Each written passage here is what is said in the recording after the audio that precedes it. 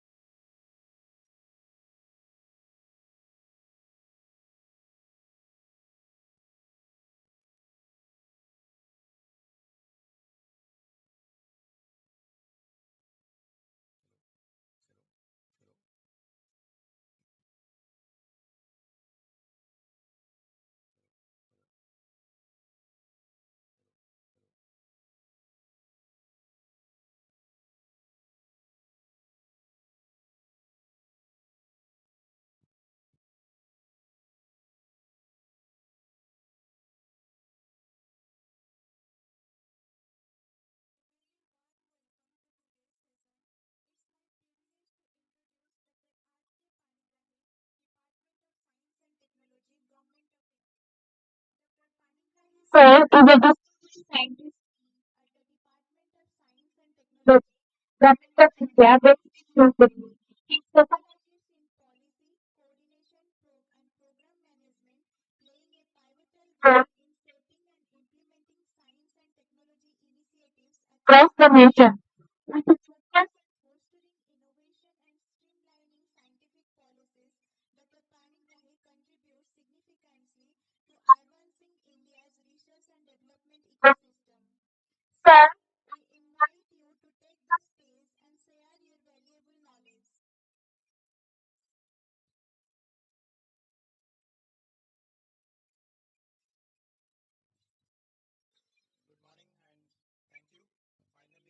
valuable knowledge.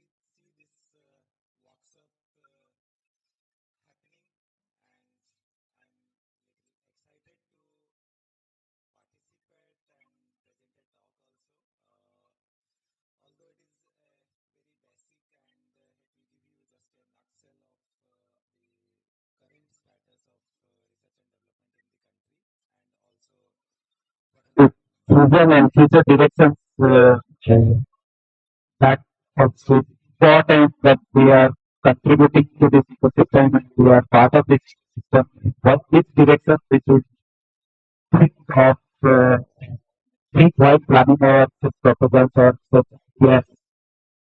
And although not much time is there, so in briefly I'll try to cover as much as possible.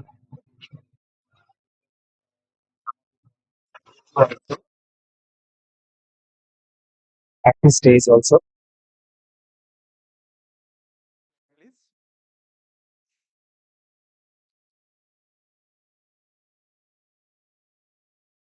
Yeah, going to this presentation is going to cover broadly the global positions where India is doing well in the STI sector, then national R&D landscape, then India's some of the key achievements and how our states are participating in STI. Although I have kept it in overview, there is no slide. I'll try to, present something orally only because I had planned to include this, but due to some office engagement yesterday night also, I could not add one or two slides that I have planned earlier. Then some of the key issues or challenges the R&D ecosystem in India, in India, that is lying or inherent, and some broad vision for STI at national level, and some major opportunities. Next, please. Yeah, to start with, can I have the mic? Probably. Can go this side also. Yeah, I think this will be.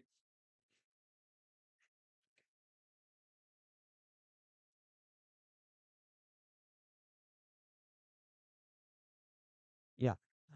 So to start with, probably on a good note, I want to start, or maybe all the participants also would like to hear.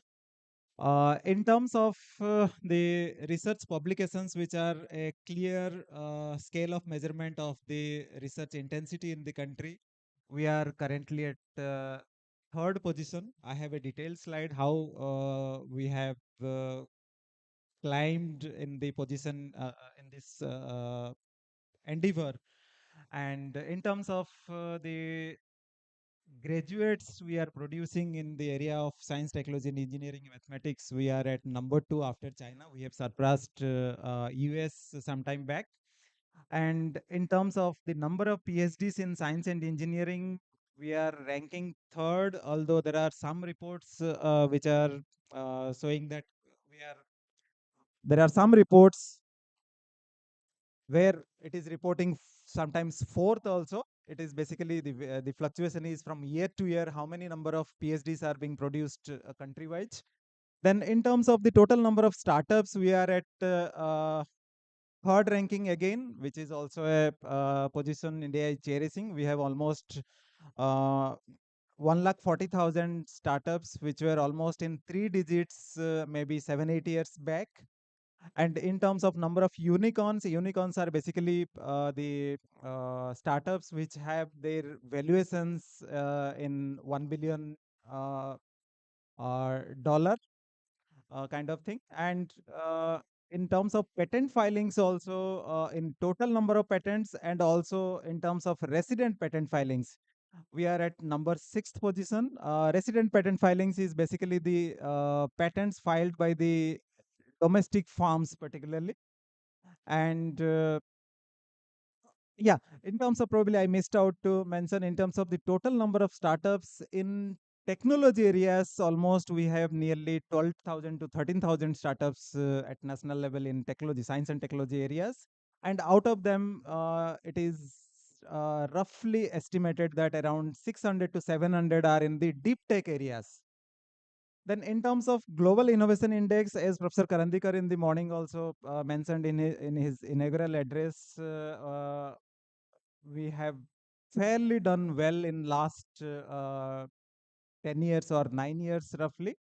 from 81st position in 2015 to we have climbed to 39th position in 2024 ranking. And last year it was 40. Last 2 years, 22 and 23, we ranked at 40th position, and this year we have climbed to 39th position. Although from 81st to 40th, we could uh, progress very fast or within a short type span of around 7 8 years, but going beyond from 40th or 39th to below 10 is not going to be that easy path, because only India is not innovating. Every country globally is innovating, and there is a competition. And every year, the parameters that are being taken into consideration, almost 80 plus parameters, which are analyzed with the progress made by different countries, and a global ranking is brought out. Then in terms of in terms of gross expenditure into research and development, we are ranking at 7th globally. Although we are, in terms of gross expenditure into R&D, we are ranking at 7th. But in terms of the ratio of gross expenditure to R&D with respect to our GDP, we are nowhere probably in the list. We will be, ranking at very low, because most of the developed nations or even some of the developing countries are fairly, having the ratio more than 2 or more than 2% of their GDP. And whereas our ratio is just 0.64. Even we are not able to, although we are striving to achieve that, but we have not able to even achieve 1% of our GDP investment into research and developments. Although in our last science and technology policy, we have targeted to improve this ratio to almost 2%, but so far we have not been able to even reach to 1%. There are different reasons I'll try to cover in my subsequent slides. Maybe the next one, please. Yeah.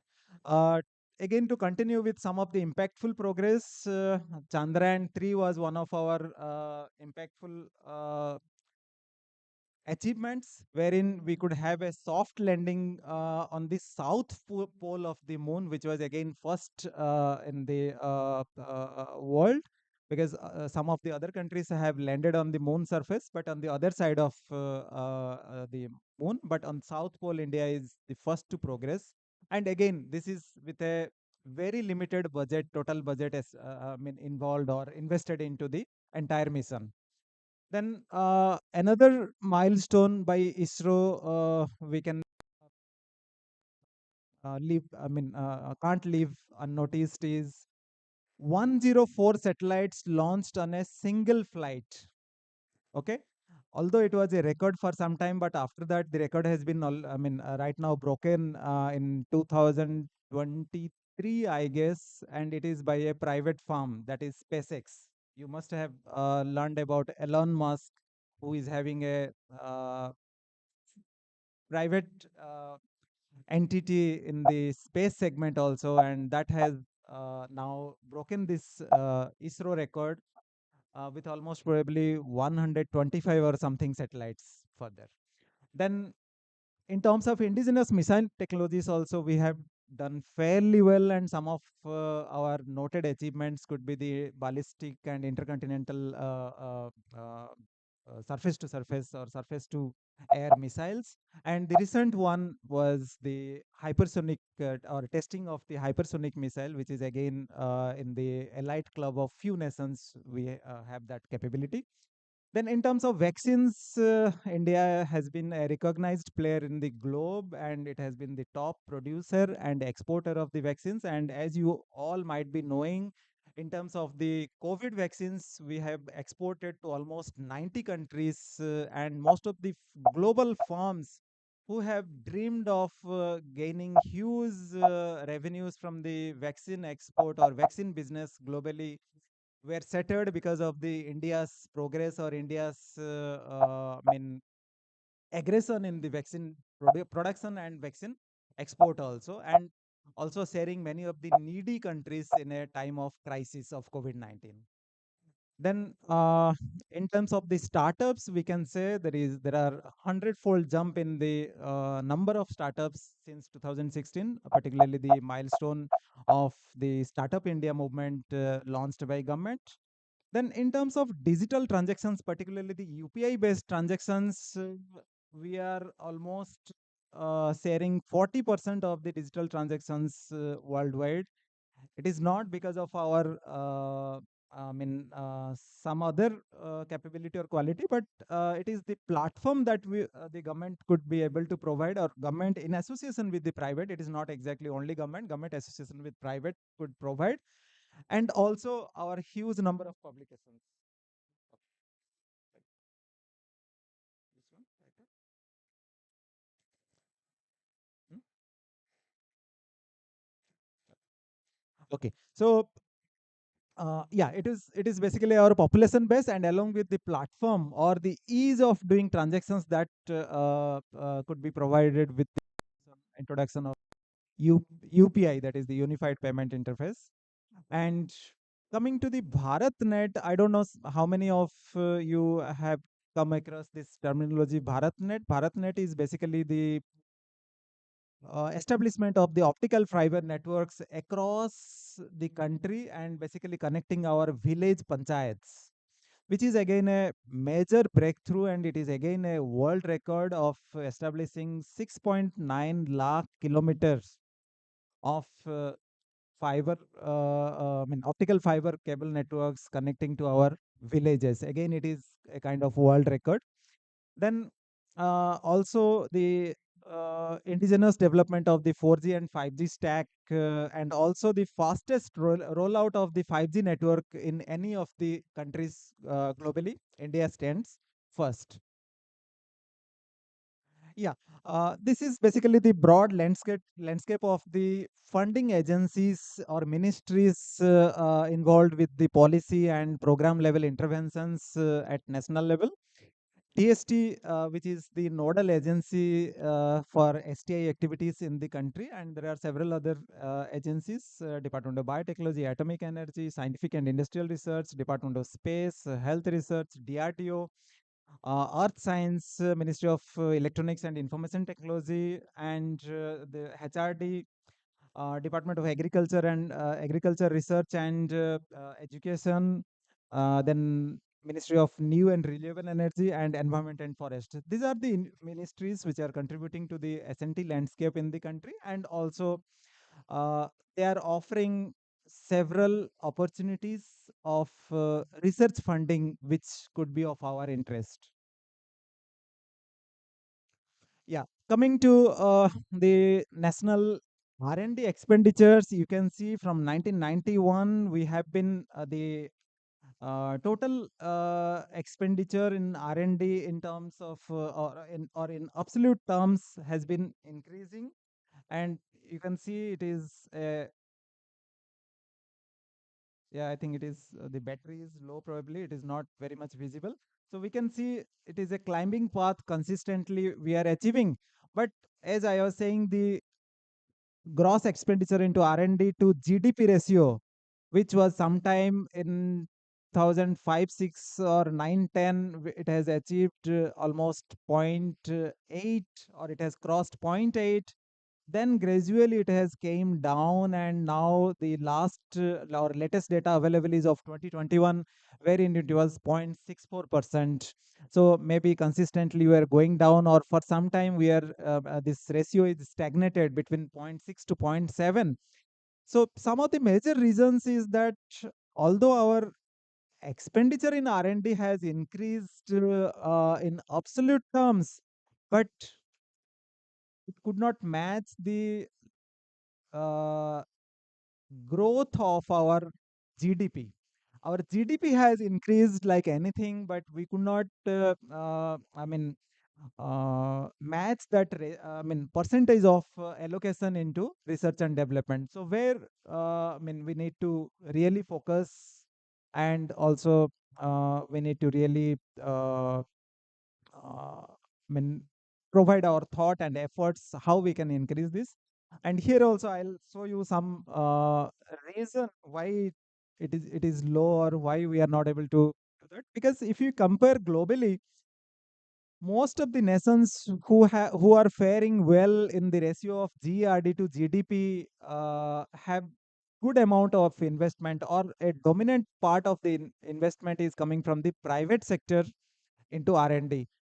On the contrary, India is not able to attract private sector investment into R&D, and the majority of the investment is from government sector, wherein we have almost 60% of the investment from government sector, and it is less than 40% investment coming from the private sector. Whereas the countries which are doing or which are in the top ranked countries in the GRD to GDP ratio are having almost 4.5 or 5 percent of investment into the research and development, have almost 80 to 90% of investment coming from private sector, and very less is coming from the government sector.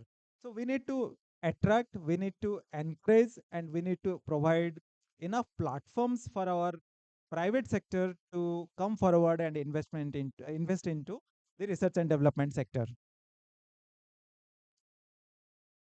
Coming to the national R&D expenditure, by major agencies, major agency wise, we can see DRDO is our largest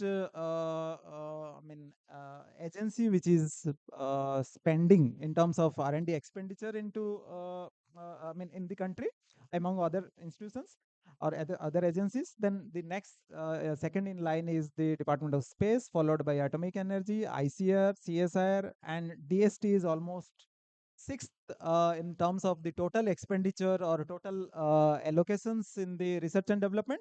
But in the next slide, you can see, yeah, okay, sorry. So this is basically the broad landscape of the research and development institutions in the country which are involved with. Almost 43.7% is coming from central government, or the institutions under central government. Then 36.4% from private sector industries, and higher education is able to spend 8% or 10%, and public sector industries 4.4, and state sectors are almost in 6.7%. Yeah. Although I was linking that the total amount of expenditure in R&D from DST was at sixth position, but in terms of the extramural support provided into the R&D landscape, extramural support means it is basically the project-based fundings. We have one intramural wherein every agency is contributing or providing funds to their own institutions. Suppose CSIR has 44 institutions, 44 research institutions. So they are also providing funds to their institutions. So that will be coming under the intramural research. Whereas the call-based or proposal-based opportunities or offers that is coming from different ministries. There you can see DST together with SERB, which is right now the Anusandhan National Research Foundation, have been dominating in this in extramural research funding, and more than 50% of the total extramural research funding in the country is offered by DST and ANRF together. Now, in fact, ANRF is increasing its funding share, so probably it will rise further in the coming years. The statistics, when we'll be compiling, maybe I'll be able to share a better picture from the ANRF side. Yeah. Coming to the total number of research papers published by top seven countries uh, vis-a-vis India, you can see in 2000, sorry, yeah, sorry. You can see in 2003 where India is lying or positioned. It is 12th position. And there was a huge gap from 12th.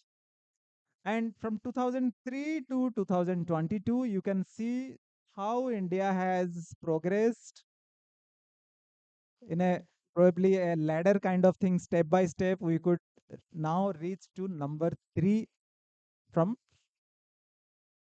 number 12 position. And you can see Similarly, China also somewhere it was in sixth position in 2003 and now it is at number one. Okay. Okay, fine. So, but this is not the moment of happiness for us. It is just in terms of number of publications. But if we compare with number of publications in the journals with the impact factors, then we are positioned at fourth. Then in terms of papers in the Q1 journal impact factor journals, Q1 are basically a class of journals which are basically treated as the top class journals in terms of journal impact factors. We are at fifth position. Then in terms of top 1% highly cited papers, HCPs basically highly cited papers, we are at sixth position. Then in terms of top 10% highly cited papers, we are at fifth position. And in terms of the Nature Index journals, we are at 15th position. That means there are two things to focus or two things to improve uh, at our end. One is how we can climb from third position in total number of papers further to reach to the first position, and also how we can improve on these factors or these areas also, how we can have our presence in the top cited journals, because currently if we compare, China is able to have 50%, presence of its authors in 50% of the top 1%, or that is top 1% highly cited publications. Fine, but nothing to worry probably from my side as per my analysis, because somewhere in 2003 in terms of quality also China was doing similar at similar stage as we are currently, and they have also increased or improved their position in terms of the number of papers, total number of papers, and then gradually they also improved on the quality of these publications. So probably it is one of the areas where we have good opportunities or a lot of opportunities because of our population base, or because of our number of researchers in the country. So I am confident that we will be progressing in the coming years. Then coming to the patent landscapes, we are at sixth position in terms of the total of patents being filed, and also 50% of them are coming from the resident patent filers. Here also we are gradually improving, so we'll be further climbing to better positions in the global rankings. Yeah, what are the key challenges or priority issues in the STI sector in the country? One critical sector, in since morning we have been hearing from different interventions in the inaugural session also, that is limited or restricted uh, access to the resources or different resources in the research and development activities. One could be the restricted access or limited access to the scholarly knowledge. As we know, if it is a allied category of institution or national institution of institution of eminence, particularly the IITs or ISERs or maybe IIS, Indian Institute of Science, or any other top class institutions, they have better funding availability within the institutions to subscribe to, I mean, all kinds of journals, or all kinds of journals, or maybe the total number of journals and quality of journals also, because they come with cost, with some cost. So they had access. But a institution, whether it is a offering post graduation or a state level university like Berhampur University, I don't think they have equal privilege or equal amount of funding available to access to the same kind of journal that Indian Institute of Science or our IITs are able to access. Similarly, in terms of research access to research data, because data also comes with costs. So we may not have adequate availability of our funds or our access to the research data also. Similarly, the research infrastructure, since morning we have been hearing that at national level, DST is also providing or putting efforts to establish establish the research infrastructures in various universities and post graduation colleges. But some of the states are able to do well, or some of the states are able to participate and grab this opportunity, whereas most of our institutions in Odisha are not able to participate. This is a funding, it is a basic funding. You need to qualify certain criteria while applying, but you may not require to compete at national institutions or compete with national institutions. Every institution has something to grab in the research infrastructure which is being offered by Department of Science and Technology, and also some grant is available in Department of Biotechnology also. Fine.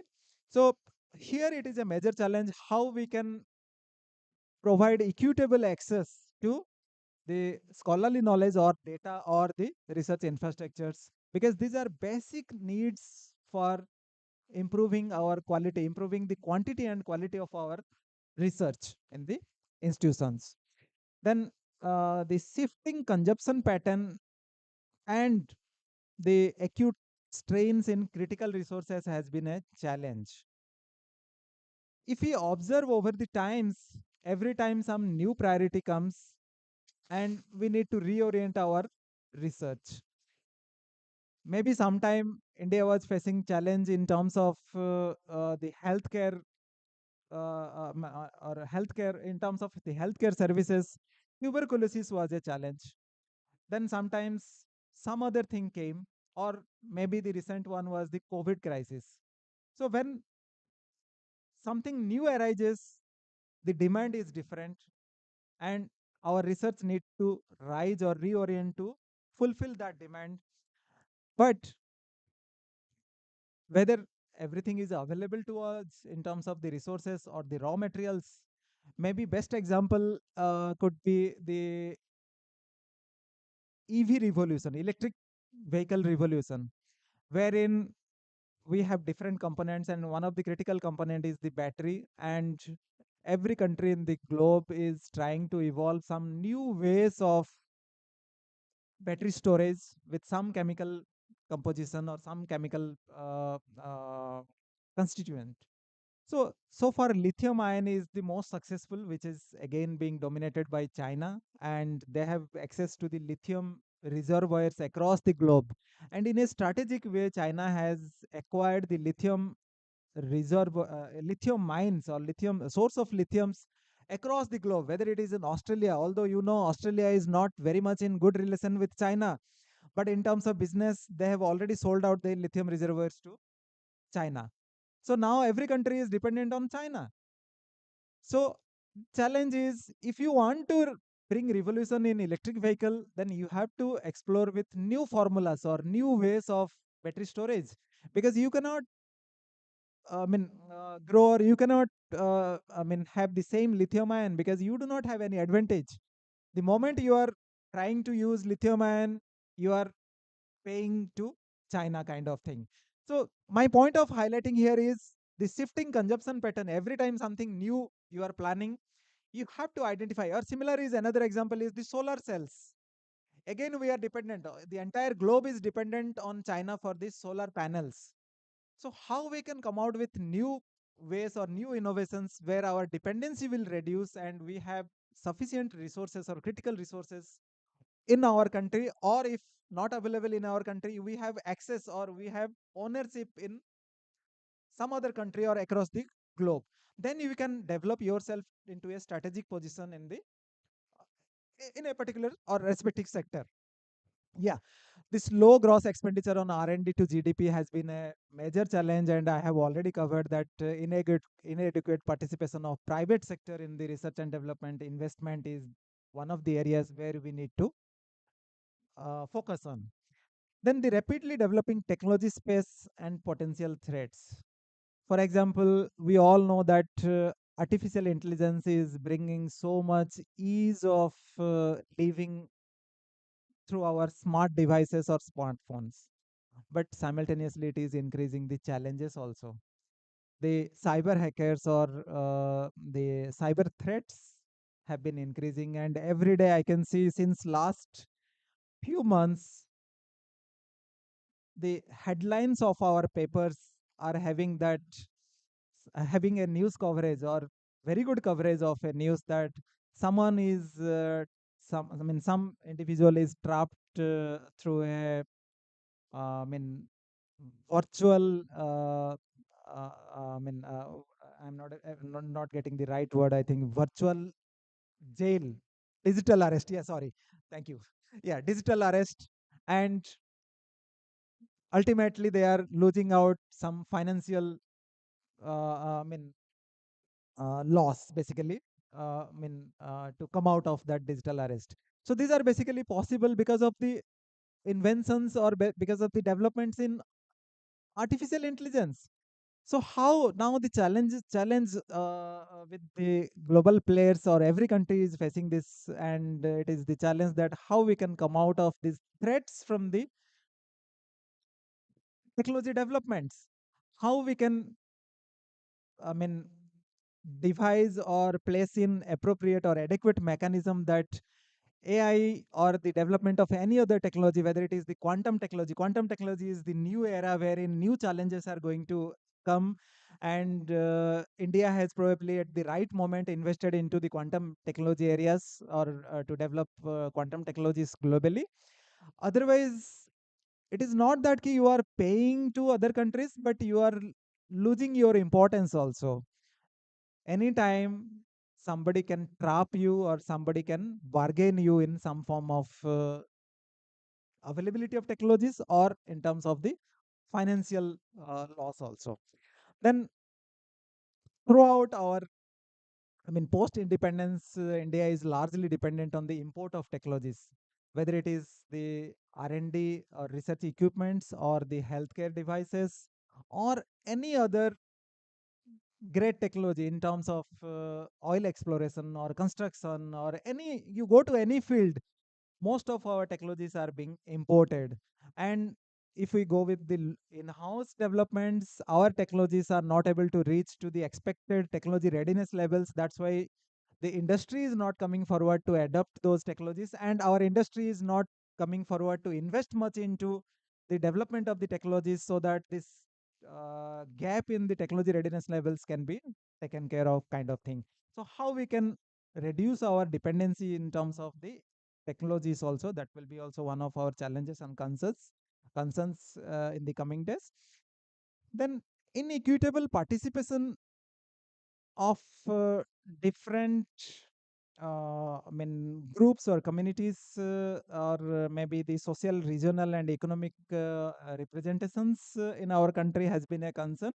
How their participation in science and technology activities is factored, because if we see, we have great diversity in participation of the institutions. Some of the institutions are, actively participating into the science or research activities. Some of the institutions are not able to actively participate.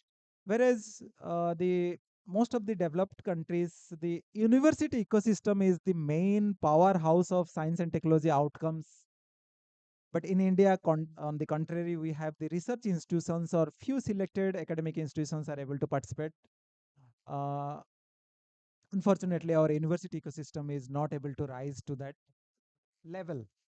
Then in terms of gender also, we are not able to have adequate participation of women into the science and technology because of n number of reasons. And it is a concern that how we can improve that uh, imparity also. Then in terms of social diversities also, we have different or uh, level of participation. Then regional also, some of the states are doing well in the science and technology, particularly the state of Karnataka, Maharashtra, Tamil Nadu, Telangana, and Uttar Pradesh and Delhi. These six states are able to. It was a surprise for us also, and in fact, we have never realized this earlier. But one of the parliamentary standing committees, they collected data from us. They asked data from us, from DST, and they did this analysis that how the funds are flowing into different states. And they asked justification or clarification from DST that how more than 51% of the fund is going into the six states, that is Tamil Nadu, Karnataka, Maharashtra. New Delhi, and Uttar Pradesh. These are the 6 states taking 51% of DST funding. And they have also identified 6 more states, that is Rajasthan, Madhya Pradesh, Chhattisgarh, Jharkhand, and Jharkhand, Bihar, and probably West Bengal also. Again, 6 more states. They were taking only 13% of the funds, or sorry, 11% of the funds. And it was a huge challenge for us to respond or reply to that. Then it was on my table only to prepare the replies. Then we did a objective analysis. We tried to dig out the ratio or distribution of the research institutions or academic institutions, and surprisingly it was correlating. Our reply was presented in a way that 48% of the institutions which are doing research are also falling in these 6 states,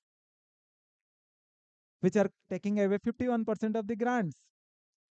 And when we go to the second tier, that is the 6 states which are taking 11% of grants, the total number of institutions here, including the research institutions and the academic institutions, it was just 7%. So it is alarming for us that 6 states are having 48% of the total research institutions or total institutions in the country, and another 6 states, including two big states, which is Madhya Pradesh and Rajasthan. Area wise, they are equally good. Population wise, also, they are equally good. But they have only, the 6 states together are able to have only 7% of the institutions. Then how can we expect that these states will have more fund flow from center? Because center is having the approach of competitive funding. We provide equal opportunity or equal importance to every proposal coming from every institutions across the country. It may be from any of these states. Similarly, Northeast is also not able to do well, although Northeast, the states are small and not much institutions are there. But at least in the mainland institutions, I can say that Odisha is almost in the average level ranking in terms of the number of institutions. And but comparing the number of institutions base we have, the amount of fund flowing to Odisha is on the lower side, where probably we can rise to that need, because wherever institution is not there we can't do much, but institutions are there, we have researcher base. So how we can rise to the average level or above average level? That will be my appeal to all present here. How you can sensitize your colleagues or other people across the institutions to rise to write proposals and write quality proposals. Because many times we have seen that writing proposal and not getting success at the national level disheartens us, but that is not the end, because there are n number of challenges. You should also know the percentage of proposals getting approved at national level. It is hardly 4% or 5%. So if your proposal is not through or not been included for funding, then you should say that I am in part of, or I am part of the majority, that is 95% population. Okay, with little effort, probably I can switch over to the top 5% of the researchers. Fine. So we should not leave our efforts. We should try our best. We should try with new ideas. We should go back and review why I could not get success or could not succeed, or my proposal could not through. There are n number of reasons. In the workshop also you will come across some of the reasons, some of the new ideas, how you can improve your proposals and stand to that. Probably I'm taking a lot of time, maybe I have to expedite. Yeah, some of the broad visions and way forward for the research and development in the country is, so far we have been contributing much or focusing much in incremental research.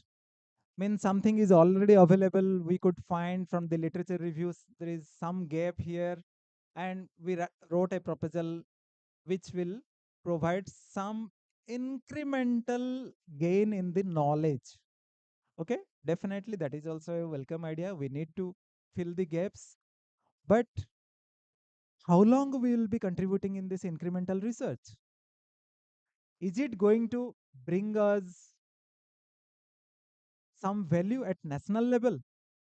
At an individual level, as an individual researcher, probably I will gain some I'll gain, I'll have access to some funding. I'll support some researcher to complete his or her degree, and I'll be able to maintain my lab. But at national level, am I contributing really significant? Or if every one of us will contribute to incremental research, then what will be the fate of our country? What are those challenges I said in my previous slides? Can we address those challenges? Okay, that means we have to strike a balance between the incremental research and switch over also to the profound or risk taking research. See, incremental research has 100% success, but risk taking research, there could be 50-50, 50% chance of success, 50% chance of failure. But even that failure is also going to give us some knowledge. We should not scare or be fearful of those failures also. In research, failure is an important factor, and we should rise to see those failures and learn from those failures and move forward. So this is one of our focus areas. Then optimization of resources. We do not have,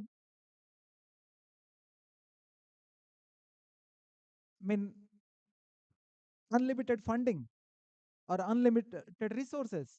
Everywhere we have limitations in terms of access to knowledge, in terms of access to research data, or in terms of access to research infrastructure, or in terms of the number of researchers, we have limited availability. So how we can optimize our resources to have maximum gain? That is one of our areas of focus. Then skill development. We are growing or venturing into new areas, whether it is semiconductor or the quantum. We have not adequate availability of the skills among our researchers or skills among our institutions. We need to focus on the skill development also to venture into the new areas or to develop our leadership in the new areas. Then how we can improve quality of research output and also relevance of R&D. See, as long as we are doing incremental R&D, it is basically a subject based. We are trying to improve some gain in the knowledge, subject knowledge. But how much it is relevant in the present context, how much it is relevant to our society, how much it is relevant to the present day needs or some challenges or to the nation. So we need to also interlink our research proposals or research ideas with the relevance in any of these contexts. Then we need to focus from science and technology research or scientific research to technology development, leading to innovation and also having its presence in the market or the technologies reaching the market also.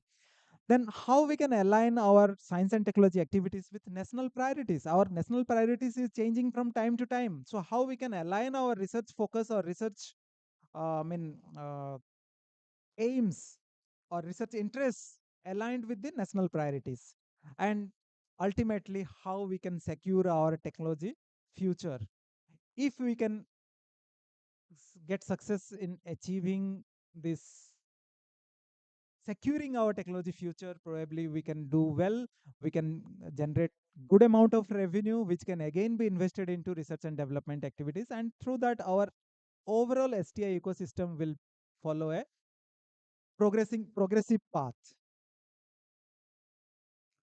Yeah, this one I thought of highlighting. This is one of the reports by the Australian Strategic Policy Institute. They have been tracking the technology developments in 64 strategic areas and or 64 critical technologies areas based on the high impact research. Basically, they are tracking the indexed journals for those 64 technology areas, and it is a great surprise for us that India is doing fairly well in 45 of the 64 critical technologies, and this has happened in last 3-4 years. Okay, before that we are nowhere in the top 5. Now we are in top 5 in 45 technologies areas. That means active research in our country is going on in these critical technology areas, and you can see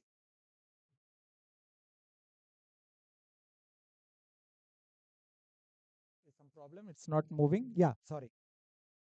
Yeah, China, you can see it is leading, means in top, rank one position in 57 of the 64 critical technologies, whereas US is only in 7.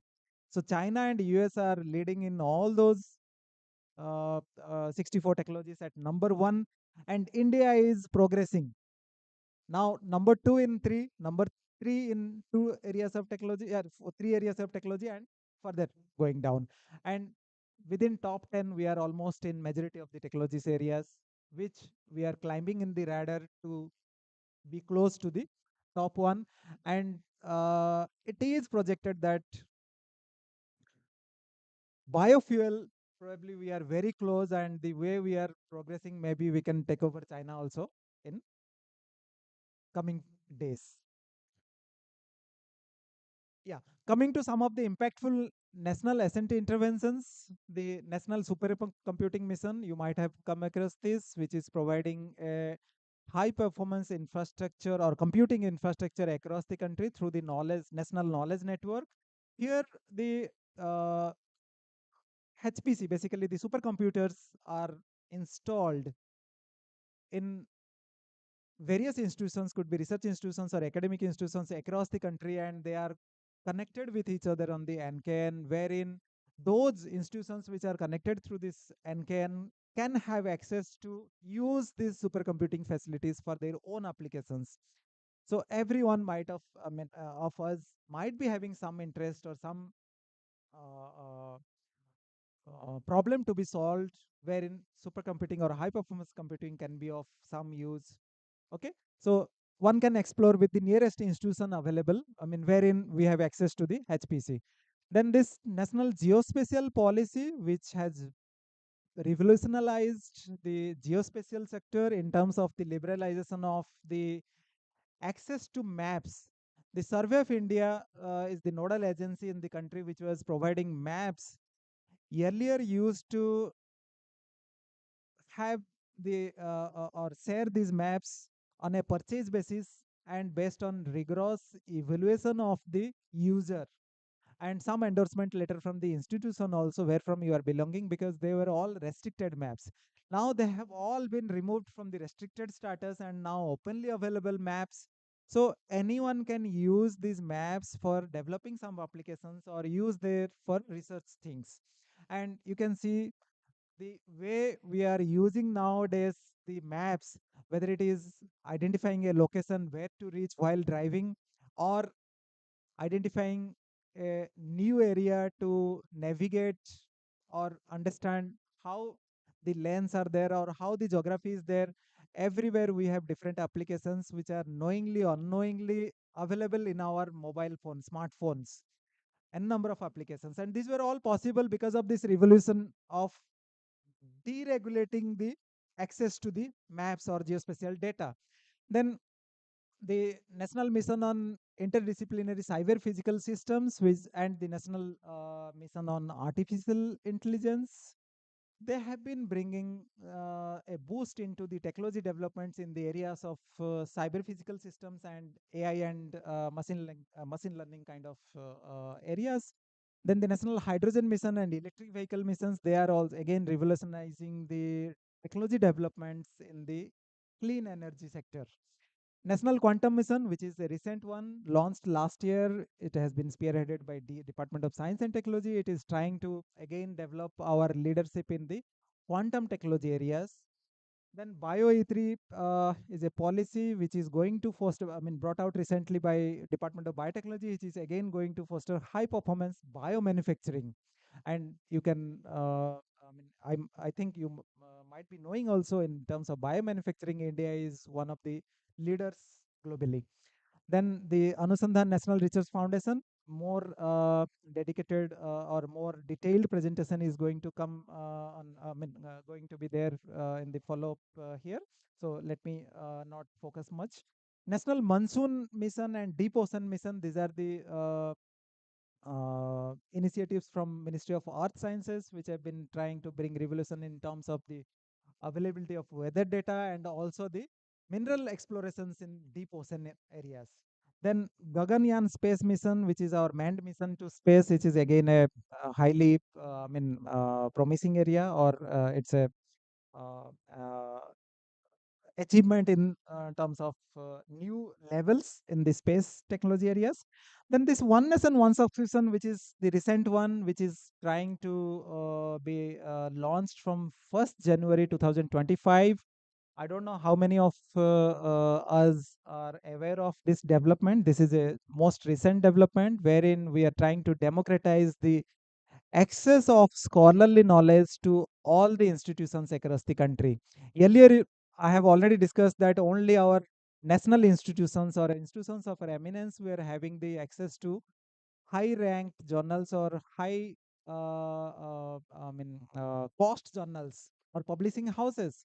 But with this initiative of Government of India, it is a national subscription being dealt with, wherein all the in its phase one, all the publicly funded institutions, whether at center or state, are going to have access to almost 6,000 journals from 30 top publishers. Okay, and here the major highlight is equal access will be provided to all the institutions. There is no disparity in the access to journals. Okay, maybe I'll stop here. I hope this is my last slide. Yeah, I'll stop here. I have taken a lot of time. We can have, if the time is there, we can have one or two questions. Otherwise, we can discuss separately also. Thank you.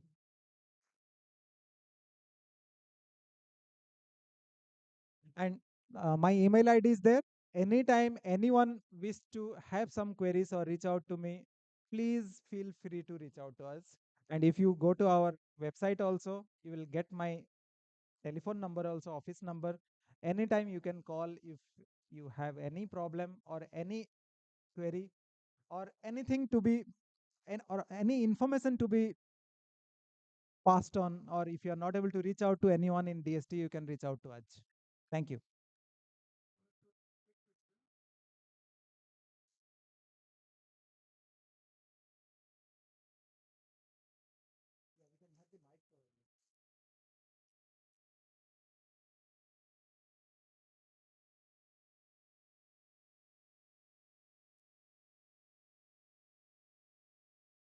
Sir, I am Dr. Priyavat Pradhan, Associate Professor from Synergy Institute of Engineering and Technology, Dhenkanal. Sir, I am continuously applying workshops and seminars to SCRB, but the proposal is getting rejected again and again, and they are not giving any reasons, only say sorry. So it demotivates us. So, Okay. they should give the proper reason why, what is the difficulty that we are not getting qualified for, or not getting that proposals.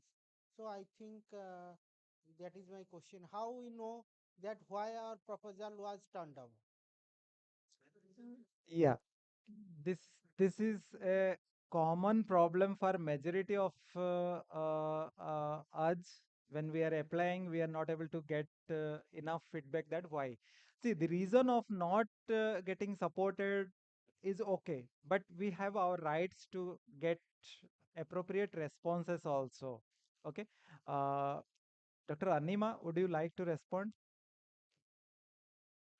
We have Dr. Anima Johari, who is representing the erstwhile SERB and currently the Anusandhan National Research Foundation. Maybe you can throw some light on this. Thanks for the question and giving me the opportunity to interact with all of you here.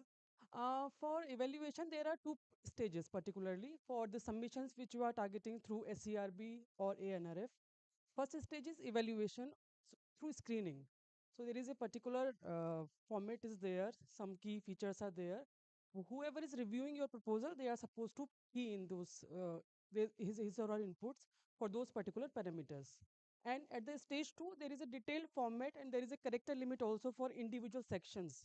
So we are having enough inputs in reference to each and every submission. And if on request basis, you may please contact program officer. They will provide you the inputs. Whenever you are getting a decision letter, you may please write to them on their email IDs, which are very much available on the website. Is that clear? Thank you. Yeah, yeah, yeah. Thank you. So any other questions? Okay. Thank you, Dr. Anima. So I am Dr. Sangeeta Das. I am Associate Professor of Community Medicine from Sri Jagannath Medical College, Puri. Okay. So actually, our concern is suppose we have given a research proposal and we have got a grant. But as you know, we have so many medical colleges and we are always on the verge of transfers. So suppose I've got a grant and I'll be transferred to another medical college. Then what will be the state of The grant can be affairs? transferred. Grant can be Yes, transferred. yes. Okay. There are some set procedures you can write to the funding agency Okay. with the request to transfer the So funds. with the same PI and to the other college, it can be transferred. Yes, there are some terms and conditions which can be referred, and but there is a provision to transfer. Thank you so much. And suppose a post graduation, suppose there is a postgraduate in MKCG Medical College, and I am the guide of that postgraduate student. And suppose I am transferred, and that postgraduate has got the grant. And how will be the guide? What will be the status of that guide? I think it is a specific case of kind we can discuss separately also, not issue. Because if somebody is uh, permanent position here, they may not be able to go along with the guide. Okay, but if it is a project fellow, project based for this research project, they can be also taken or transferred. Thank you. Thank you. Any more questions? Okay. There are Okay. two indications. Probably I could not So feel free to ask any question, any doubt, convey well, or because you are I could. directly connect with the nodal agency, DST. Sir, they are Anyway, bound we to can answer continue. anything. Acha, I think someone is having a question.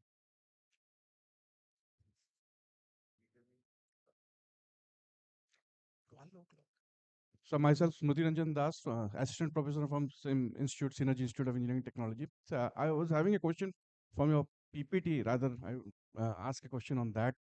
You are saying about that 6% of the 6 states which are contributing the 51% of the fundings part. Like, so my question is that don't you think there is a human resource, not technical human resource concentration on those states, in those states basically, due to which the brain drain might be happening? So my concern is that is this a pattern like where a brain drain will happen to those 6 states and the technical human resource will not be getting affected in the other states as such? See, it is a clear answer or direct answer. Wherever institutions are there, the students are also going there Yeah. for pursuing their study or career. Similarly, we are also, I mean, after PhD or after graduations or MSc, we are also exploring institutions abroad also. Fine. But this has to be tracked after completing the degree or after completing whatever research endeavor, whether we are able to come back, and why one will come back if there is enough opportunity available. So if opportunities are not there, and opportunities are also available in those localities where the institution is there, then we are going to settle there only. Yeah. See, you can see a lot of our IT person who are having our degrees from institutions in Odisha are going to Bangalore or Hyderabad. Are they coming back? Ha- have we enough opportunities available here? So basically, No. my question is that we are not having that sort of ecosystem where we are not trapping Yes. the Yes. knowledgeable Yes. people back. Equitable distribution of institutions, equitable distribution of the career opportunities also. Yeah. That matters. Otherwise, we will be discussing on this brain drain kind of thing, whether it is from one state to another state, or within the state from Berhampur to Bhubaneswar, or something kind of that, or from one country to another country. Fine. Thank you. Thank you. Okay.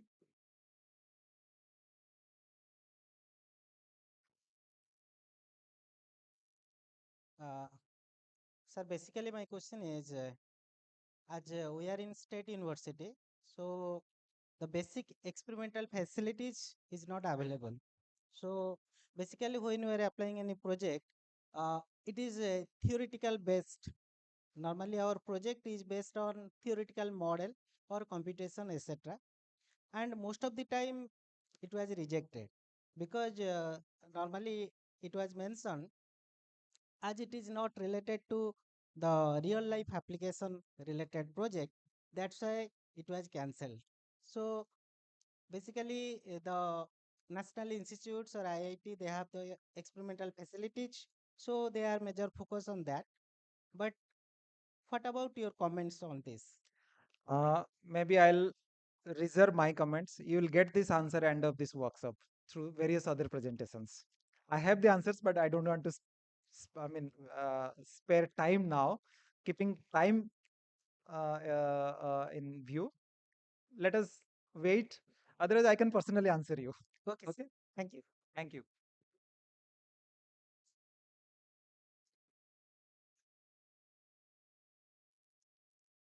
Okay. Any more questions? No. Last questions. I think, Saroj, we can have separate discussions Okay. and proceed to next presentations because not Resource much persons time and is you there. can discuss. Okay. I'll come down to you. Okay. So thank you, Panigrahi, for enlightening. And I believe all the participants have some kind of good understanding and what is the scenario of research activity in the country. So thank you so much for nice talk. And I will request our head of department, Professor Anjan Prusti sir, to come and to facilitate.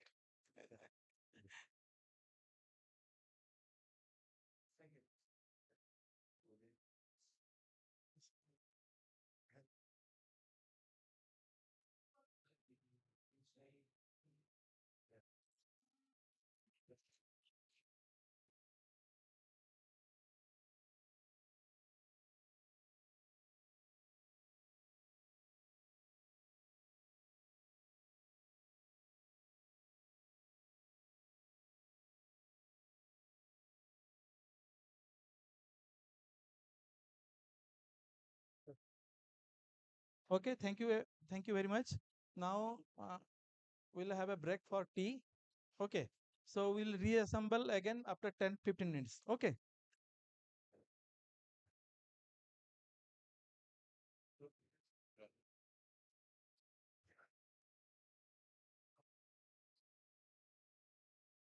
So understand Udia? ये मेरे साथ ये हुआ।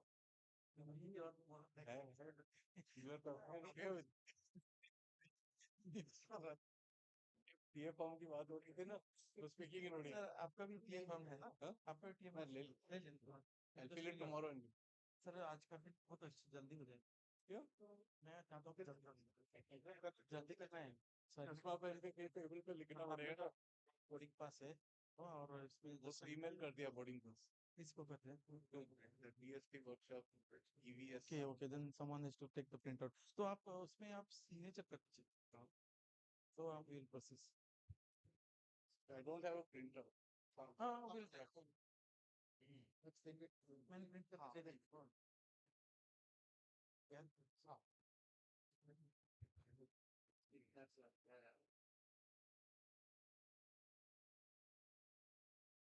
आणि मत मोर गाडी चाबी ये सब अच्छी अच्छा note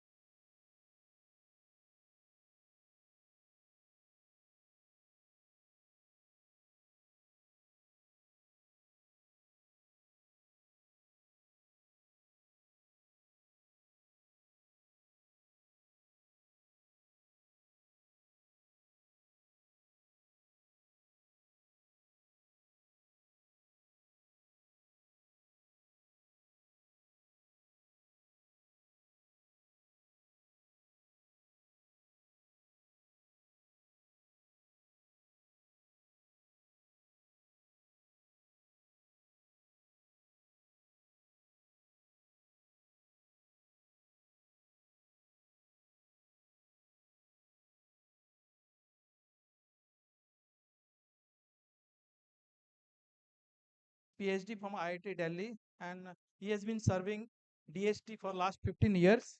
So, and today he is going to explain about the orientation on different R&D scheme in Ministry of Science and Technology, Government of India.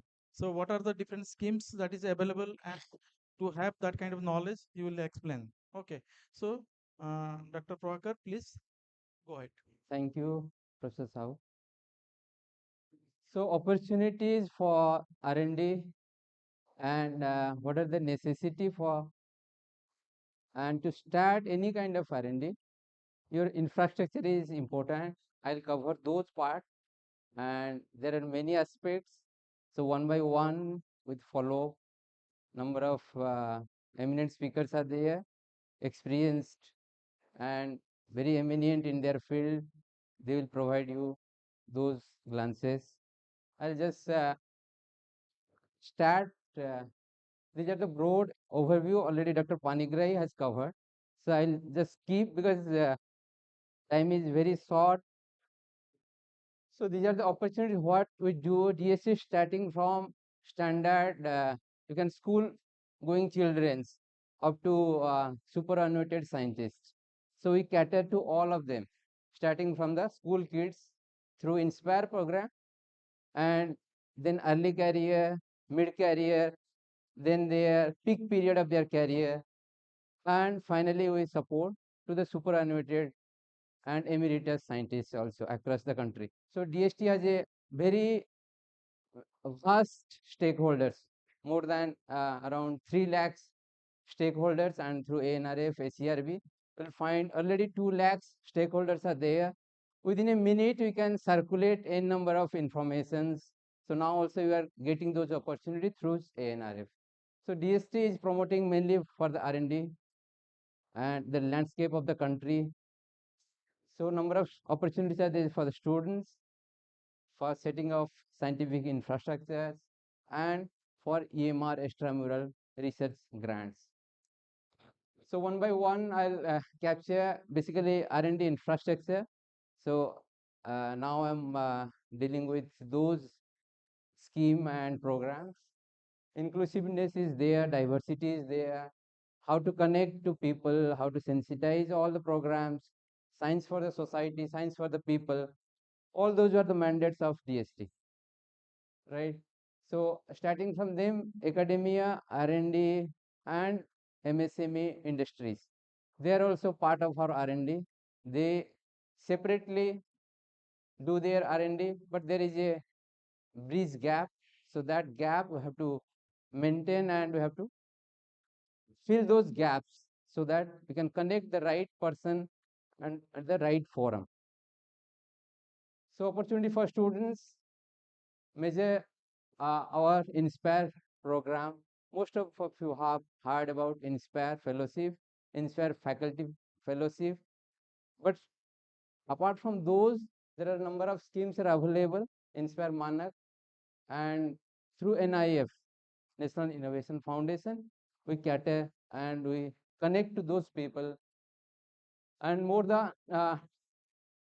1 lakh, you can say this grassroots innovation we have already identified, and every year used to recognize them at the President House.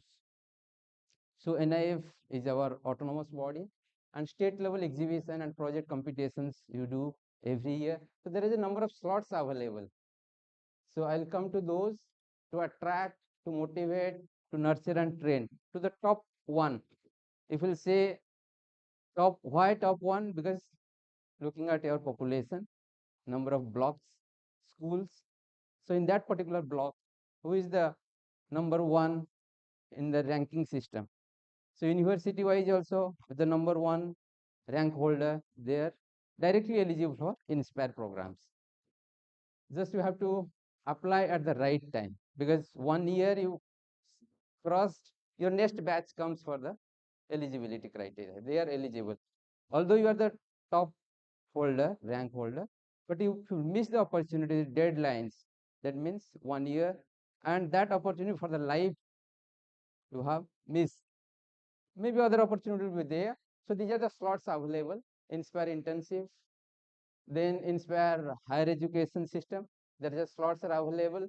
Targets are 50,000 per year, 12,000 Inspire fellowship, Inspire faculty fellowship. And the sad part of this, we don't find that much applications also, because this kind of fellowships will be covered by one of our eminent speaker.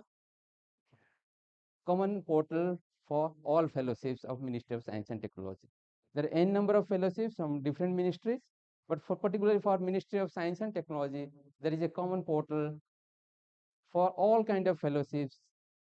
You have to register yourself so that you can get those opportunity at the right point, right time. 1 year, and the eligibility is your age criteria also. Many times you are debarred through those eligibility criteria. Then I have to come Vice Kiran again. So under Vice Kiran, n number of fellowships are there. Again, that also captured through that one portal fellowships. Women scientists A, B, C. So now Bidusi and other things are there. Will not take much time for this. Tomorrow we'll find a detail for the fellowship, only for the fellowship, what kind of fellowships are available, and starting from school kids up to the superannuated scientists. So that kind of arrangements are available with DST. Here again, in CSTC, this will be also captured by our other experts. I'll focus on our R&D infrastructure creation across the country. So we have started from 1972 our DST. It's a long journey, 5 years, 5 decades. So 1972, during Honorable Prime Minister Indira Gandhi time, we have started our programs, and now where we stand and how we support and cater to the global scenario as well as national scenario. From 1972, SAFE program, there are 15 SAFE centers across the country. So those 15, one by one, we have added during the last 5 decades. And now with a new version we have come up, I'll come to that. Then FIST program, 2000, year 2000 we have started already. This is the year silver jubilee. We are planning 25 years completion of the program. It will be again huge. Lots of achievements have done. Lots of infrastructure we have created, and many technology also transferred through this program. First for departmental centric, SAFE was the regional one initiated. Then brainstorming happened, policy intervention was there. Then we came up with a new model. Why not all departments, those are the performing one of university institutes, should be supported with latest infrastructure, R&D equipments. Then we came for the PERS program in 2009. Again, policy intervention happened through FIST also. Suppose one university, only out of 15, 2 or 3 departments they succeeded for the FIST. They performed well. So there is a parity again started in between the universities. So internal allocations, then number of other factors also affected the departments, those were unable to get the FIST support. So PERS program we have added in 2009. Through that, university, those who are performing well, we initially started through I-10 index and H index. Those were the parameters. How many faculties have I-10 index and good number of I-10 index and overall H index of your institute or universities, particularly for the university sector, just to make a balance between allied central institutes and state government, your central institutes. So there should be a thin line. Those state government, central government, universities as well as private also have started funding to private also from 2014-15 onwards. Initially we started with the all state and central universities, those who have very good H index, and there are minimum eligibility criteria, and for that I'll request all the faculty members of PERS, Berhampur University to come forward for the PERS, and especially to Honorable Vice Chancellor. So she should prepare the university to compete for the purse, and we are there to support all our hands. That's our uh, discussion points. Then we came forward with the Sathi. That's a national facilities we are creating, and till now 6 we have awarded, 4 are functional, already they have started very well. Lots of MOUs are going on with international platforms. Why?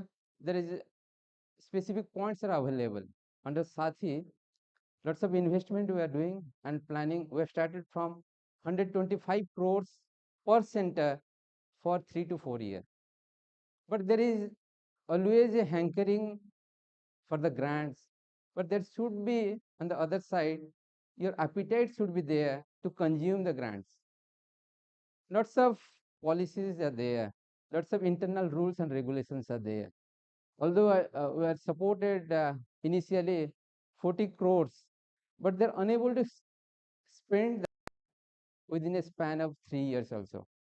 So hardly they have consumed 70 crores, although we committed for 125 crores. Now, again, there are lots of models they didn't perform as per our expectation, or whatever they presented before the committee will do good in our expenditure pattern, or whatever we envisaged, and will stick to that in the timely manner. Lots of factors are there. We'll discuss one by one. And supreme, then lots of policy issues came to our table. For last 20 years, FIST is there, because SAFE is for that 15 only, they're continuing for last 3-4 decades. So lots of additions are there every year. But for the departments, only 5 years FIST support will be there. After that, what we'll do with that R&D equipment? Because that's a white elephant, and we have to utilize that in a best possible way. So maintenance is required, consumables are required, and to operate in a efficient way, one operator is very much important, because research scholar is for 3 to 4 year, 5 year transition phase. They operate, they get the expertise, and they fly away. Faculties will be engaged with n number of things, how to maintain that R&D infrastructure equipment. So we came up with a new scheme, that is a Supreme. Those who are funded through DST, and those equipments which are functional and very good outputs, results are there, and above 40 lakhs. Not all your shopping list equipments, whatever you have installed in your capacity, that will support, rather major tickets, because more than 3,200 departments you have supported. Average, on an average 3 or 4, will say how much equipments are there, and most of them are imported. 90 to 95% foreign currency we have dealt with these programs. Then another program is a Stuti program, how to develop our human resource development through training program. That was only for 1 year. Then we are trying to revive that program again based on other parameters. I'll come one by one. So first is for the eligibility. Basically, if you are eligible, minimum 5 regular faculties should be there in your department, and they should perform very well. And starting from college, because we cater to PG onwards, not UG level. For that, Ministry of Education is there. They are catering from school education till undergrads. After that, our role comes into picture. Although fellowship is a different part, for R&D infrastructure creation. So from PG onwards, we support to all the colleges. Our college open for all, but you have to compete, and your results should be in a national platform.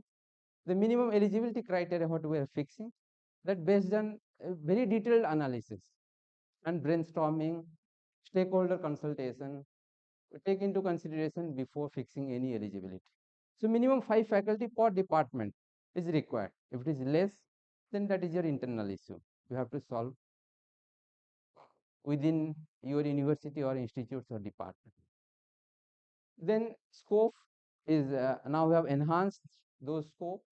So FIST advisory 7 expert committees, before that 7 screening committees, 14 committees, then FIST staff, which is the apex committee. So 3 layer of decision making is there. So for that 3 tier mechanism, as I mentioned, and now we have enhanced to college level 1.5 crore, then to department level, level A, level B, level C. Earlier it was used to be called as level 1, 2, 3. Now we have changed those category to A, B, C, and level B is now known as a Shakti model. Now how we are evolving day by day, because your quantum of fund also were increasing. That way you have to perform, you have to connect to a number of nearby institutes, because you best utilization of the R&D infrastructure. For that, whatever the eligibility criteria as a government institutes, there are some of the eligibility criteria are already there in our every year advertisement. Some tweaking will be there based on the policy decision. It will never be the same, and that way the format also, because day by day we are evolving and we are capturing a number of informations. By the way, ANRF capturing more than 2 lakhs scientists CV. So everybody who is sitting here, all CVs are available with us. In our tip, we can click and you can get all your past last 10 years performance, how many times you have applied to ANRF or a CRB, what are the success rate, what are different, suppose the seminar symposia, whatever is mentioned, how many times he has applied, what are the different options he has taken, different verticals he has chosen, all those are available. Similarly under FIST also, what was your last applications and the present applications, we get to know, and who are the faculty member added and who has moved to other area, other institutes, used to get all those informations. So be careful while filling the applications online. So those metadata we maintain very well. So these are the level A for all colleges. I think how many from the college, how many faculties are available here? Fine. So you all are encouraged and welcome to apply for the FIST during the coming year. Already this year decision has been made and we have also distributed the sanction orders. So this year, every year there will be new call and dedicated allocations of funds are available. So for college level, then you come for the level B, particularly for the departments of the universities. It may be medical college, university, or in the STEM area particularly. All departments are eligible, but other criteria is also available. You have to read carefully. If you are lacking somewhere, please discuss with your vice chancellor or decision maker. So these are the national criteria. At least we have to stand at that level. Then we can compete for the other level. These are the criteria. If we are not fulfilling, we are not eligible to apply the application. Also, you apply straight cut, you are rejected. More than 1200 application used to get for the level B. So straight cut elimination from the round 1, because your eligibility is not there. Who has formulated your HOD is responsible. Again, your rotation basis HOD is also rotating, right? So he is for 2 years, 3 years, he is responsible, got the fund, got promoted, well appreciated. Then rest of the thing is for the next HOD, for the closure part. That's also another PT scenario which really happens during the 5-year durations. Not for all cases, but special cases are there. And EMR and CRJ grant, that also one of the criteria, I-10 index, H index, those things also we take into consideration. And for the private, always there is 75-25. Earlier it was 50-50. Then again brainstorming happened and we are able to get a fair judgment that why not, because the infrastructure they are also creating by their own fund, as well as the lab and other things. They are also catering to a number of students. The student strength, if you will find out, hardly 9 to 10% is for the government institutions, and rest of the 80-90%, they're also coming to the private universities. So this should be supported with well-equipped labs, should be there to cater a platform for the R&D initiations. Then I'll level C, once you eligible, then, and here also we have make a distinction between IIT, ISER, AIMS, they will not compete here. It is a standalone level for state level and other universities, private universities. That's why departments from IITs, AIMS, ISER, IIC, they will not be considered for level B, they're debarred. They should compete with their level at level C.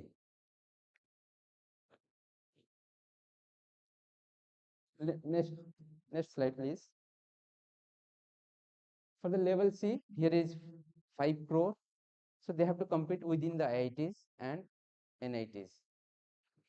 So here there is a fair scope for all the state universities for level B, all those departments of the private, state, and other than what I mentioned, those are eligible for level B, and level C is category for the differentiation.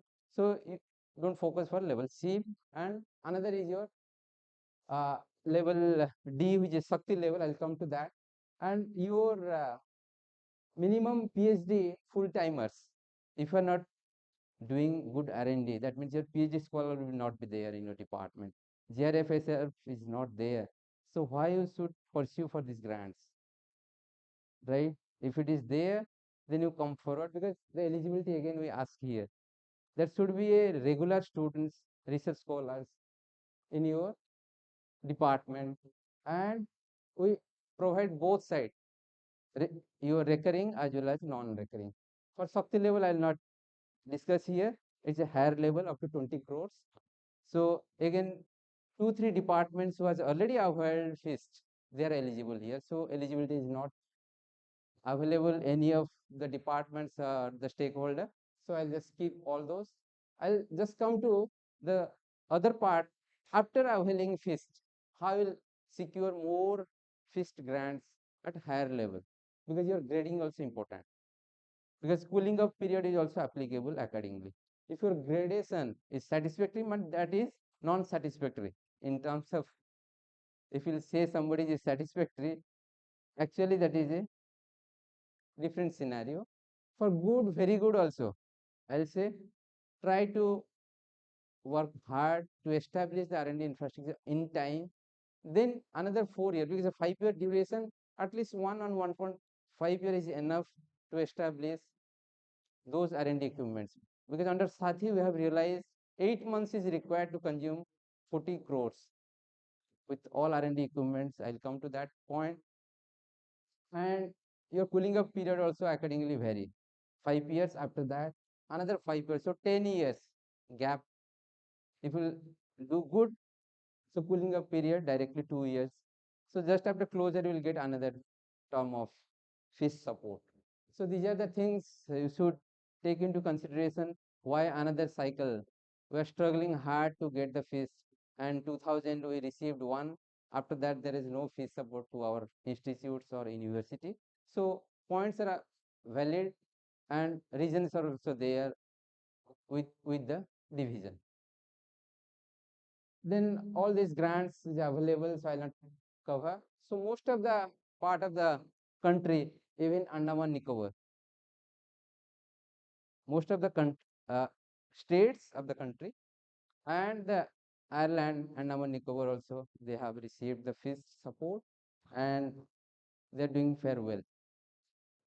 And in Odisha also, 32, you can see 32 departments, 76. So these are the number of departments and PG colleges, number of universities.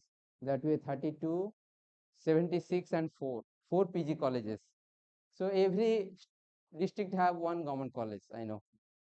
So all are eligible, and to make them eligible, they have to strive hard. That's again a state level policy. I'll just request to all those stakeholders who are available to sensitize these points so that they can should come fair enough in a level we can compete at the national level. Then next is our these are the expenditure and 730 universities and institutes we have supported till date, and out of 1300 universities actually, and 3286 crore, and this is the department's figure. We have catered our support so across the country. So these are the budget, and now I'll come to the PERS program, which is very important for the universities like Berhampur, and number of state government other universities are there, medical colleges are there, deemed to be universities are there, autonomous institutes are also there. They should try for PERS, and the minimum eligibility criteria they should fulfill, because it's for the means 4 to 5 department they should come together, not for a single department, it's for the whole university to develop the infrastructure, and starting from 10 crores up to 30 crores. So very good amount we're providing to establish the R&D infrastructure for the universities. And as I mentioned, so H index, where you stand in which bracket, that you have to decide, and you can collaborate. There is no barrier. How to come forward with all those connections, I'll also come to that point. How to make a collaboration cluster with other departments, other organization, industries, I'll discuss in detail. So these are the grants as per your H index and revised H index, and the grants in crores. So these are the till date more than 1,400 crores we have invested, and for the development of the infrastructure of the universities only, not departments. We are not calculating here. Only the whole university was received first. Fist is a different part.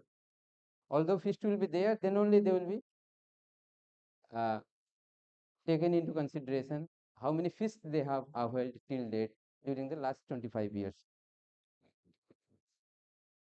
So this is the spread. In Odisha also 2 universities are there, Utkal, and in private KIT is there. Other universities are there. Then I'll come further. These are the phases, because there are 2 phases from 2010 to 16 and 17 to 22. These are the changes you can see. Just the Allagappa University in Tamil Nadu, that too, they have done a fair and very good research activities, whatever they claimed for. These are the equipments they have received, facilities they have developed, and the improvement in their phases.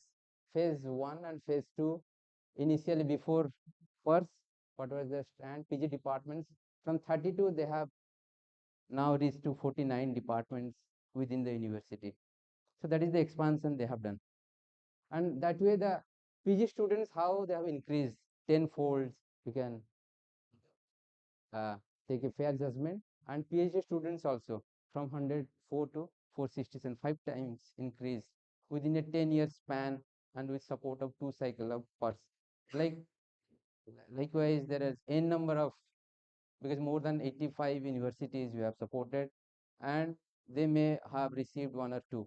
Only the JNU has also received twice. Many other universities they have received, but 85 we have already catered, and we are also every year adding new universities to our list and to support our R&D infrastructure of the nation. Same program, as I mentioned, there are 15. So 1974, we started with 3, IIT Chennai, IIT Bombay, and CDRI. And likewise, you have in Odisha, there is not a single safe center. So I don't know what is the main reason at that time. So again, we can come forward for the Sathi things, because the next version is there available, and there is a expansion plan also. Here, investment and your revenue is another challenge here. Otherwise, under Sathi also, there is a PPP mode, investment mode is there, 25% hard cash is required in your account. Otherwise, you are not eligible. Although you eligible in the first round, second round, third round, will come forward for the checking of your statement, whether the 25% cash is there or not. And that should not be from your granting ad. That should be from your own revenue generation, not from any government sources. So those points are there, which is critical, and one way also giving an aspiration to move forward, right? So number of samples, users, and the profile, how you maintain, those things are also important. Under safe, most of our out of 15, 7 are performing well, very well. Whatever we are investing, hardly 3 to 4, 5 crore every year, but they're earning more than 2 crore, 2.5 crore. So that's the beauty of the program. If they are adding to that, in addition to our investment, they are also adding in top up to that every year. Apart from their consumables, contingency, and recurring costs, they're maintaining from their kitty and they're adding to the program. So these are the investment and revenue pattern. So our investment and their revenue generation pattern. So we have to come forward with a new model. You should not be parasite all the time. All the state government, universities, and institutes will support all our with all our heart and spirit, but there should be a reciprocating response from your side. So Sathi is there for that. These are the about the SAFE program number of samples, more than 1 lakh. We have exceeded nowadays.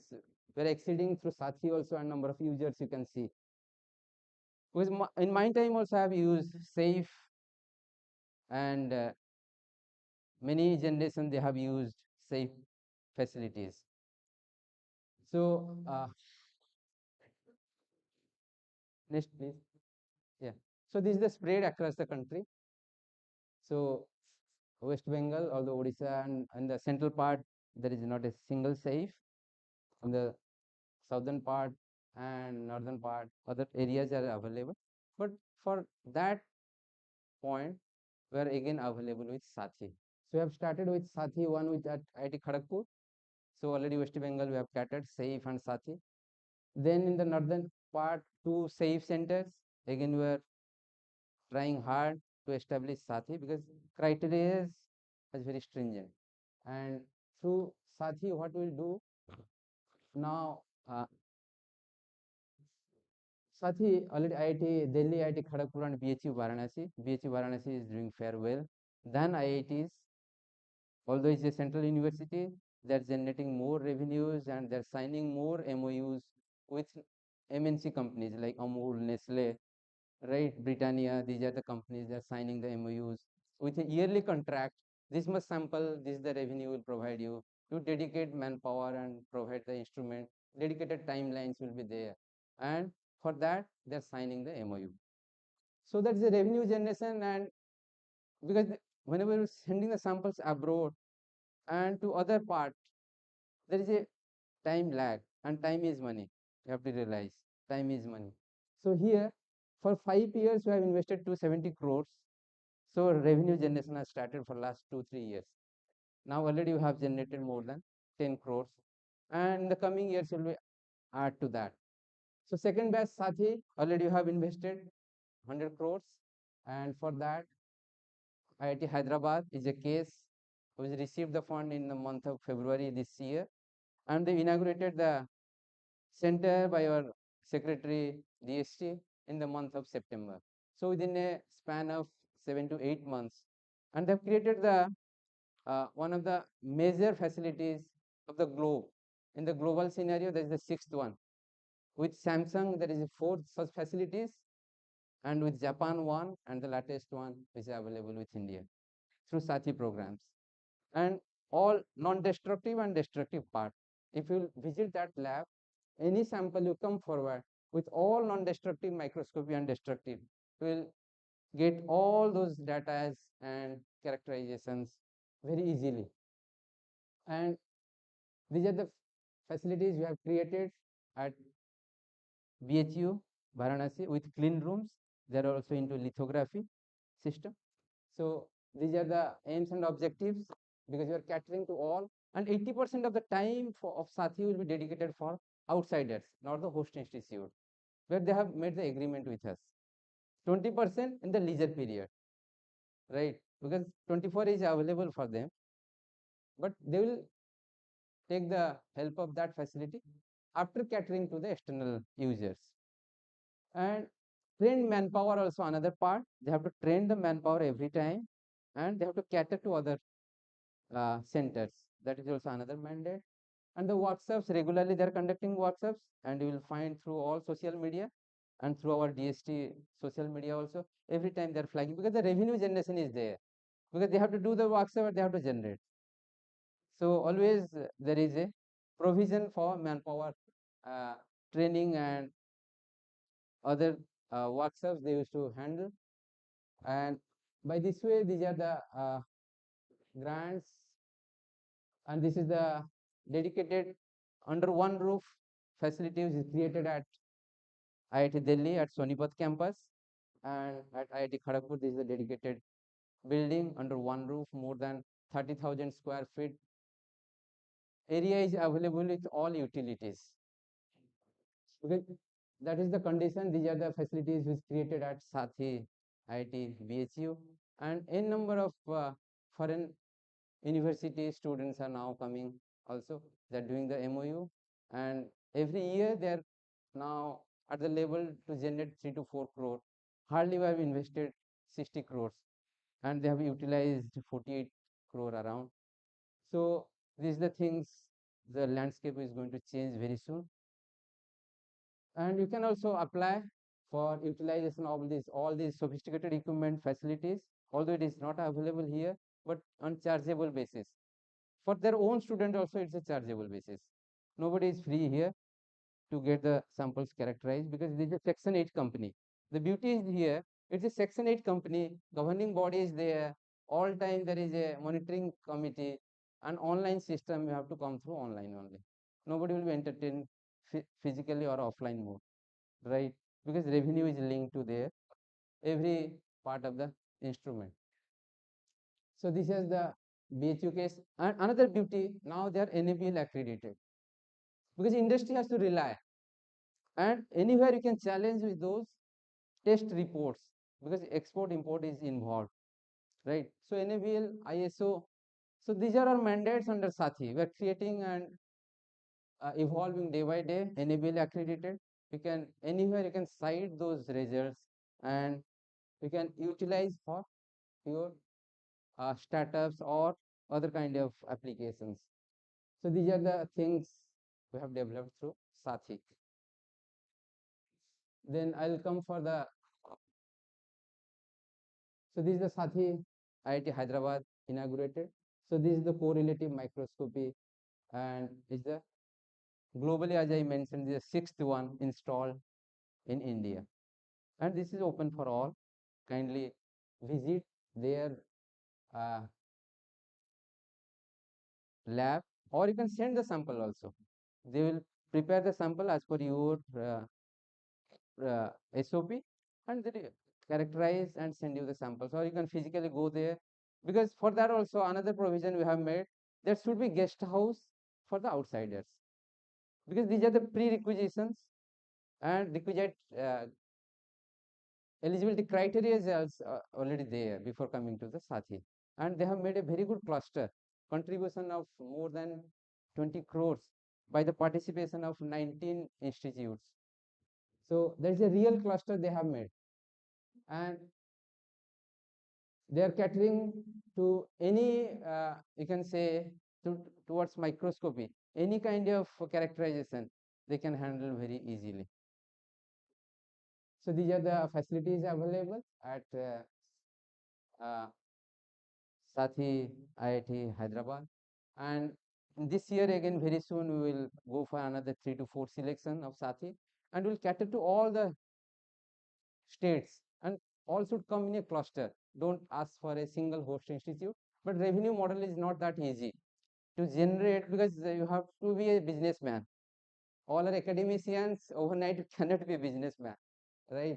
So you have to come through a cluster where all the requirements you can fulfill, Out of that, there should be a very good networking.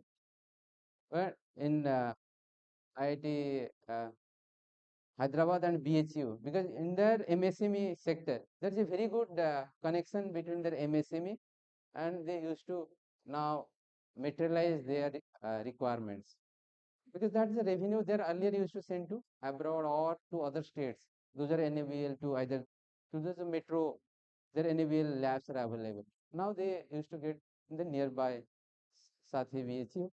So it's a very good friendly environment we are creating through Section 8 companies, new models. So these are the sites you can visit, and beauty is their iSTEM portal. Through PSA office, we have created iSTEM portal. There all the equipments we are listing here. So you can register yourself at iSTEM portal, get the information how many GCMS are there. You can get those models, who are the vendors, who are supplying, and there are n number of factors affecting while procurement and while you proceed for the negotiations and quotation generation also, because you don't know the fair price of, there is no MRP for any kind of equipment, R&D equipment.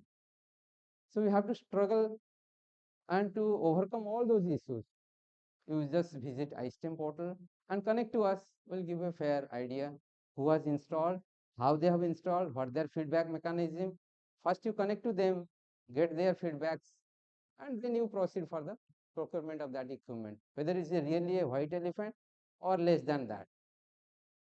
So then you can face those, before facing those challenges, we can plan accordingly and make a very good sustainable lab for the utilization of the university or the institutes.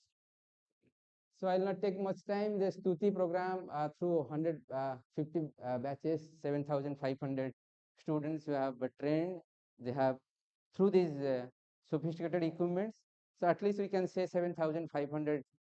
There is a pool is available in our hand to whom we can cater, and we can engage at any kind of our R&D facilities. They directly can work as a research assistant or technician or as a research scientist, because they have trained at least for 7 days, 15 days, 1 month training period through the Stuti program. And there's a supreme, again, if you avail those equipments, then only it will be supported, because you have to maintain those equipments, because the repair, upgradation, maintenance, and retrofitting, these are the 4 things you have to do.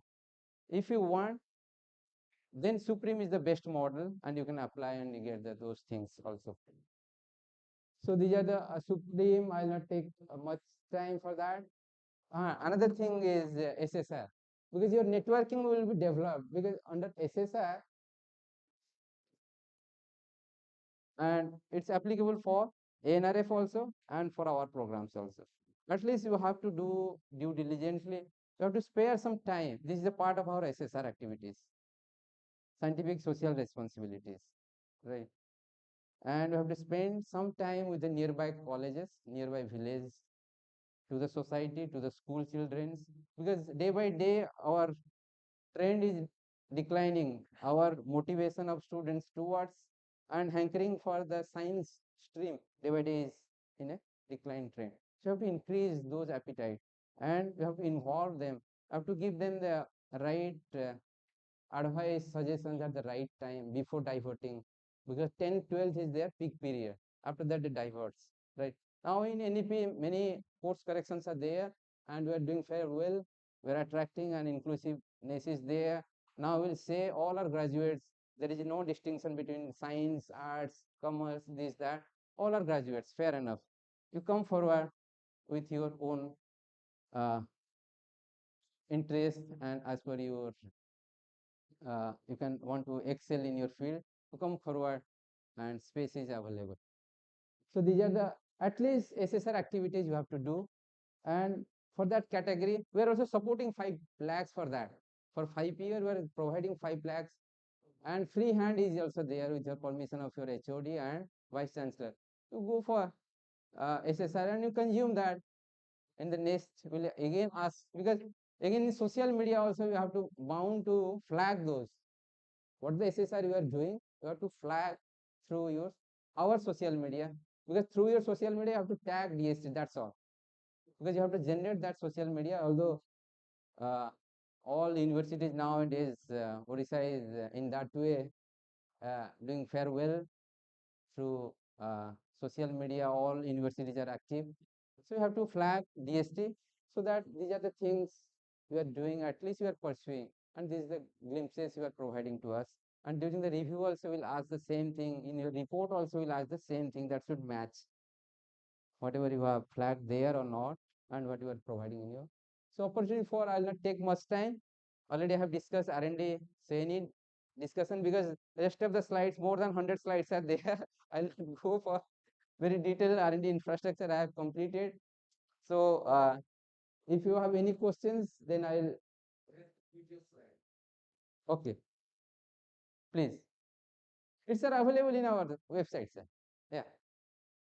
SSR is compulsory, sir. By default, you will get. If you will get your first grant of any level, college level, A, B, C level, by default we provide. You don't have to ask. SSR activities and industrial relevant research, IRD, you also get the as component.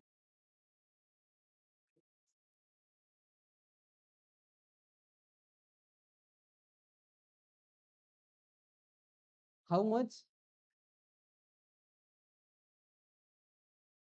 Yeah, it is there. Percentage of means Uh, percentage मतलब other no. This is for a personal scientist or researcher or faculty.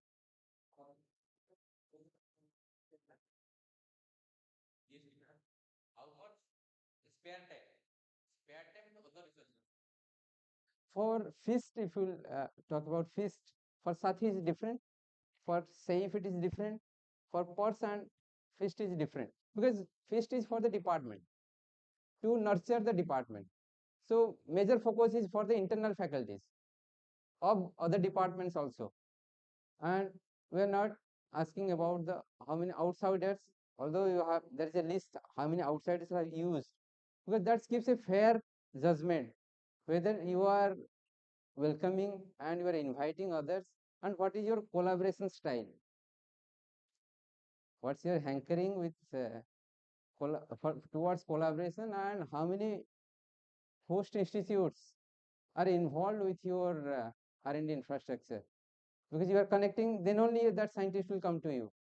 You are not connecting to anyone and you want to make that's your personal property, then nobody will come to you. Nobody will come to you.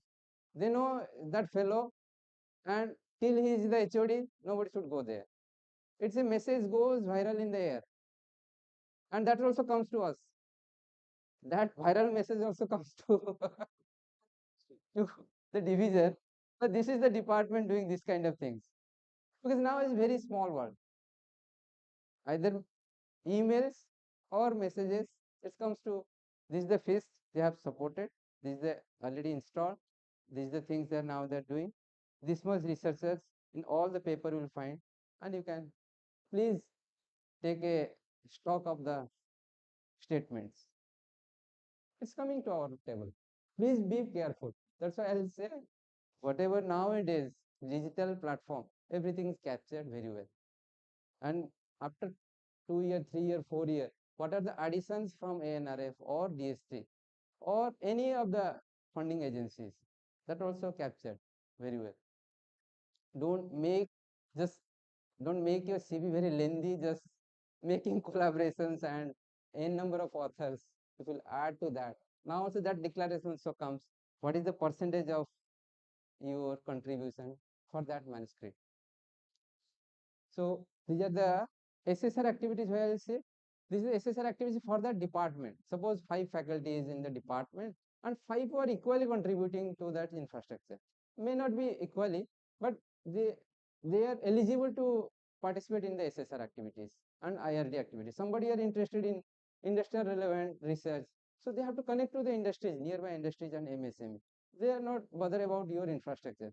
They are more connected to the R&D of the industries and MSME. So they just, it's a knowledge translation, right? So they are major focus is towards the industrial driven R&Ds.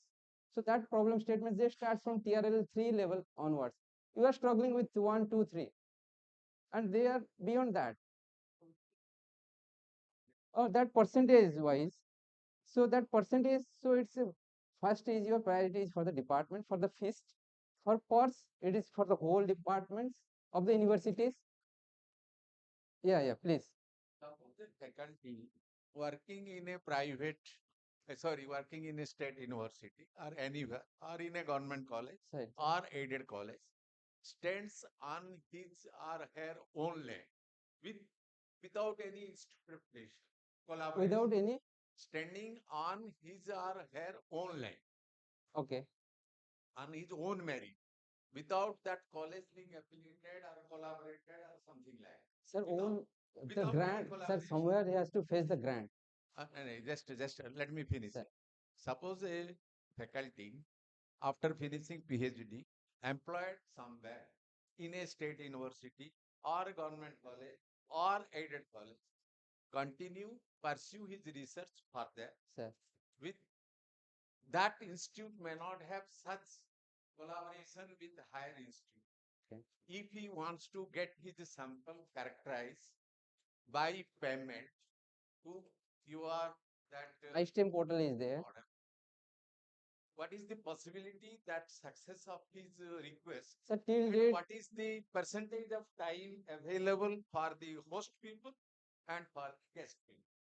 that's Or why is sir, it 80, like transparent or by the mercy of the no, host, like that or something? Some of the hosting too, they also demand their publication name. So that I'll come to that point, sir. Yes, sir. Fair enough, sir. Provided my name is there. There. Yeah, I got your That point. unethical business is also there. It's there. Yes. So, in par with the recent government publicity, one subscription, one nation. One nation, sir. Why not one funded institute is a universal property of all with some transparent way of online. Suppose Sir, the institute department.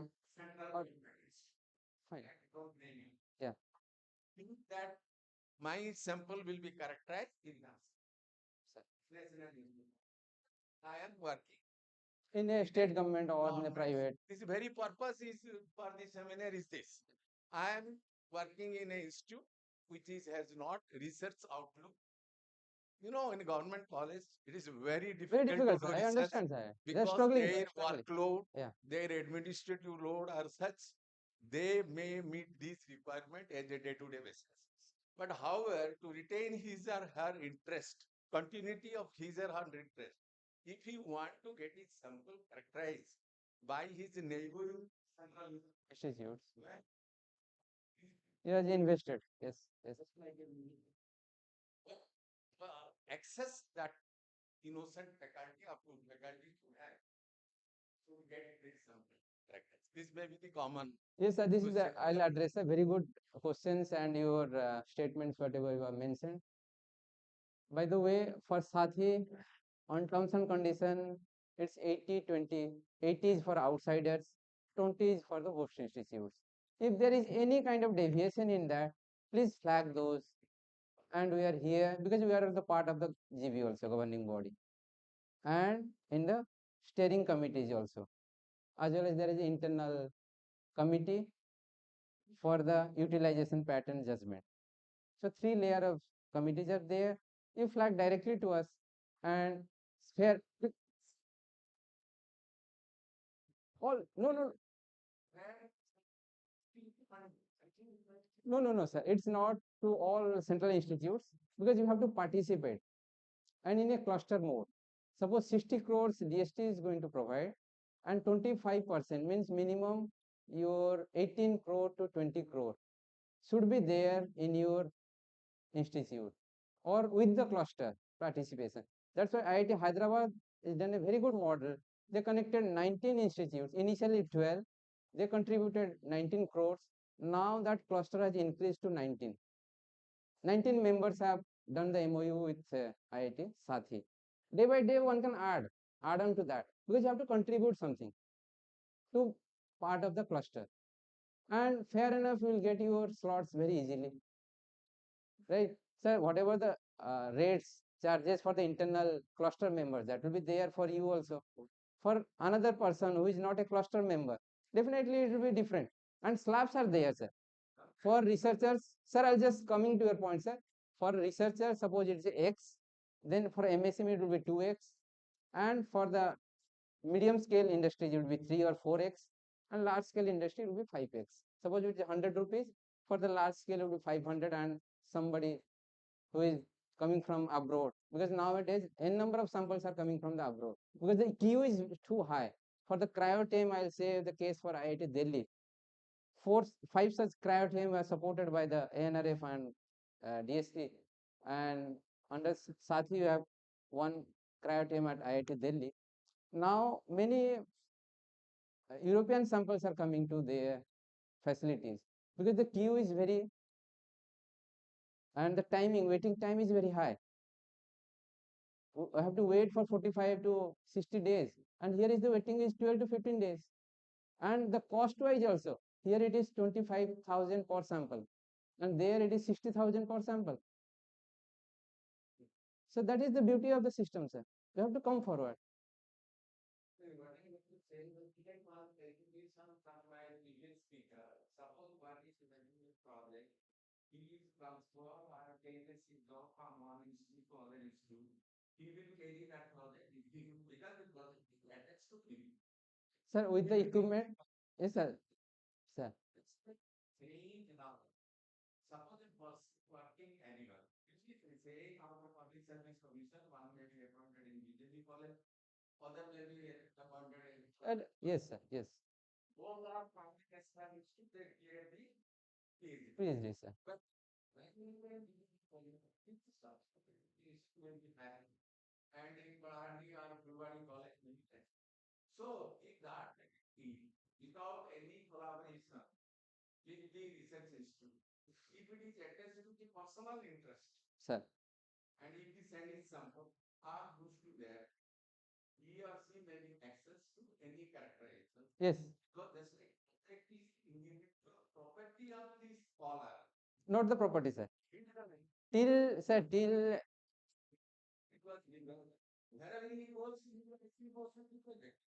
But sir, I'll just clarify, sir, those points, sir.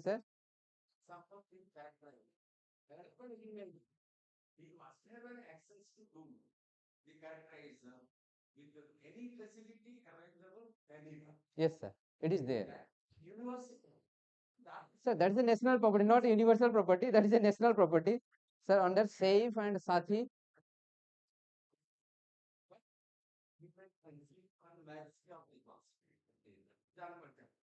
And sometimes also they need some analytical my name in your paper. So that you might have, sir, faced somewhere else. I don't know, sir, exactly the story for you. But under SAFE and Sathi, if you are facing any kind of issues, please flag to me. Personally, I am telling to you, please, no, for general, all the stakeholders, if you are facing for SAFE and Sathi, not for PORS. PORS is for the universities and nearby institutes by your collaborations. Okay, you can discuss with the resource person. Okay. Yeah, I understand. See, sometimes we need to do our own collaborative work. So that's the reason we have such a big gathering. We can collaborate with other person having different instrument, so that yeah, I mean, I understand. This is a genuine problem. Sir, really appreciate, sir. I really appreciate I your agree with you. We'll discuss. This is a very genuine question. Yeah, thank you, sir. Yes, so I'll just close here. Okay. Because time constraint. Otherwise, it's required minimum 3 to 4 hours. Okay. To cover up all the slides. Okay. Thank you all. And okay. One, please.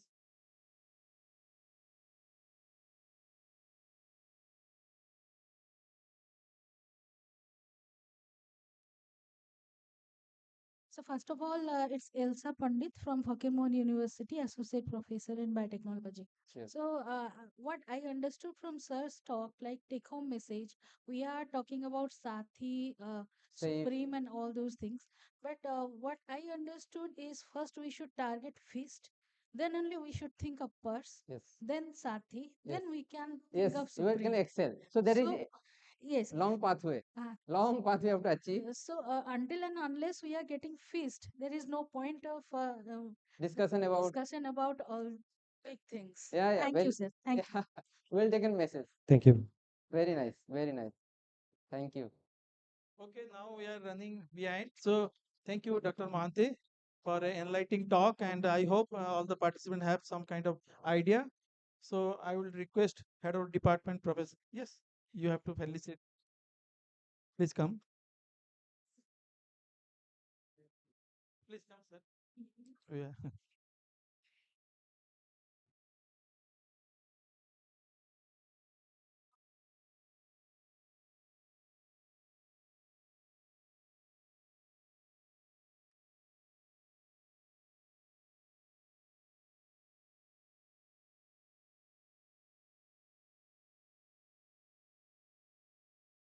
And anyone has any other kind of queries, you can connect with him and you can discuss. Okay.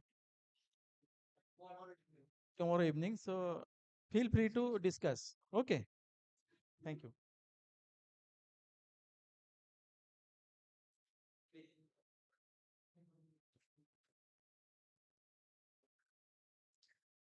One announcement, those who has not signed the register, please kindly sign it. It's my honor to introduce Dr. Anima Johari ma'am. Dr. Ma'am holds MTech degree from Punjab University, Chandigarh, and completed her PhD at the Indian Institute of Technology, Delhi in 2014. Her research focuses on semiconductor nanostructures and their applications in gas sensing. Dr. Johari has authored 12 peer reviewed research papers in renowned journals and contributed 2 book chapters in her area of specialization. Dr. Anima Johari serves as Scientist E at the Anusandhan National Research Foundation under Government of India. With extensive expertise in her field, she plays a pivotal role in advancing scientific research and innovation. Ma'am, we hand over the stage to you. Thank you. Namaskar. I believe most of you must be aware about Science and Engineering Research Board, but this term may be new for all of you. Anusandhan National Research Foundation. So I plan to utilize this time in making you more familiar about ANRF, why there was a need to formulate any such forum when SERB was already performing well. So can you please connect me with caller mic?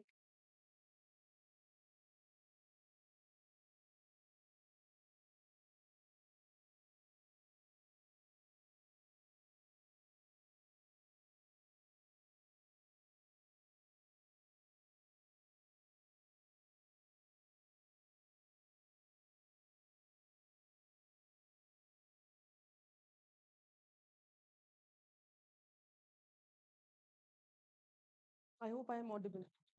Right. So we should not forget our past. So I will start with SERB only. As you all are aware,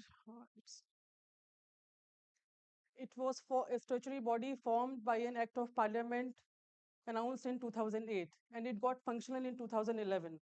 And it was in delivering till February this year.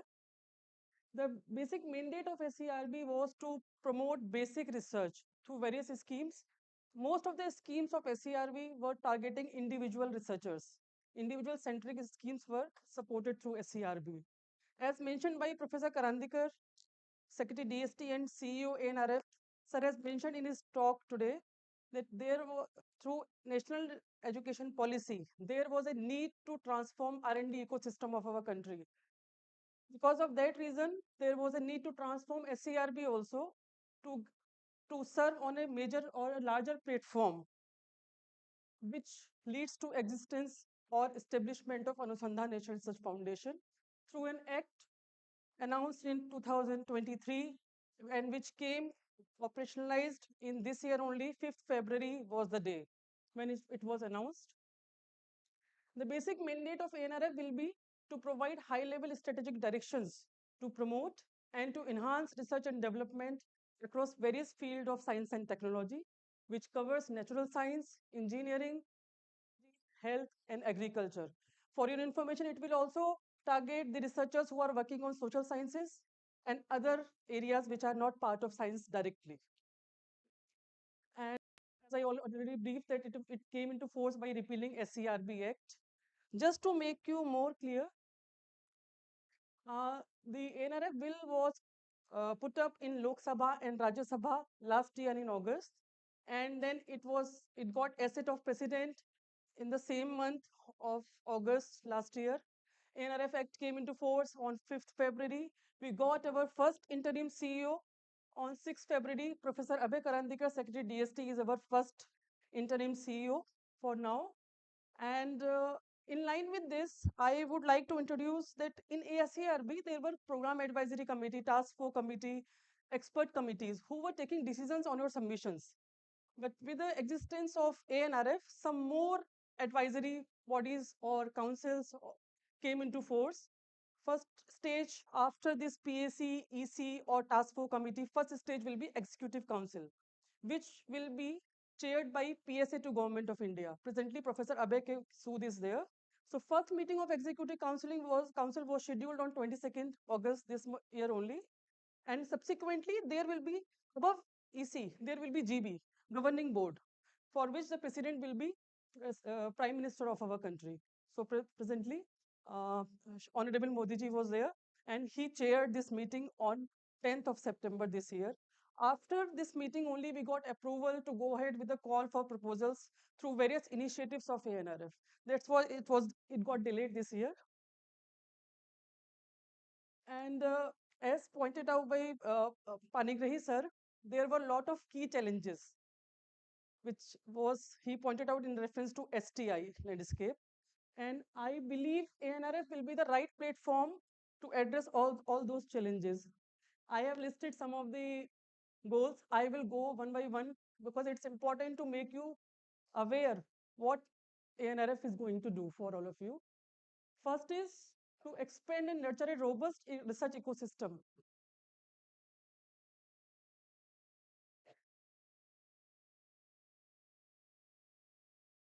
Ecosystem that will support research and innovation in the country and thereby promotes economic growth. The term he used, GERD, sustainable development, and will definitely contribute in enhancing higher education system. ANRF will also ensure that the programs or schemes which will be announced through ANRF must consider diversity and inclusiveness in the redefined R&D landscape. If required, the already existing R&D landscape may have to modify to achieve these goals. ANRF will also participate in defining a roadmap for short-term, long-term, and medium-term R&D achievements. And schemes will also be announced in a way that for some of the schemes, maybe for phase one of maybe in near future, within 6 months, you will get one of the scheme announced. And this will come phase-wise.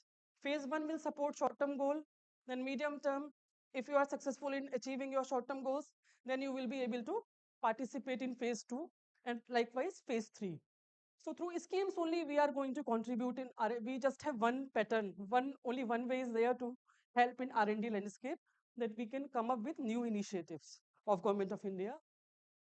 ANRF will also facilitate research at academic institutions of level 1, level 2 and other platforms to make them compete at global competitiveness level.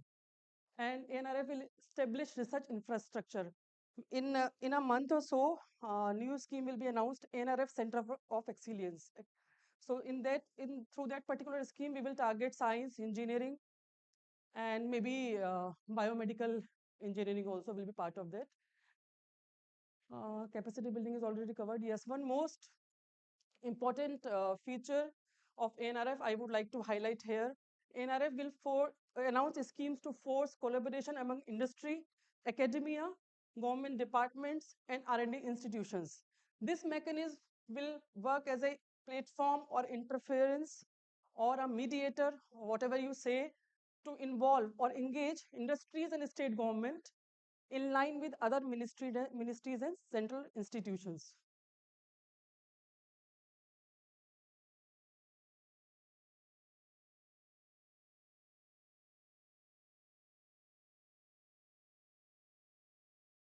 And to address various key societal challenges, schemes will be announced which will be targeting mostly on high quality interdisciplinary proposals, targeting the societal impactful problems.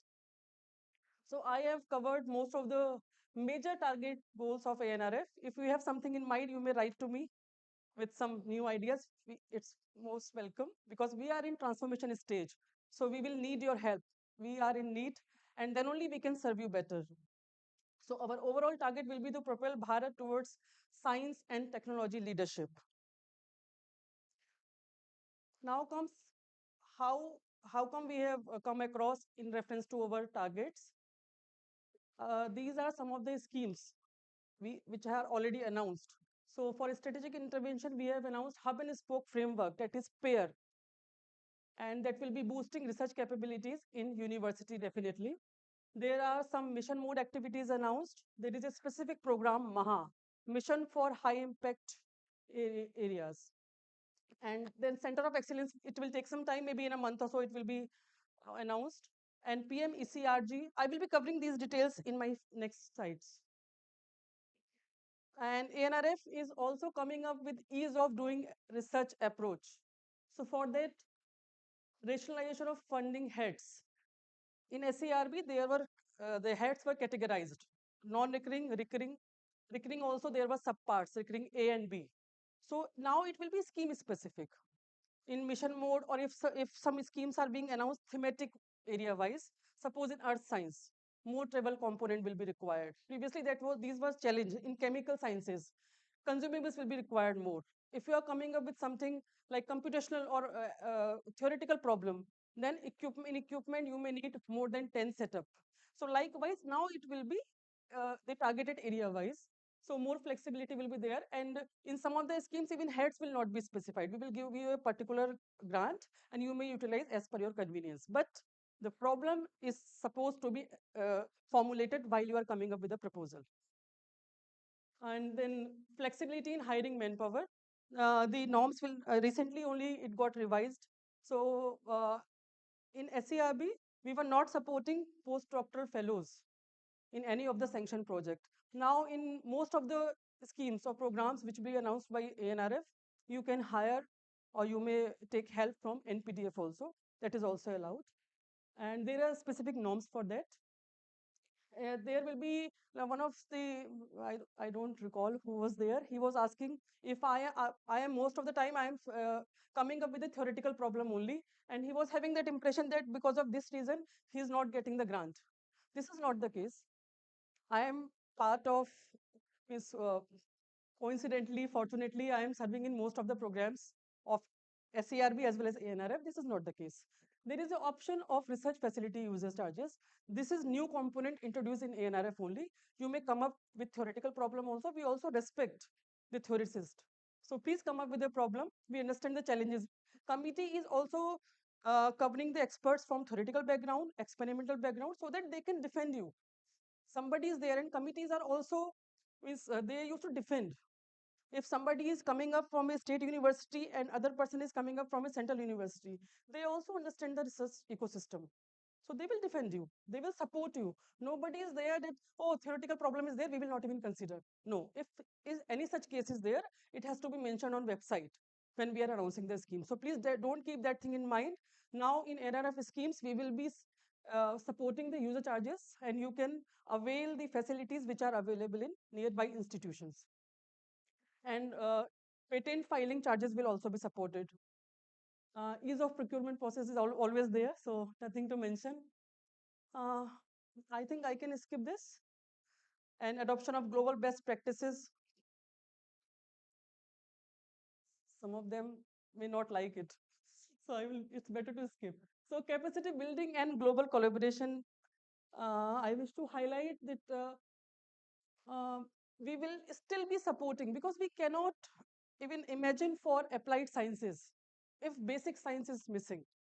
So we will be supporting basic sciences and early career researchers, which I already mentioned. There will be that also I have covered, and ANRF will be responsible to provide a conducive platform for Indian researchers to undertake international collaboration research. In most of the programs which are announced till now through ANRF, industry participation is mandatory. You know why?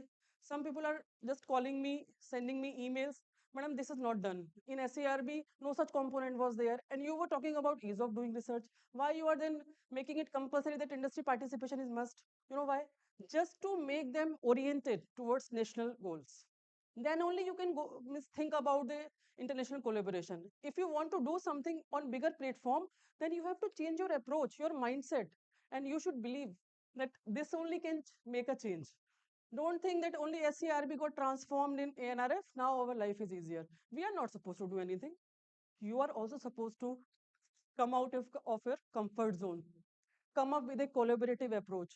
Most of the programs will be requiring multi-institutionals, multi-PIs, and multidisciplinary approaches. So please come out of your comfort zone. Sir was asking for the research facility. We are very much aware about that. We are on the other side, that is our problem, but we have been a researcher. So we have also come across, so we know the difficulties. Only within community you can help each other. So that mindset you have to change. Only formulating a proposal, okay, multi-institutional है ना, so मैं अपने friend को call कर लेता हूँ, distance देख लेते हैं, then I will call my friend, हाँ, okay, we will formulate a problem. Forcefully, even if he is not having that specialization, you will formulate a group with your known people. That is not going to change anything. NRF will be SCRB++. That will not be acceptable. So we need your cooperation. Please cooperate with us. We will come up with new approaches, new funding mechanisms for you, but your cooperation is very much required.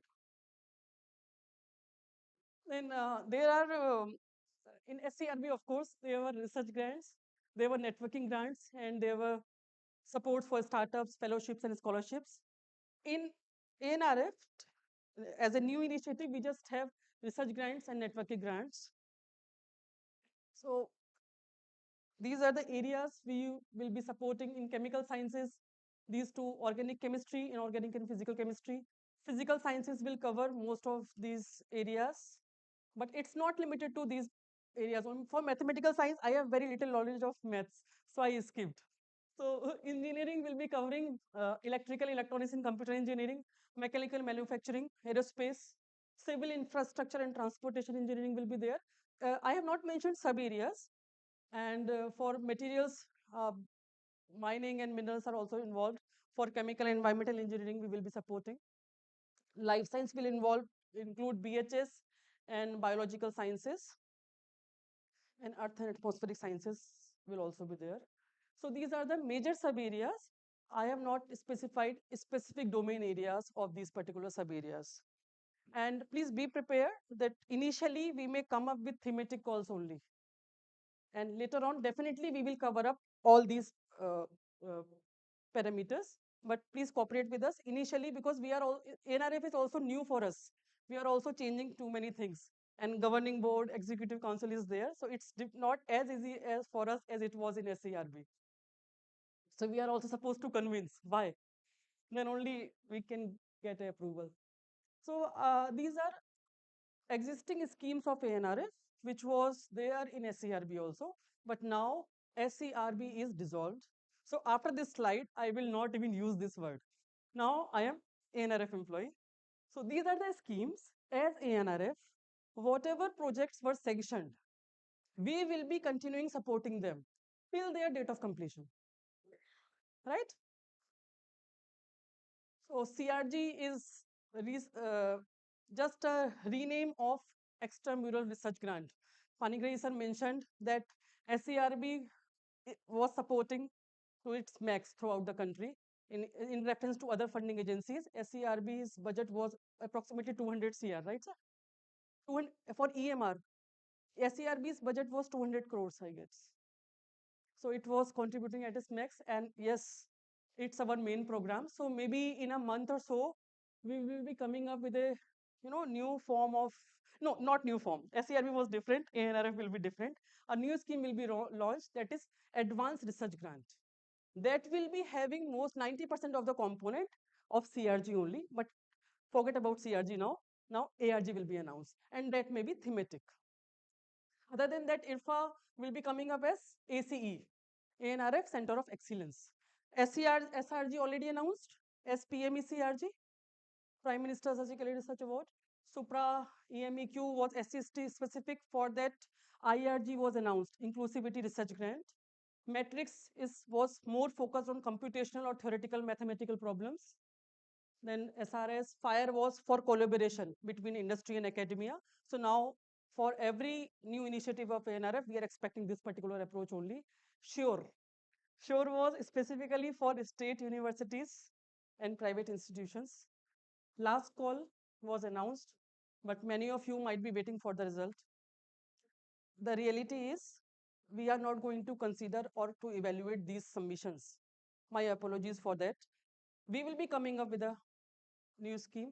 Now pair is announced, so either you may submit. Don't wait for any communication from ANRF, because what we have planned, why we have not communicated yet, because we thought it's better to share good news first.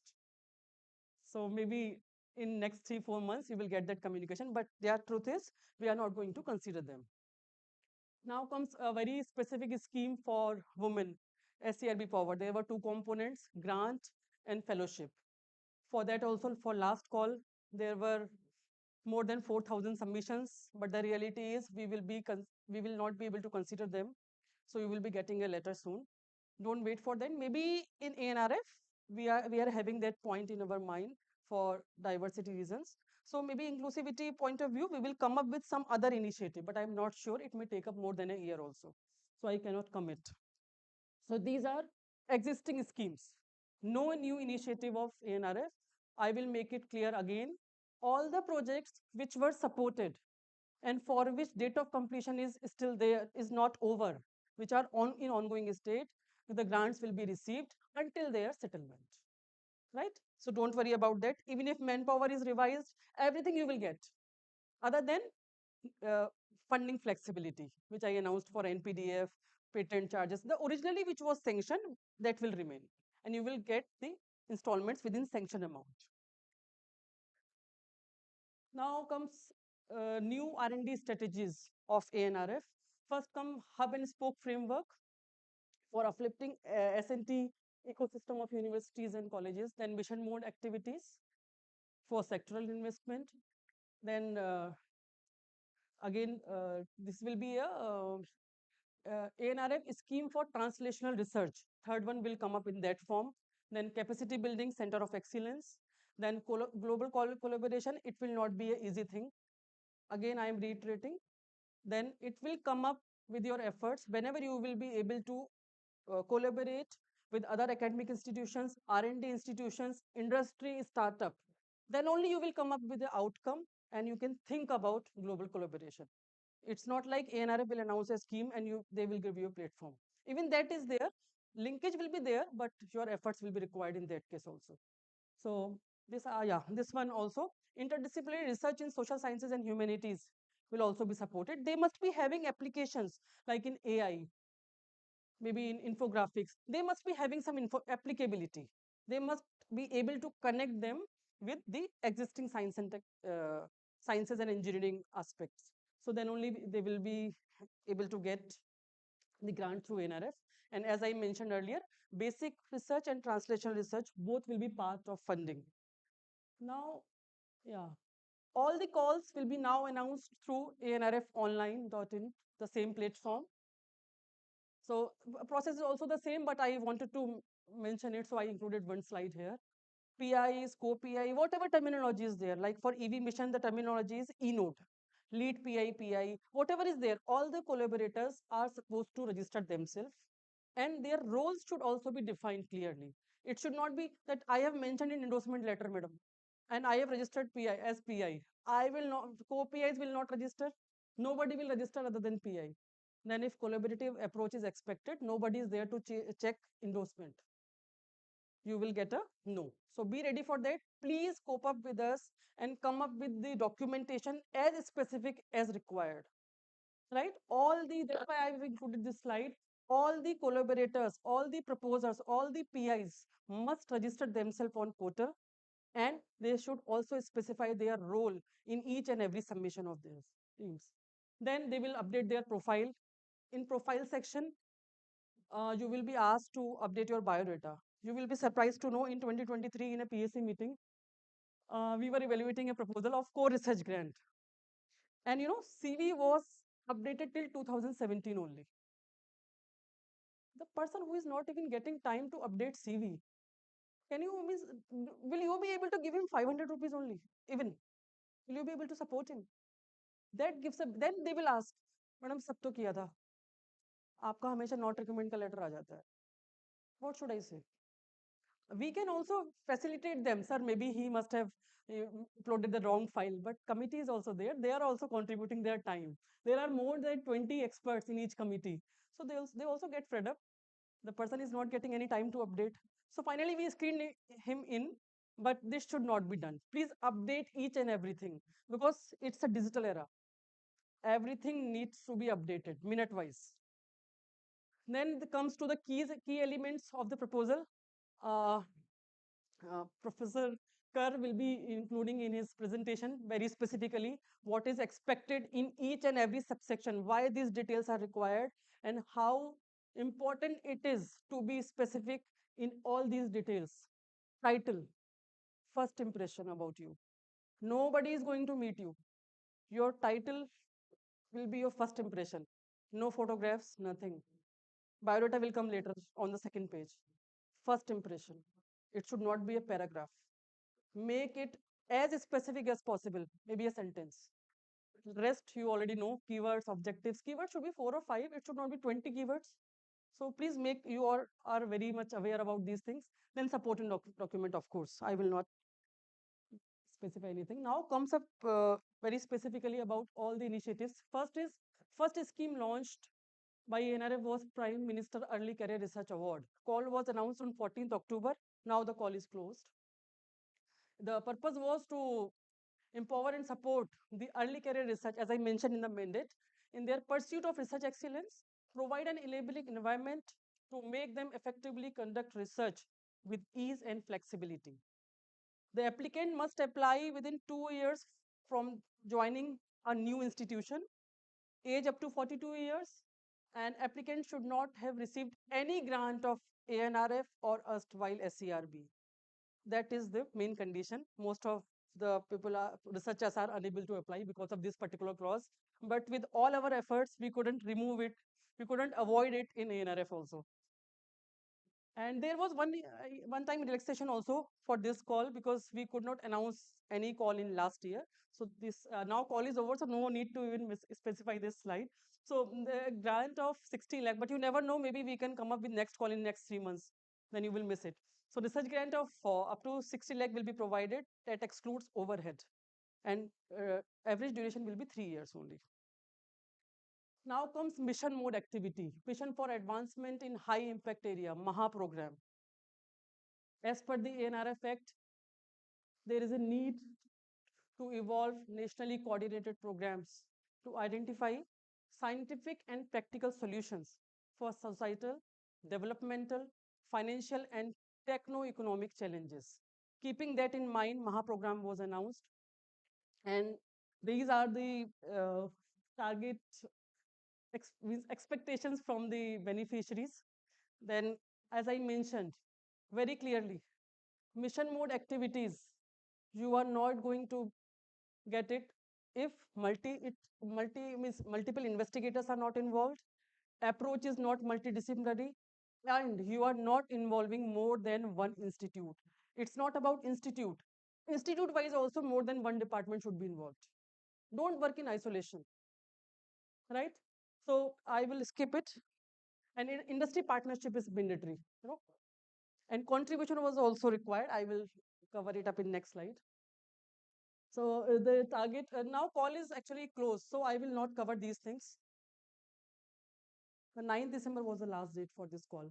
I will just make, because I am here, I will give you just a idea why the way it was expected to be formulated. The structure of support was e-node. A lead PI should be there. Lead PI must be from academic institution. Other than one academic institution, at least one more academic institution should be there, and it, an R&D lab, that is optional. A startup can also participate. Industry participation is must. Means in general, minimum more than one academic institution should be there and one industry partner. That is the minimum criteria. If a startup is there, ANRF will provide support to startup also. But for industry, it's reverse side. Industry should contribute at least 10% of the total cost of the project. And they all can come up with a budget individually. So that will form an e-node. Then to form e-nodes, there were technology verticals, because call was very specific for it was the first mission of ANRF, electric vehicles only. So we predefined 3 technology verticals. And in then that also subdomains were defined. And with that particular approach also, we could get 227 proposals for this call. And in each and every proposal, industry partnership is there. In some cases, even more than 10% is there. But it will not be same for other missions. If we are coming up with a mission in advanced materials, it depends, because for EV industry will contribute, but maybe for advanced materials in some of the areas industry will not contribute. So maybe we may come up with some other conditions, but for EV it was compulsory. So don't think that if second mission comes, dekhna nahi hai, because industry participation will be mandatory. No industry is going to provide us money for advanced materials. No, please read the terms and conditions very carefully. It will be program specific now. General conditions, I already mentioned, they will be in track 1, track 2. We will be providing initial grant for 3 years only. After review only, the committee will take a decision to support them further. Lead PI should be having at least 5. If the PI is going to superannuate, then there is a condition. Industry partnership is must. Consortium mode, everything I have already explained. These are the other some of the identified priority areas we are going to launch calls or missions under Maha program. So after EV mobility, now our next target is advanced materials. Within maybe 2 to 3 weeks, this call will be announced. So if anybody present here is working and targeting this, you may please start working to formulate a group. Collaborative approach will be required. So please start working on that. Then comes inclusivity research grant. Like EMEQ was there, it is almost restructuring. So it is specifically for SC/ST, the researchers of SC/ST category. And the same condition is there. If the proposer is going to be superannuated, then at least 4 years of service is required. Even if he gets extension, he should be able to take care of administrative issues. And if a investigator is having an ongoing IRG project as a PI or as a co-PI, he or she is not eligible to apply in this call. A max in complete service tenure, you can come up with a proposal for IRG projects maximum 3 times. And co-PIs are not allowed for this particular call. And the support is same as PMECRG. Now comes, this scheme is still ongoing. And this is for state universities only. The call was announced on 14th November. Yeah. And it will be on till 31st January. So now also you have at least 1.5 months left. So it's partnership for accelerated innovation and research, PAIR. So this is the model, this is the framework. You know, hub will be there, and 3 to 7 spokes will be there. Spokes means institution, and department should also be there. Means more than 2 departments should come up to formulate this PAIR framework, right? So it is hub and spoke model, and as I more than one department of each spoke to participate. Partnership with national research labs is also means appreciated if it is there. Now there is a eligibility criteria for hub and spoke individually. Any institution can come up as hub if their NIRF ranking in preceding 2 years is up to 25. An institute of national importance can also participate as hub if their ranking in preceding 2 years is in the range of 26 to 50, right? So similarly, there is a very specified eligibility criteria for spoke. Central and state public universities within 200 NIRF overall ranking or 100 NIRF university ranking or 100 NIRF state public university ranking. And it excludes the universities as mentioned here, which are part of hub. A university cannot come up as hub and spoke both the ways. If they are eligible for hub, they can't contribute as spoke. And there are some other specified conditions specifically for spoke institutions. Minimum of 2 state public universities should participate. Any one institution from category 3. And there is one more condition. At least ये नहीं होना चाहिए कि अपने state से सब ले लेते हैं. हम उड़ीसा में हैं, हमें नहीं पता क्या हो रहा है बाहर, हमें क्या करना है, हम अपना करेंगे. So at least one institution from outside the state of hub institute should be there, right? तोड़नी है ये जो बाउंड्रीज है ना सेल्फ क्रिएटेड, इनको तोड़ने का समय आ गया है, तो प्लीज इनको तोड़िए. Now comes framework again. Each spoke, I will just be specific because I know there is a shortage of time. That main PI of hub that will be acting as project director, and that he will lead the collaborative effort. And without budgetary support. Yes, if national labs are involved, yes, that is very important point. Then ANRF is not going to support them financially. They can contribute. ANRF will support only institutions, academic institutions. If a R&D lab is also contributing in pair network, ANRF grant will not be provided to them. They can voluntarily help to form a group. And then comes to budget is the only interest of audience most of the time. It will be maximum of 100 CR per pair network. Duration will be up to 5 years. Then budget distribution will be for hub, it will be 30%, 30 to 70, right? Private hub institute, if an institute is private, then they shall share 25% of their total allocated budget. It's not headwise, total allocated budget. Emeritus professor in a spoke institute, only for a spoke institute, they will get an honorarium of 2 lakh per month and up to 10 NPTF, as I mentioned earlier. Through every opportunity, you can involve PDF students also. Some way it's good, some way it's not good actually. And no NPDF should be there. I don't like this thing that we are supporting NPDF also. Each and every doctoral candidate must have settled. Then there is no need to support NPDF. You know, it's sad part of our country. So we should also think about it. Most of the NPDFs are, even doctoral candidates are not getting opportunities to serve. So approach should come. So maybe you can rethink about it. It's not a good initiative that, oh, NRF will be supporting NPDFs also. It's a bad part, sad part of research ecosystem, in my understanding. Now, I will be explaining 2 networking schemes: international travel support and seminar symposia. International travel support is for both the categories, young and senior scientists.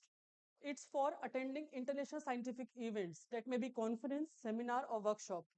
And to attend, and specifically for young scientists, we are supporting training programs, short-term schools, and workshop. These events are international events. It was there in SARB also. Award criteria is their academic track record and importance of conference. One more thing is required: the relevance of their expertise with the theme of the conference. It's not like AI में conference चल रहा है, हम तो earth and atmospheric science में काम करते हैं, we will apply and we will get a grant. No, there are, of course, there are other factors also which are being considered in decision making. So be specific again.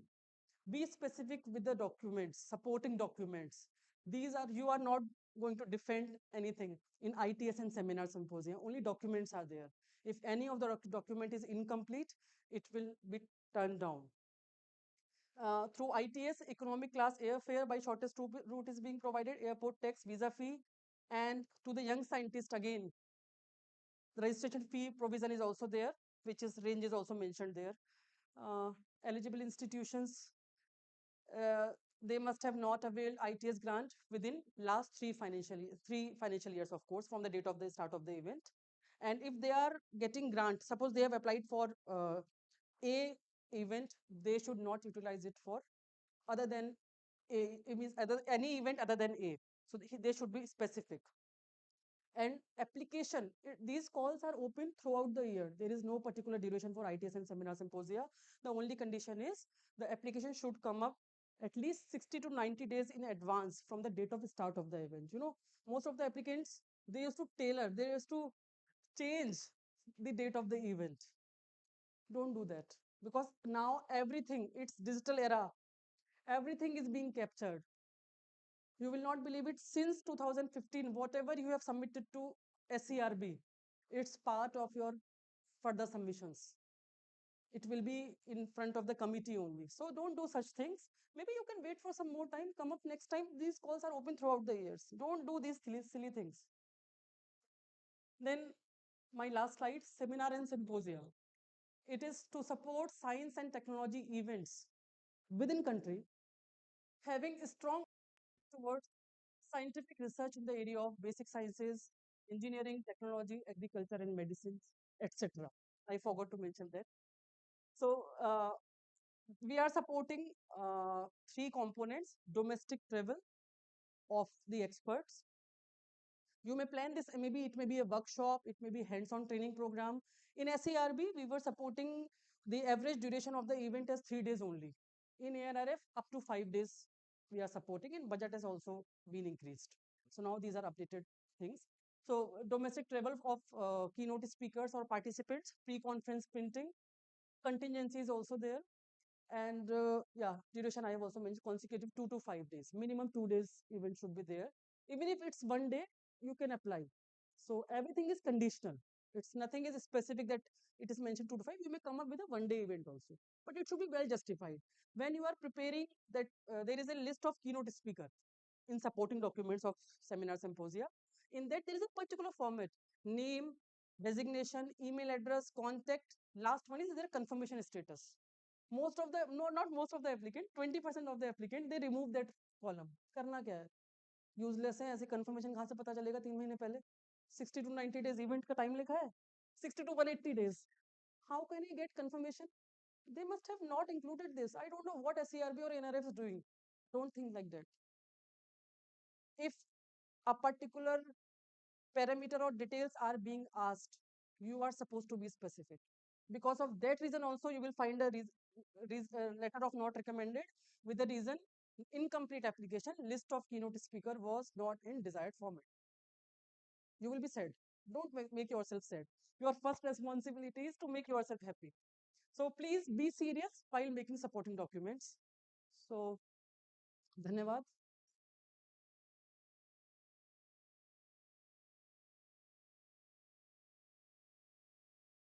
Any questions, please? My email ID is also there. I got motivated with Panigrahi sir. So don't write to me. First visit website. If still you are not finding any answer, then you please write to me. There could be network system or that core PI, it will stretch out to, it will start from core PI. Just like this. So this one? Anyway, what I understand, that it will start from one institute, then it will be correlated, collaborate with research hub, R&D, and also another institute like that. That getting that network, if it starts from the state level university or private institute. So I'm interrupting you. Here. I also, thanks for reminding me. I also forgot one very important point. Now one list is already there. There are 25 eligible hub institutions, right? So one list is very much available on the website. All 25 hub institutions, they have defined their themes. Oh, they have already. Yes, they have already. yes, it's there on the So website. if the core PI, Yes, if now the core PI will connect with them, yes, they will gladly yes. be You just first visit that document. Yeah. All 25 hub institutions, they have already defined their themes. Okay. So other spoke institutions, Yeah. they can just Hello. target which one is of your interest. Acha, And you please talk to them directly. Yeah, Name yeah. is also specified. Yeah. The coordinator name is also Ha, specified. So that will be help for you. Yeah. Thanks for reminding. Thank you, Judge. And I am request to the coordinator, please take more questions because it is not a theme-based seminar. Everything is available in the website. It is nothing that. It is just to ignite our mind. Yeah. So better not compromise with the question from the audience. Exactly. Rather, I should request the speaker in between the talk, you should take some questions. By Definitely. this way, only the colleagues, all my younger generation will be benefited. Exactly. That is good. So if you have specified spoke institute or then by any collaboration, am I audible? I will be there. So it is possible. Yeah. Because for your sometimes collaboration with if it starts from the because already we are developing some superiority and inferiority hierarchical complex. Actually, that's So why we requested hub if it starts from higher institute, getting the lower institute is easier.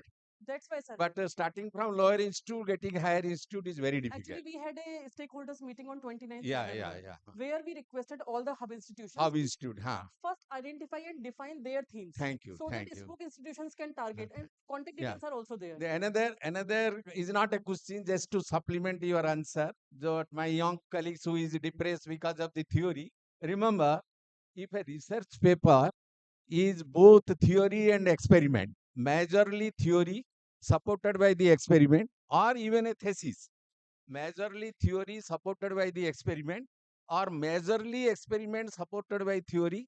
This is the best research and best thesis. And in case you are doing So, some experiment, yeah, theory yeah, will be yeah. required to come up to a conclusion. So, you can't work without if theoretical your work problems. is mostly theory or simulation, if you approach any lab for doing minor experiment, then your paper will be weighed high and your thesis will weigh double. Right. So don't be discouraged that you are only theoretician, you can't do. You do better justice than the experiment because you spend government expenditure less. Without climbing the mountain, you can measure the height of the mountain. Without crossing the river, you can measure the width of the river. And without waiting for the time, you can know the life expectancy of the year. This is the S. This is the beauty of theory. Don't take it. Thank you, sir. Thank you. One more question.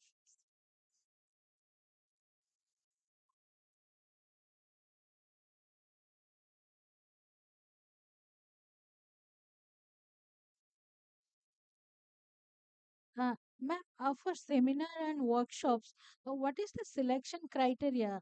Like, it should be the convener or organizing secretary's profile not the or the criteria. keynote speakers or the themes? No, actually, it depends. We used to, actually, officials are also only doing evaluation for ITS and seminar symposium. No other outsider no external expert is involved. We officers are only doing.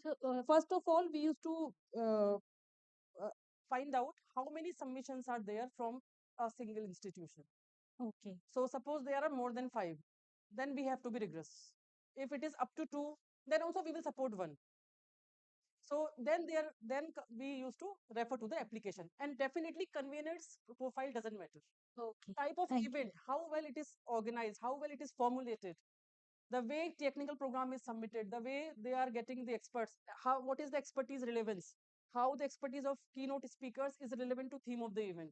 Lot of parameters are there. It depends on supporting documents, as I mentioned. In ITS and seminar symposia, it's nothing more than supporting documents. Okay. Thank you, ma'am.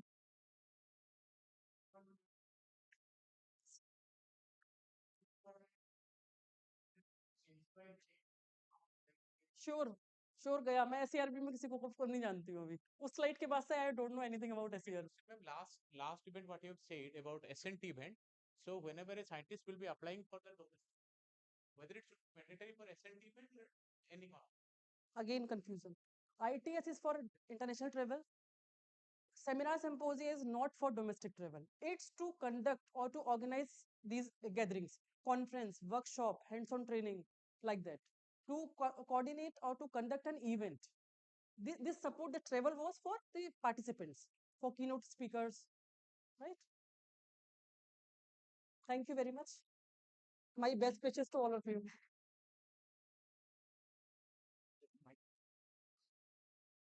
Thank you, ma'am, for sharing your Sir, extensive actually, knowledge and insights. it was not to restrict the discussion. The delay was created by all of us. The delay, 1 hour delay was created by all of us. So, so that is how we have to adjust the timing. Exact.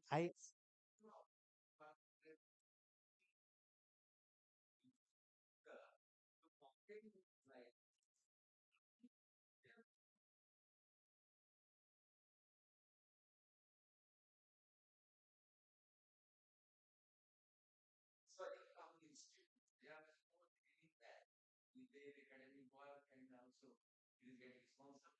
As far as very difficult. So I'm saying these are not actually explained. The very purpose of this television is knowledge. So whether say in between you should take out some see some 60 slide, after 20 slide, the speaker should take out some see. We will accommodate your suggestion. Yes, I agree. No, no, we will definitely facilitate in a more engaging session.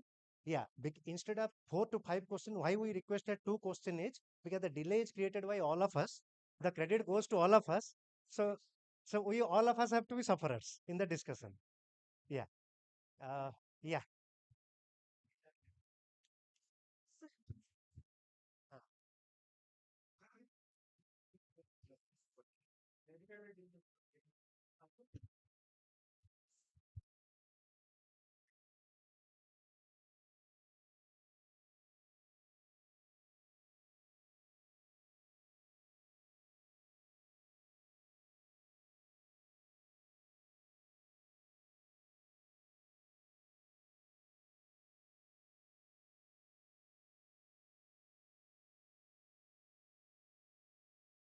Request Dr. Saroj Kumar Sahu to present a felicitation and memento to the Honorable Speaker Dr. Anima Johari ma'am.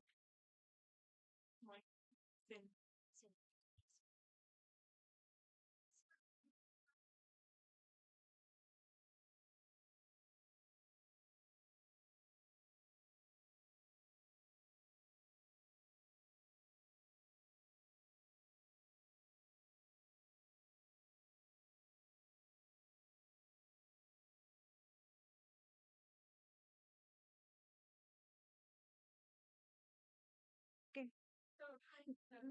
We invite you to join us for lunch. Please kindly take your lunch coupon with you. Kindly ensure you will be back within half an hour only. Your coupon is behind your lapel card.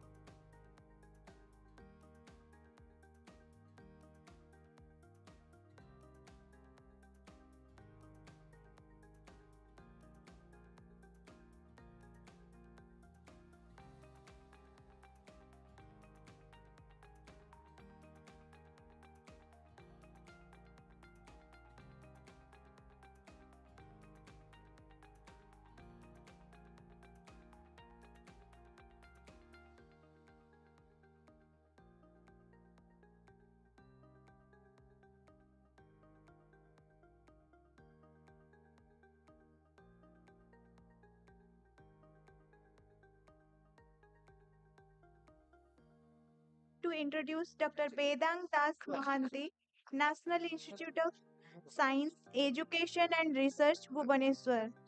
Dr. Mohanty completed his PhD at the Institute of Physics, Bhubaneswar in 2002. He has held various prestigious positions including Department of Atomic Energy K.S. Krishnan Fellow and Scientific Officer at Variable Energy Cyclotron Center. He received the Infosys Prize in Physical Sciences in 2021 and the Santi Swarup Vatnagar Prize in 2015, India's highest science award in the physical sciences category. Sir, we invite you to take the stage and share your valuable knowledge.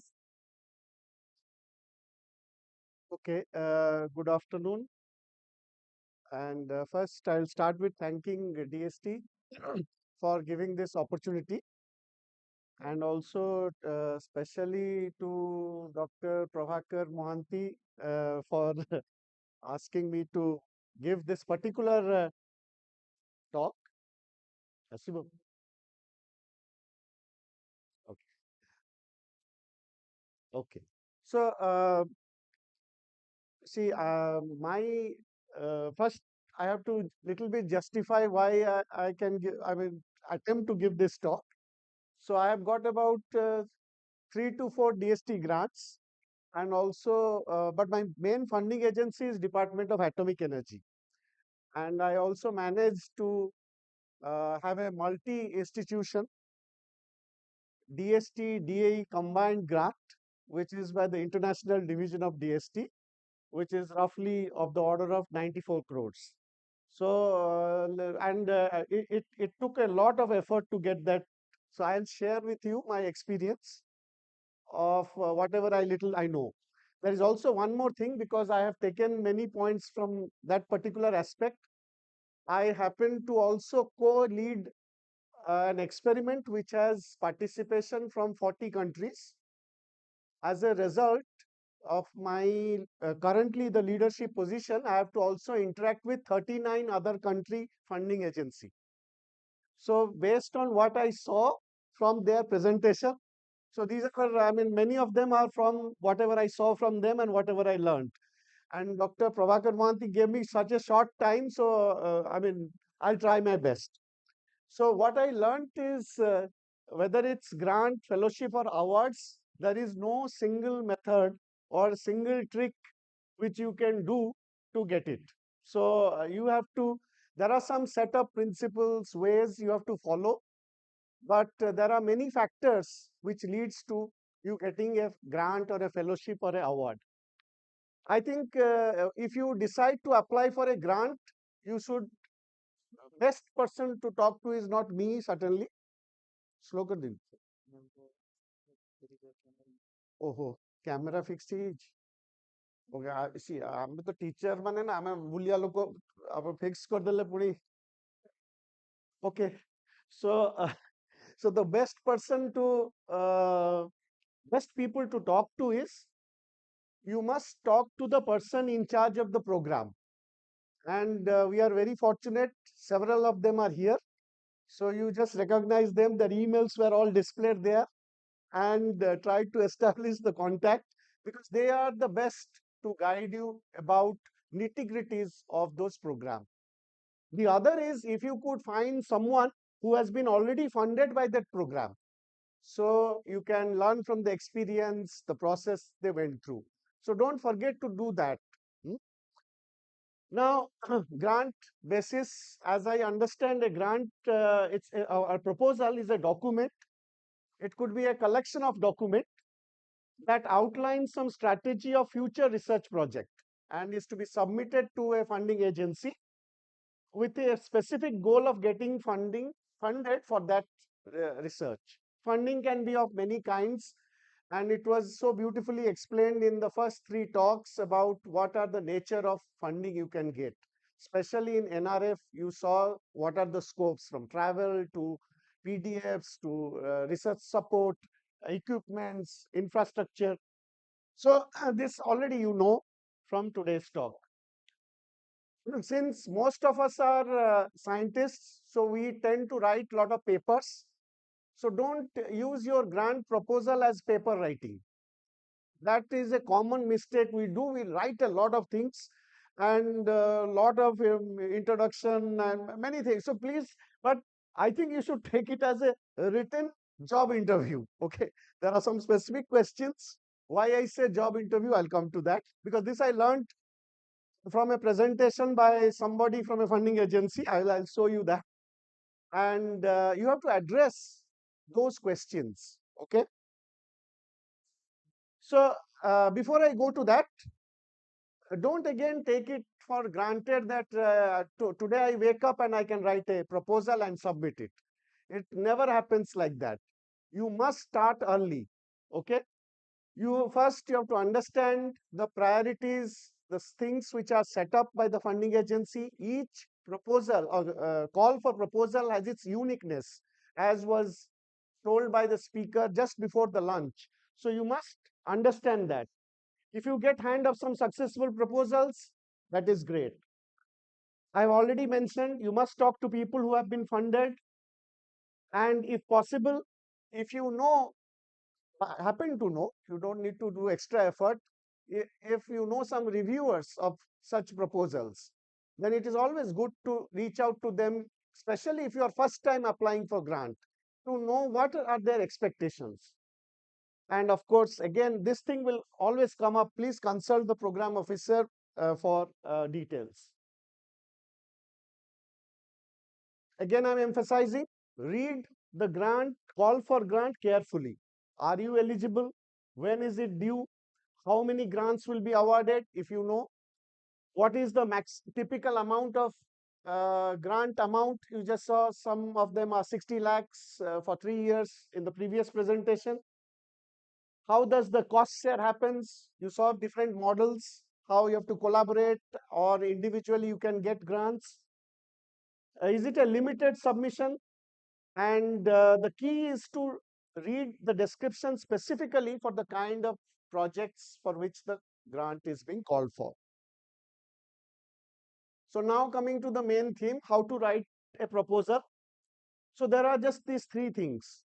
He was an engineer, and what he did is he has a set of questions which is named by after him that helps funding agencies. This I had come across earlier.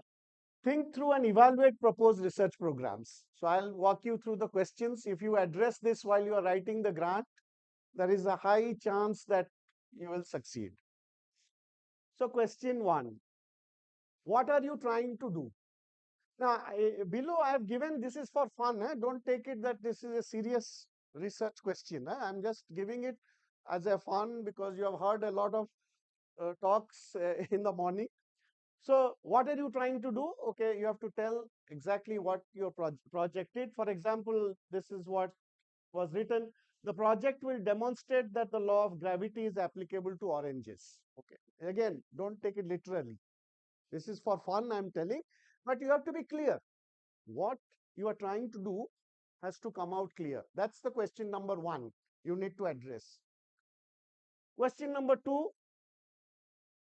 is related to 1.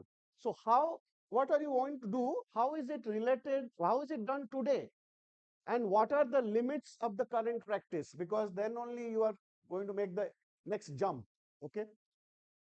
So for example, we started seeing if law of gravity is applicable to oranges. So I don't, law of gravity has been demonstrated applying to apples. While apples are an important fruit, gravity has not been shown to be applicable to other fruits, specifically orange. Okay. Don't take this literally. But what I mean by this general example is that you need to tell about what is being done today and what are the limits, what are the open areas, open questions, what you want to address. So that's the second question. Third question, what's new in your approach and why do you think it will be successful? This third question has to also clearly come out in your proposal. What is new and why you think it is successful? Okay.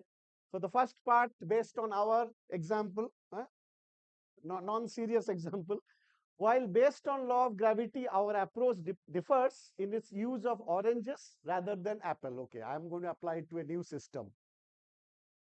We believe, and do you think it will be successful? We believe that oranges will be successful, as has been observed. They also fall from the tree as apples fall from the tree. So you have to make the connections. Your proposal has to be a nice story with clear objectives. That is so very important. So question number 3. Now question number 4. Who cares if you are successful? What difference will it make? You must also address this in your proposal. Why what you are doing is relevant and needed by whom? And will it make any difference to science or your field or to mankind? Okay, again in a lighter vein, demonstrating law of gravity works to my area. It's important because you have to list down the reasons. Successful completion of research may lead to new things. And that is why you should be funded to carry out this research. So this is question 4. Who cares and what is the relevance of your research? Question 5. What are the risks and the payoffs? Usually, when we write reports, we do a SWOT analysis, okay, strength, weakness, something similar. You need to be aware of what are the risks. And sometimes, for example, in our projects, we upfront also mention that. Okay, these are the risks and what are the payoffs, okay? And you can read the lighter vein, okay? Then question 6. You must, every project, when it is funded, you don't need to wait for funding agency to evaluate it at different stages. You should self-evaluate. And you should be clear in your mind that, okay, at this mid-term or a quarter term, I expect this. Mid-term, I expect this. Then in the next phase, I expect this. Some rough idea. It's very difficult to predict where your research will go. But some idea based on your experience. Okay, this is where I can pause and quantify. Why this is important? This is not only important from funding perspective, but it's also important to make course correction. Mid-term course correction sometimes is required in a project. I hope in ANRF, this will especially for long-term projects of 5 years, 7 years, research is something large extent open-ended. There should be a mechanism where 3 years down the line, you have done your goals, but then you realized, if I do this, I achieve a higher goal. There must be a mechanism which allows to little bit, but when ANRF was being formulated, I was shared many documents. This was also possible. It was there in the PDF files and PPT files. If, this will help both funding agency, the researchers with a greater impact. We should keep that in mind. But okay, but for your project per se, you should be able to say, okay, at the end of year 1, I will achieve this, end of year 2, this. So you must be aware of it. So these are the 6 questions which, if you keep in mind as you write your proposal, you have addressed it. You are the best judge, okay, because it's your proposal. If you address them, then the success of the proposal level is higher, okay? Because if you go for a project presentation, something similar will be asked to you, and you are already prepared. Okay, so these 6 questions clear? Okay, good. Then what should be the research proposal? This again, I came to know that your proposal has to be smart. Okay, so what is smart? Specific, measurable, sometimes people say attainable or achievable, relevant, and time bound. Okay, so what is specific? You are asking money for a particular for objective. Okay, so you should be clear, focused, avoid misinterpretations, include your assumptions, definitions, and which can be easily comprehended. Okay. Uh, because the proposal will go for a review, and exactly maybe two reviewers it may go, and one of them may not be exactly in your domain. You must allow the write-up should be such that people can understand. Things should be quantifiable. Okay, whether you will train a human resource, you write papers as a publication, whatever it is, there should be some output which should be quantified. It should be attainable, of course, that you may assume so, but you must also argue that based on existing data or a preliminary set of data which I have taken, this is a achievable or attainable goal. It should be relevant to the call for grant overall theme. You cannot write a project which is not relevant to the theme for which the grant is being given. And whatever time duration you are asking, there should be a timeline which says with adequate buffer. Okay. See, one thing when things come for review of projects, a common thing I'm going to share with you is first 3 or 4 months in the timeline, people say, we want to do literature survey. But without literature survey, how did you write the proposal? So please don't write in the first year, 6 months, you will do literature survey, because you did literature survey and then you wrote the proposal. So the common mistake, I don't know where copy paste hota hai, I don't know, but something happens. So give a timeline and of course self evaluation at different stages. So that is the smart. Your proposal has to be smart. And for example, here is again a common example I've just taken randomly, which seems not smart, and I'll show you a counter version. This project will examine teachers to see how they learn, what influences their teaching, and will use the result to help them be better at their jobs. See, not specific. I mean, you see, measurable is not there. I don't know whether it is timely. Nothing is there. So you could just modify it and say, okay, this project will conduct 1052 science teacher survey, 35,304. This tells that you have done your homework. Okay. And this is the objectives. And end of year 1, I will complete this. End of year 2, I expect to complete this, subject to other things. So project has to be smart.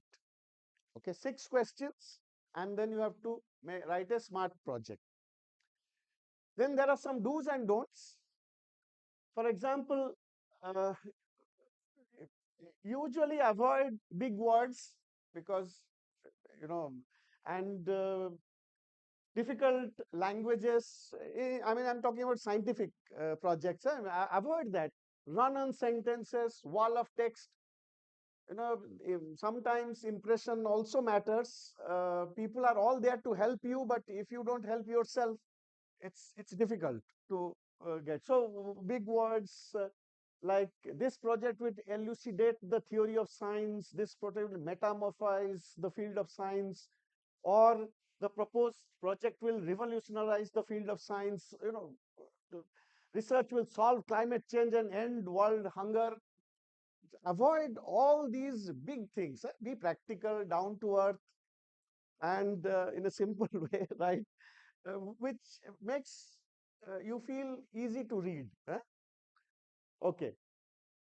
Then like this, and when the sentence doesn't end, okay, it's very difficult for a reviewer or anybody, I mean, to have patience to understand what was in the first part by the time it comes to the end of it. So or proposal is something like that, no paragraph, no breaking, nothing. Spend some time, start early, and make your proposal presentable, readable in a simple way, and make the science part stronger. So what you should do is you could italize or underline some key things. You could use tables or graphics to illustrate. Of course, there also You have to be careful what you do. If you are unable to write short sentence, then at least at the end, you should summarize what you wanted to say above. And yeah, so there are also some rules if you cannot avoid the don'ts. This I think Madam said when she was telling about the title. Title is very important. As she rightly said, that's the first thing anybody gets to know about your project. Don't write a title. For example, you see a general presentation on mechanism of proposal presentation with a secondary specific focus on the Department of Science and Technology. It's very difficult to, or you just write the basics of grant writing DST. Okay, that looks clear, crisp. This is very important thing. Many people write lot of chemical formulas and lot of compounds in a elaborate way. I mean, it's good if you cannot avoid, of course, but try to make it crisp, and because this already gives a gist of what we expect from your project. Then what else? Yeah, I mean, again, as I said, it's all individual specific. When we write, we tend to lead with a solution rather than telling the problem and somewhere solution comes in the end. It's a choice, okay? How you want to do, you just want to first say problem, problem, problem, and somewhere solution is there. Or you say, okay, I think this is the idea and it will solve this problem. That's, again, it's up to you. That's why I said it is, there is nothing, how well you articulate is what matters. But I think being positive is always good. So you start with a solution and then explain what you are doing. That's a possibility. Okay, now I'll quickly go through because we are running out of time. Remember, the proposal will be reviewed. Okay. So what I told you so far is those 6 questions. Keep in mind, proposal has to be smart, and there are some do's and don'ts. Okay. Rest you will figure out as you write and as you interact with people, the program officer, the people who have got it in previously. You will keep on adding to this list. But remember, all these proposals are to be reviewed, and so you should also have an idea. Many of you seniors have, because they are themselves been reviewers. But those who are first timers, you must, what does the reviewer look for? So again, the same thing which I mentioned, but these are there clear objectives of the project? What will be the outcome? Is it a well formulated problem? Is it a research problem or just a routine application of a known technique? This is another aspect. We strongly feel, I'll do this Raman measurement and I'm going to do the Raman without telling why you require a Raman measurement is a technique to do what? That we forget. We are so engrossed in doing experiments, we forget, we take it for granted that yeah, the person will understand. Once I say Raman means you'll understand. No, may not. So, so it should not be an application of a known technique. It can be application, but then you have to justify why it's unique. But not necessarily a routine application of a known technique. Is it an important problem whose solution will have useful effects? Again, in the 6 questions which you will address when you write the proposal, it's a lengthier version what a reviewer would expect. Okay, that's what I'm saying. Is special funding necessary to solve the problem or to solve it quickly enough? Do the proposers have a good idea on which to base their work?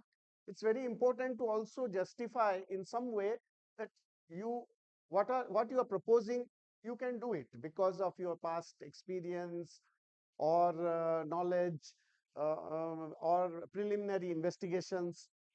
Okay.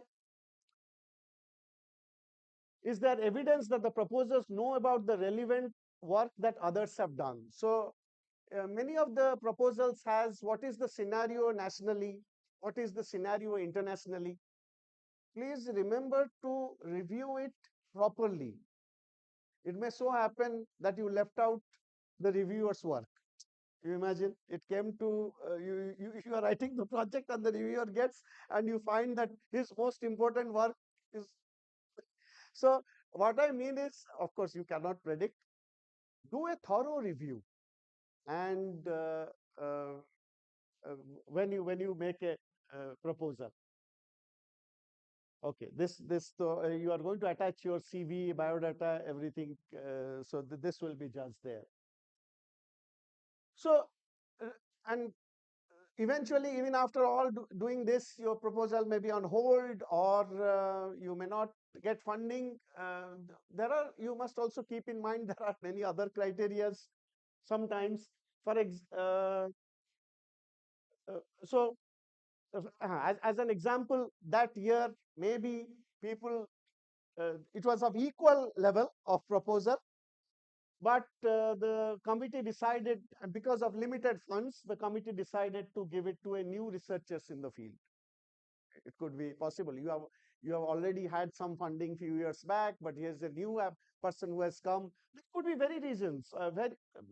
I mean, sometimes they want to, in a broad area of, say, high energy physics, there are also sub areas, and they want to balance the areas, and fund is limited. It is not that your proposal, but you are all of equal level, but then you have to balance things. So that could be a reason. And yeah, that could be several reasons. Of course, you should know the reason why your proposal was rejected. By the way, in one of my case, I was called back and told that you have to apply next year, and they gave me a reason which they cannot give on record. They gave on phone. Okay, so and I did get it. So so now there are some common shortcomings. Okay, sometimes when you write, it is not clear which research questions are being addressed by the proposal. Again, if you follow my 6 questions, write a smart proposal, and do's and don'ts, these will automatically be taken care of. The questions being addressed are sometimes ill-informed. It's clear why the questions are worth addressing. Again, those 6 questions, if you address, then all these will be uh, taken care. Okay, so I'll not go through a lot of things. This I wanted to tell one more thing. The proposal should not be a laundry list of aims and goals. Sometimes we try to say that if we write many things, then something will click. That sometimes becomes counterproductive. See, suppose you are reading a book and you understand, you feel happy. So same same thing is for the reviewer. If the reviewer, even if your proposal may not be super big science, but it has a clarity and the reviewer could get it, that happiness will give you more score. Now I read the proposal and it has this clear goal. Yeah, you should be funded. This will be successful. So no more than 2 or 3 maximum. I mean, don't go more beyond that in your goals. You have other cycles to write your proposals. So aims should not be a laundry list of topics which you want to do over several years. Sometimes what happens is people try to tune their proposal to an instrument which is lacking in their lab. Again, that's another thing which I've noticed in younger faculties. I need this instrument. I compulsively I have to write a proposal so that this instrument can be brought in. Such things should be avoided. If you are lucky, it will click. If you are not, it only gives a bad reputation about you also. So your aims and goals has to be very clear. Now, I think there will be more detailed talk on the details of the nitty-gritty of what a proposal contains. I will not go through that. I'll just tell you some things. Yeah, sometimes in a mega science projects like ours, sometimes cooperative agreements or institute willing to put 30% resources, or another group coming in with, why these are important. This gives assurance to the funding agency that it has been viewed by some other groups and found that it is workable. independent bodies or a group. So sometimes institutional support, okay, if this funding comes, this much institute is going to give. That means institute is backing. Institute has also reviewed internally and found that is a reasonable things. Some things you could look. Sometimes proposals get held up because finally they realize there could be some ethical considerations and there are no clearances. So ensure that all the clearances are in place. Your proposal doesn't get stuck. Lastly, this course correction I've already said. You must have a self-evaluation. Don't allow funding agency to only evaluate. You should also evaluate yourself. If we inculcate this, many of the problems of not getting funding will be solved. Because people think that they will take fund and do something, funding may not be coming. I mean, that's also another thing. Two other important things. Please do a plagiarism check. This is a software which is available. Please put your proposal through it. It will tell you from where you have taken. I'm sorry for my phrasing. If you have taken somewhere, it will tell. Please do a thorough check that this similarity index or plagiarism check should not be. I mean, it should not be more than maybe 10%. I think, or again, it is a relative number. I don't know what is the exact number, but I tend to our master's thesis or PhD thesis, they should not be more than 10%. So that is what we make sure. This is very important. This is not only important for you, but for the institute. The institute also is giving a letter of support, writing. I mean, so please do this and let not the funding agency or somebody else point out. Proofread, spelling mistakes, figure number not there, table number not there. This doesn't show that you have done a thorough job. Okay, I will not go into this. Everything, I think it will be covered by other talks. For example, there are different object heads and how much overhead, how much travel. I know there are other talks, so I'll not go into those. Equipment and supplies. Best way in your support is if you have a budgetary quote. If you have a budget, don't wait for funding agency after your sanction asking you, can you send the budgetary quote so that we know. So upfront that I have given this cost for the equipment and I have inquired in the market and this gives again tells that you have done your groundwork. Yes, it will take time and effort, but if you do that, it's good. So in that section, this is human resources. Okay, I'll not go into this. One thing which I learned hard way because of writing all these projects. Remember, there are these budget codes and object heads. I know, but in a weekend, you can always download that. And this is I hope this is the latest. I do not know. So there is revenue expenditure and capital expenditure. There is also a C, but mostly not relevant to us. Each of them has object classes. At least for my project, I was asked to give with the code and this I have to give my budget table. Okay. To avoid delays, if you get a chance and you get hold of that OM, this is applicable to all ministries. Okay. And then on what head what you can ask. For example, codes 52 is machinery equipment. If you are asking for computer, it is 71. Okay, I'll tell you. So each of these object class has a definition. What you can get in machinery equipment. So this is a publicly available document. Okay. So you exactly know what you want to ask for. Okay. You see what includes domestic travel, foreign travel, what includes office expenses. Even if you don't do it, usually funding agency says your financial rules to be followed. So in your office, the finance officer will be having a copy of this and says you cannot buy from office expense this.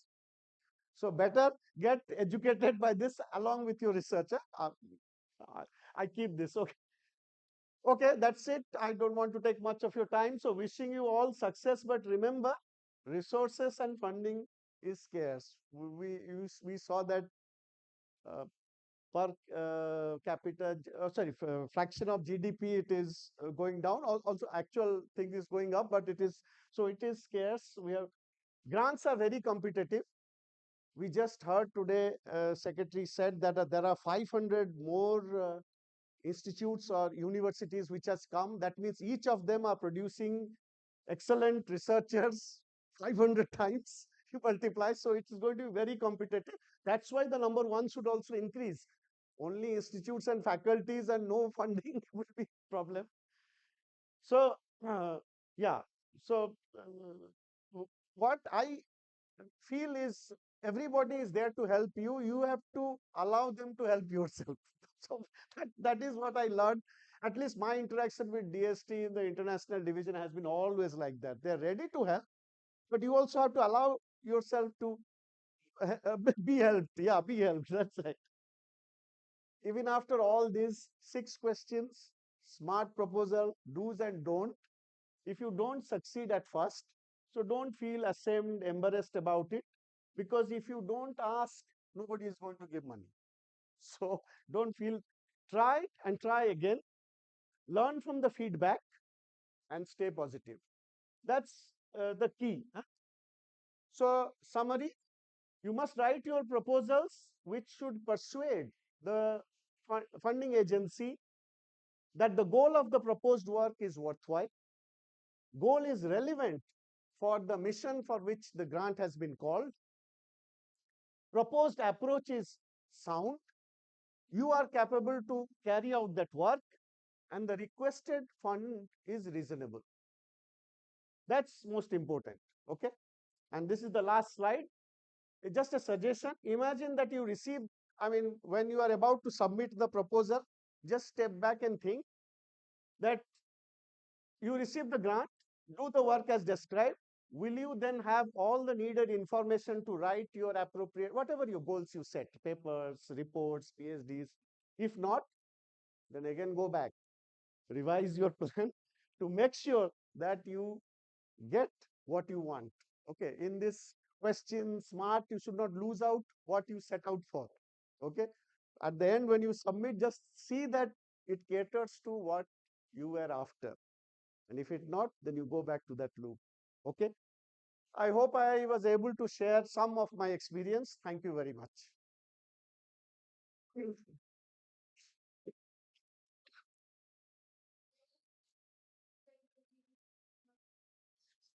Thank you.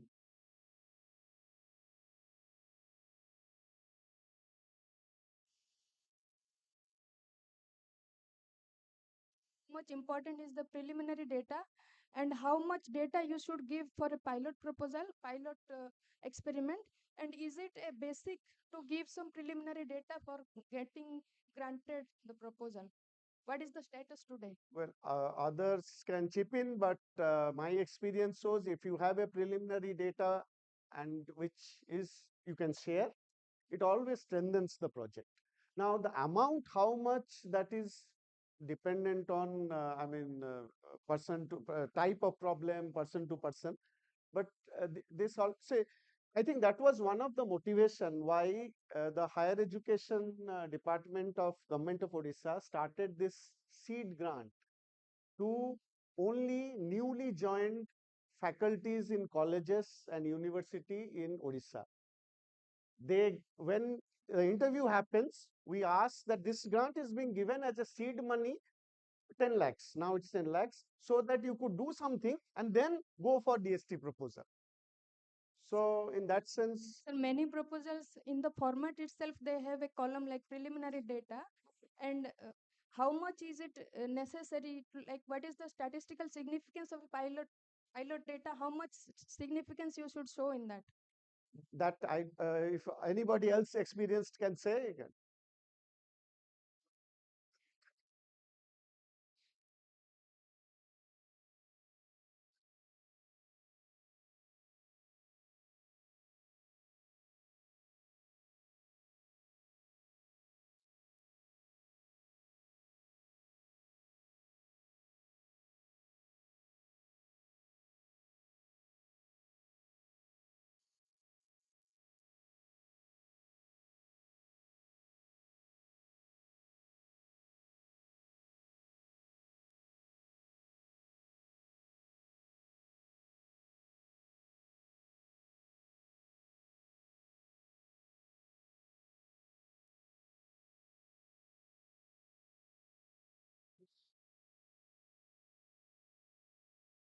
Thank you, sir.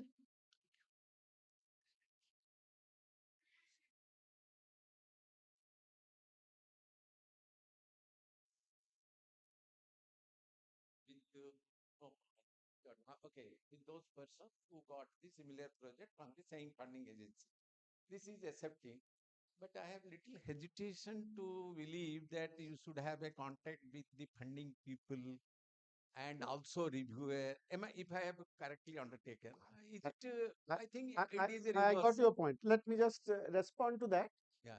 Funding means the program officer will tell you details about the program. I don't think Okay. there is a conflict of interest. That. I mean, they give their email address also. So if there is any query, you can ask. Yes, believe so. The reviewer, yes. I understand now. There could be. For example, let me tell you, since you asked, I was in FIST committee for 3 years.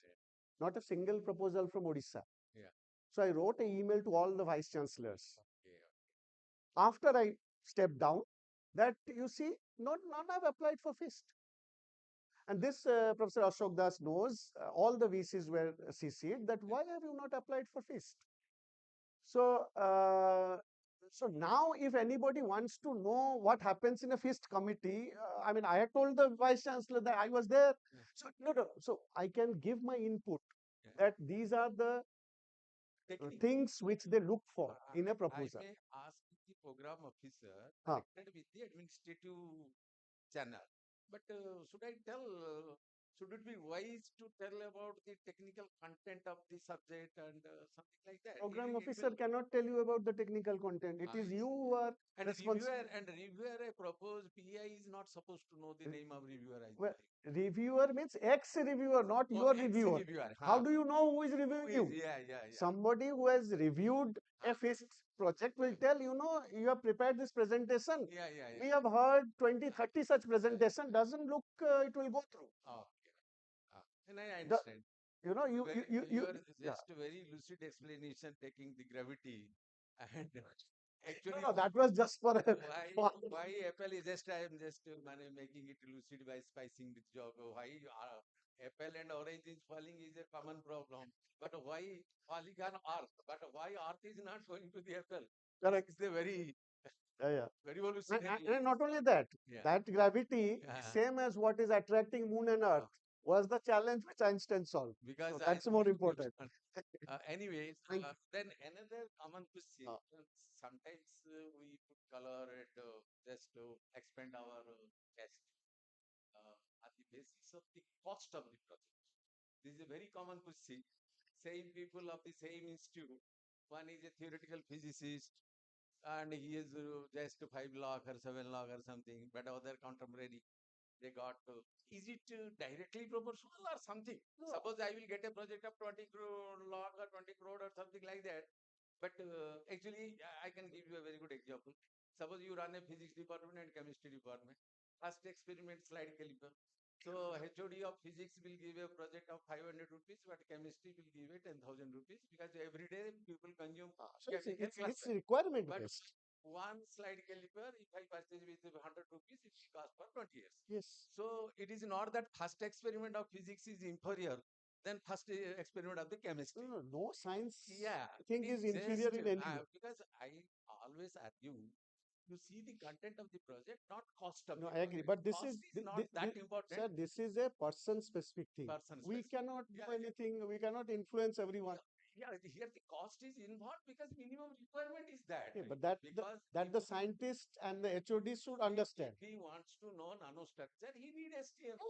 STM cost is not a nano cost. Correct. Yeah, am I correct? Yeah.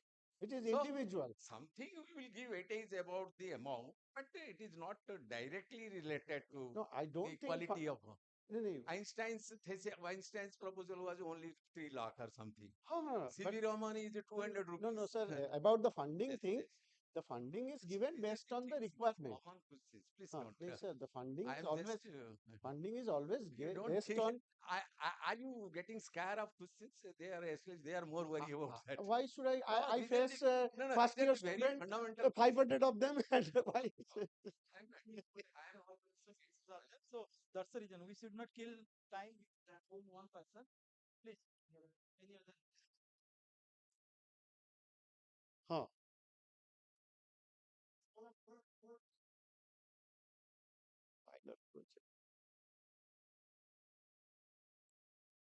So most of the thematic proposals offered by DST and ANRF So they are asking for the publications out of the project. Best 5 papers out of the title or theme you have proposed for. Suppose I am applying for a project in life sciences and my theme is like that biodiesel. So they're asking how many papers you have published in biodiesel. Suppose for a beginner who has not got any pilot project or done some research work and he has no fund to do, how such a candidate can get some project and get the fund? Without fund, no one can do progress in research, wet lab. Agree. So I think they will respond, but just to tell you, see, all these are accounted for by the reviewer and the committee. So, It's just a data which you have put in the so project, but maybe madam will. yeah, please. No, sir, just one thing, sir. Don't you think that this is a 100-meter race with a 50-meter advance? 100-meter race with 50 meters advance.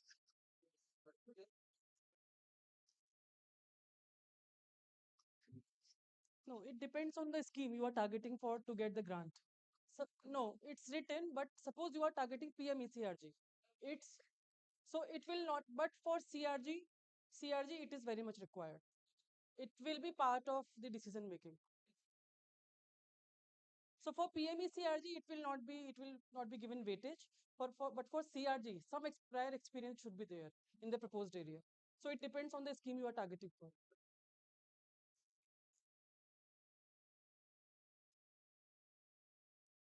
Not required. Again, it comes to the scheme you are targeting. For CRG, maybe they will expect some experience means in the proposed area. You must be familiar at least with the area you are proposing. So for CRG, yes, for core research grant for ARG, it is required. But for like schemes like PMECRG, it is not.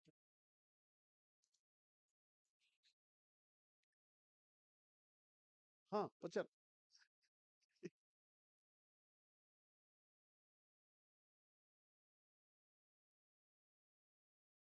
Thank you, sir, for your nice presentation. Thank you. Sir, I am faculty at CPET.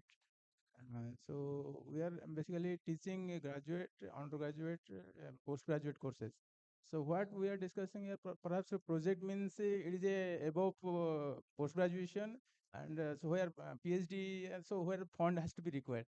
What about to lower undergraduate projects, whether there is a fund scheme or what are the level of academic is that I see. that's Okay. scope?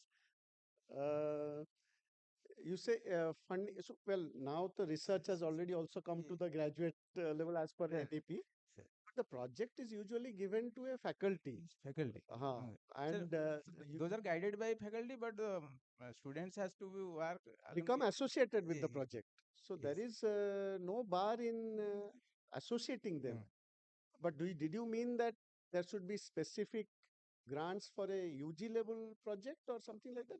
Those sometimes DBT perhaps sponsoring those. Sponsoring UG level project. That I don't know. I'm not aware. UG level project. Thank you. Institute, type of things. Yes.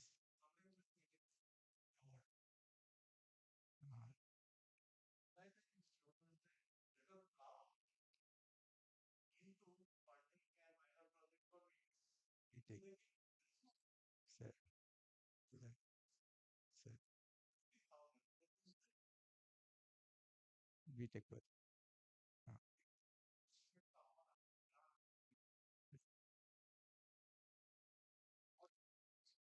sir.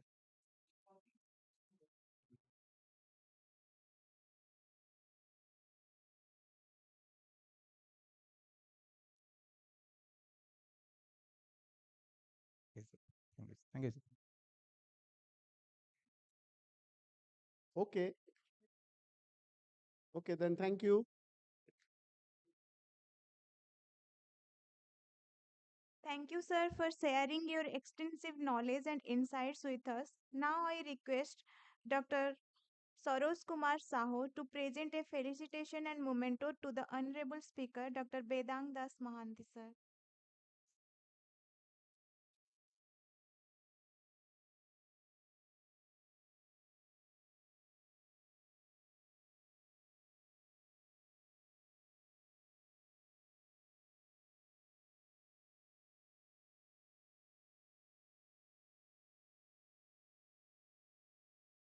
It's my immense pleasure to introduce Dr. A.K. Srivastav, Indian Institute of Tropical Meteorology, New Delhi.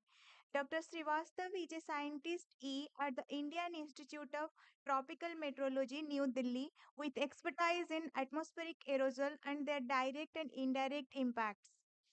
He holds a PhD in atmospheric physics from Pune University, completed in 2008.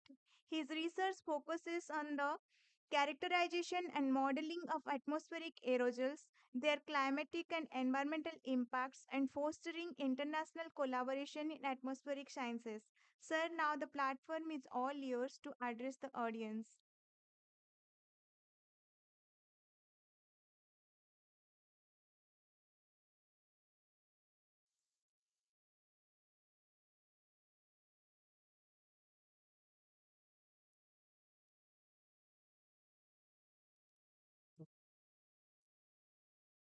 Thank you, ma'am.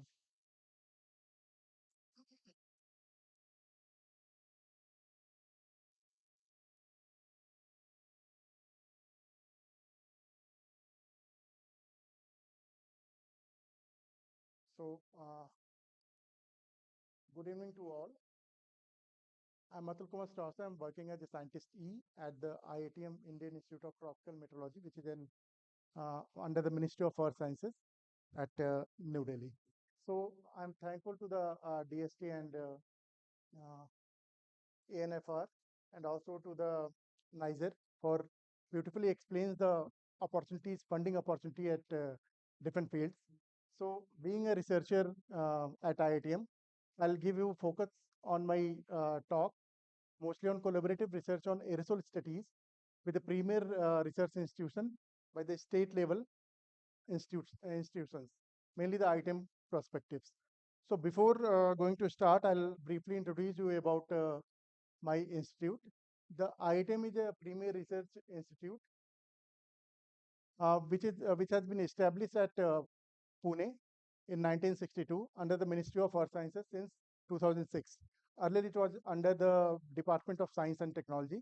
The main goal of our institute is to generate the scientific knowledge in the field of meteorology and atmospheric sciences, which has an potential implications on various fields like agriculture, economy, and transport and communication, etc. The main objective of our institute is to understand the monsoon variability and its prediction, to understand the impact of atmospheric aerosols on climate system, and also to understand the aerosol cloud climate interactions. ITEM has a branch office at New Delhi where I'm working there. So with the objective to understand the impact on atmospheric aerosols on climate system. So our main focus is to generate data by sampling and by other remote sensing instruments uh, throughout the Indo-Gangetic Basin region, mostly in the northern part of India. So this is the organizational flowchart of R&D activities at IITM.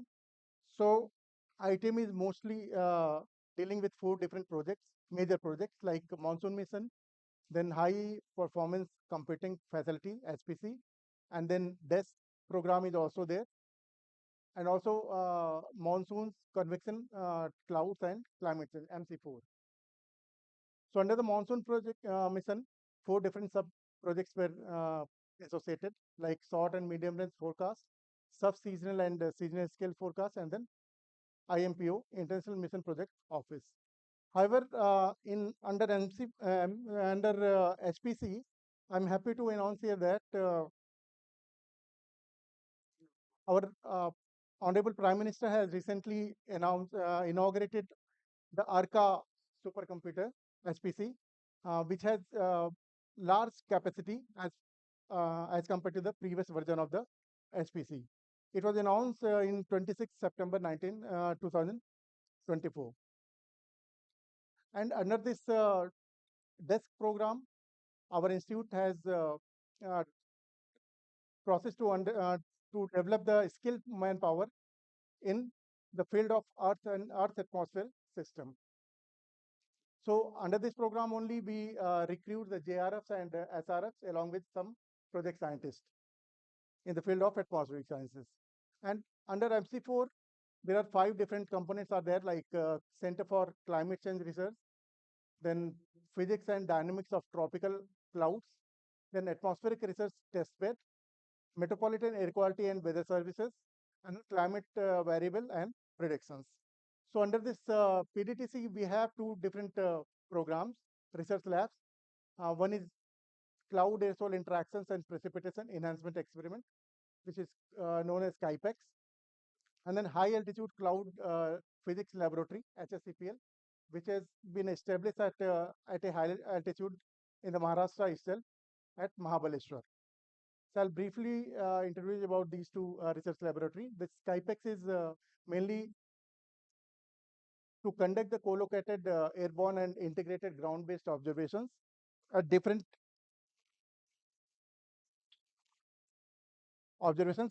places to understand the role of aerosols and cloud microphysics to plan for cloud seeding experiment in drought-prone region to enhance the rain activities. So till now, this uh, airborne airborne measurements were conducted in 4 different phases. First phase was conducted in 2009, which covers the northern part of India, including Himalayan foothills. Also, the second phase was conducted to cover the southern part of India. Then phase 3 was conducted in 2014 to 16 to capture the northern and central part of India. And in last phase 4 has been conducted in 2017 to 2019 for the western part of India. Now it is under this program, we have done some ground-based observation at Solapur. And under this high altitude cloud physics laboratory at Mahabaleshwar, the main goal of this laboratory is to understand the microphysics and dynamical process which involves in aerosol and cloud precipitation interactions using various in situ as well as remote sensing techniques. And recently, our ministry has launched this atmospheric research testbed facility, which is at Bhopal in the central part of India. It is one of the unique facility equipped with different type of co-located measurement related to the aerosols, cloud, radiation convection, and various dynamical process to understand the process governing monsoon activities over the core monsoon region. Now, as my topic said, atmospheric aerosols, so I'll briefly introduce you about aerosols. I think it is well aware of all the audience. So I'll mainly focus here the effect span of these aerosols, which comes under the size range of 0.001 to 100 micrometer, are in the vast area like health, air quality, then radiation, cloud microphysics, ozone depletion, and climate change. So all the above effects are highly depends on their size, mass, and composition. So if we talk about their sizes, it can be classified into 2 different size mode, like fine mode and coarse mode. Fine mode comes under PM 2.5, where the particle sizes are less than or equal to 2.5 micrometer. However, the coarse mode are associated with the size of particles more than 2.5 micron, which altogether called air pollution. However, this fine mode fine mode particles are further classified into nucleation mode and accumulation mode based on their different size categories, which largely influence the atmospheric electricity and also atmospheric optics, radiation, and cloud formation process. Since these are fine in size, it highly influence the human health. However, the accumulation mode and the coarse mode size of particles are actively involved in various cloud and precipitation process. Now, this is the human hair cross section. So you can understand the sizes of this PM 2.5 and PM10. The size diameter of this human hair is about 50 to 70 micrometer. However, you can see the PM10 is about 5 times, almost 5 times lesser as compared to the thickness of human hair. However, PM 2.5 is about 20 times lesser as compared to the thickness of human hair.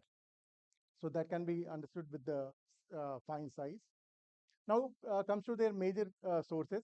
Like there are some mobile sources like airplane, cars, trucks, etc. And there are some stationary sources also like factories.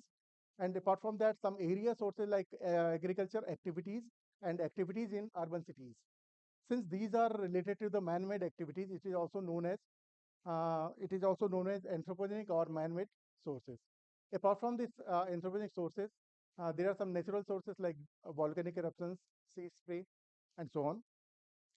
So on a global scale, the contribution of natural aerosols are much, much higher as compared to the anthropogenic aerosol. Why? Because most part of the earth is surrounded by the ocean, which is the major source for sea spray, natural aerosols. However, this may not be the case on regional scale, especially near to the densely populated and industrialized region.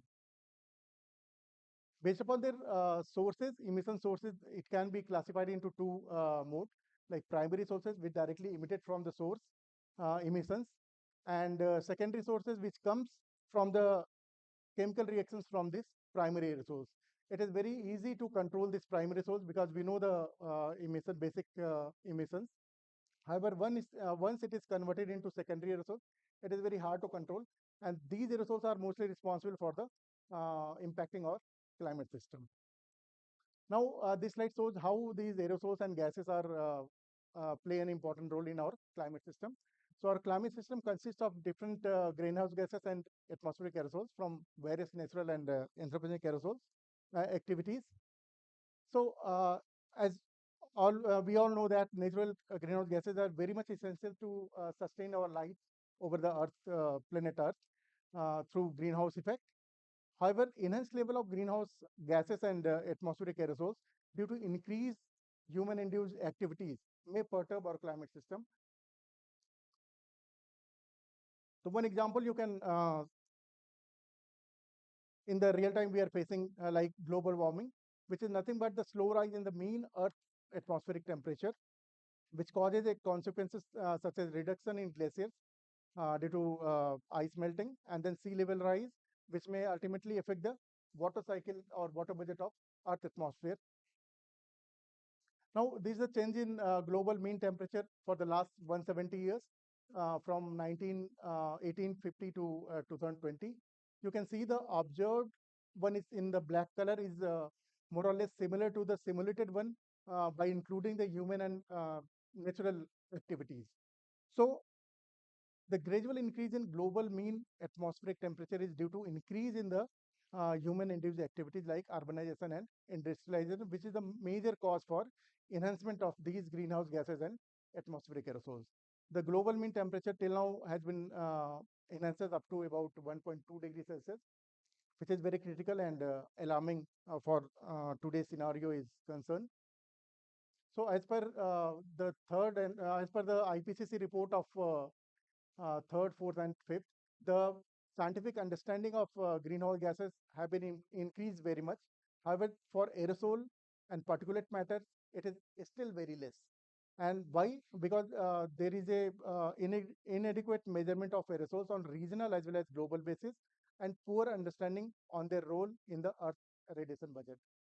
Thus, the proper understanding and assessment of these aerosols are very much important to reduce their uncertainty in direct and indirect climate forcing. So for that, there are some measurement for these aerosols. Like it can be measured on global basis as well as regional or local basis by using various remote sensing measurements and also by using some numerical modeling. So under remote sensing technique, we can use some ground-based measurement, then airborne or which is also known as in situ measurement, and also spaceborne like satellite. So I'll briefly introduce you about the facilities what we have, so that if anybody wants to collaborate with us by conducting some specific experiment over IGP region or somewhere else, that can be done. So we have aerosol sample like PM10 and PM2.5, which is very simple instrument, which use the filter paper to collect the sample atmospheric aerosols, collecting from the ambient air. And the example is this. You can see the filter before sampling and filter after the sampling. You can see the clear difference of the aerosol loading. Also, the previous instrument can detect the atmospheric aerosol information only for a particular size of PM2.5 or PM10, but this eight-stage cascading factor will provide the simultaneous information about the aerosol size from starting from 0.4 up to 9 micrometer size.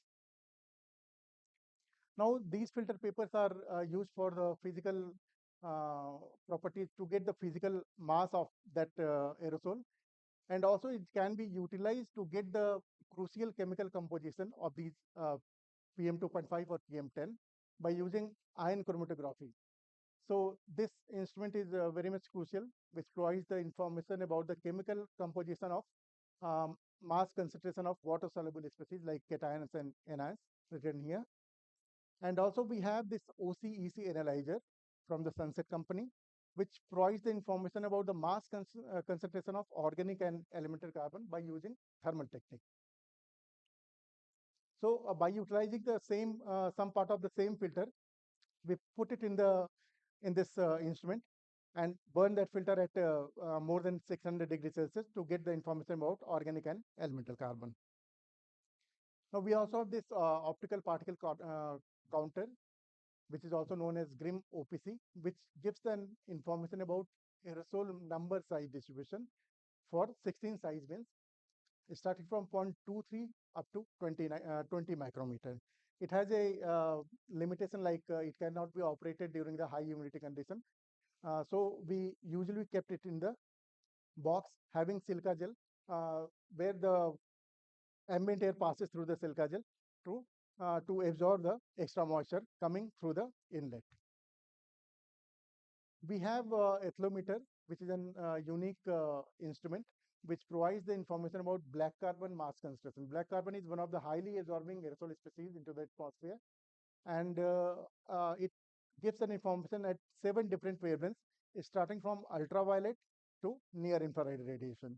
So by utilizing this spectral behavior of black carbon, one can get the information about their potential sources, like whether it is coming from biomass burning or it is coming from fossil fuel.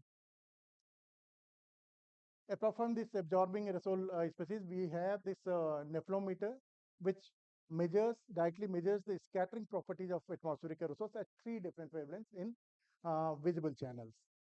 So that is also very much important, because by utilizing the aerosol absorbing property and scattering properties, one can get the information whether these aerosols are affect the atmosphere through cooling or through heating the atmosphere.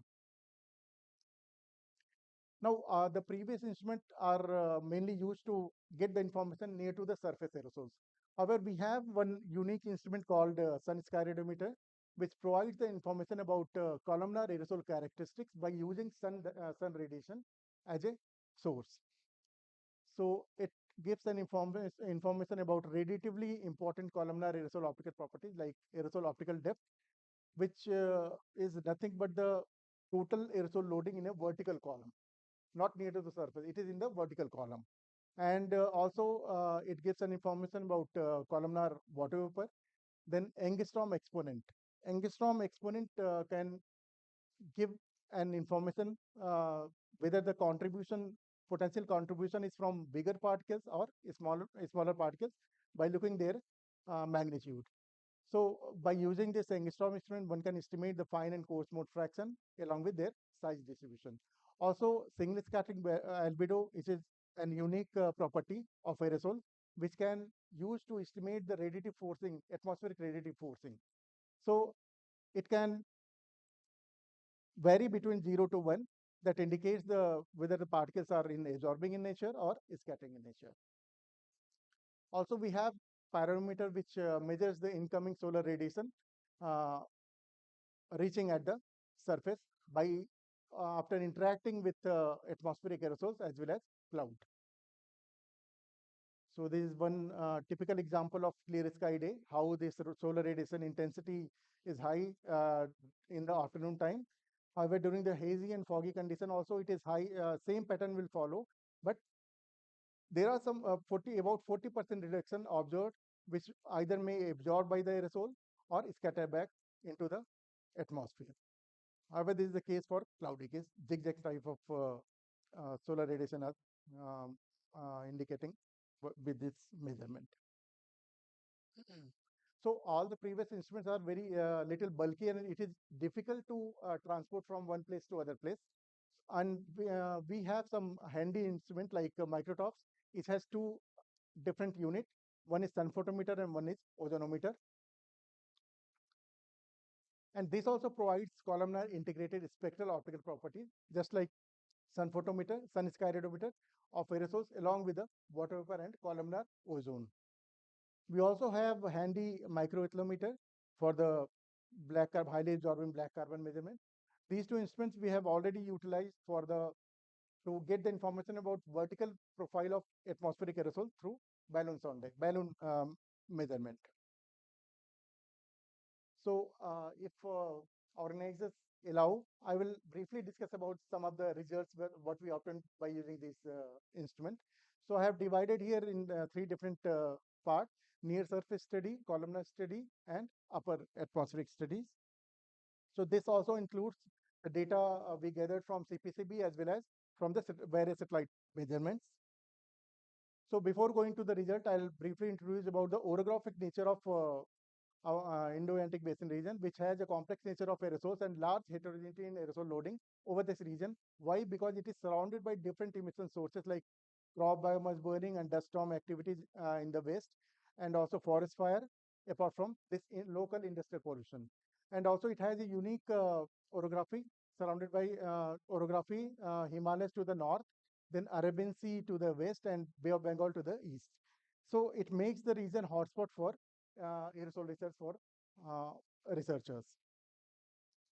Further, as we know, the deep convection activities are mostly associated with this IGP region, mostly during the summer monsoon period, which may play an important role for uplifting this background aerosols up to the higher altitude. So this is the first study, first case, which shows the time series analysis of near surface pollution at Delhi region during 2005 to 2012. Dotted shows the daily value, and solid line shows the monthly mean. However, this dotted line shows their national ambient air quality standards. So except SO2, this NO2, PM10 and SPM, suspended particulate matter, all were observed to be found to be observed uh, exceeded to their national ambient air quality standards. However, SO2 was well within this standard level, which could be due to, as already several preventive measures have been implemented in Delhi time to time to control the pollution level. So this is the monthly mean variability of these pollutants. So we have observed two different peaks, but one is in pre-monsoon period in March, April, May, and another is in October, November, post-monsoon period. So the pre-monsoon period peaks were mostly dominant for PM10 and SPM, which was found to be associated with the transported mineral dust over this region during the study period.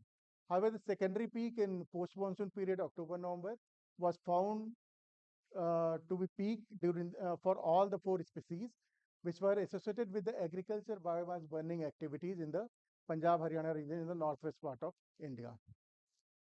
So this is the inter-annual variability of these species. Except SO2, all the three species were found to have some increasing trend, slight increasing trend, which was found to be associated with the vehicle number density over the region during the measurement period. However, sulfur dioxide was well within the standard limit. The decreasing trend in SO2 was, as I already said, due to the use of low sulfur content petrol and diesel in the vehicle, in the automobile thing, and also use of more cleaner fuel for transport purposes and domestic purposes. So we have also studied, try to identify the major source sectors by using clustered air mass back trajectory analysis over the region during the study period, and found that Delhi received maximum about 42% of the time from the northwest direction as compared to the other directions, which was found to vary in different seasons.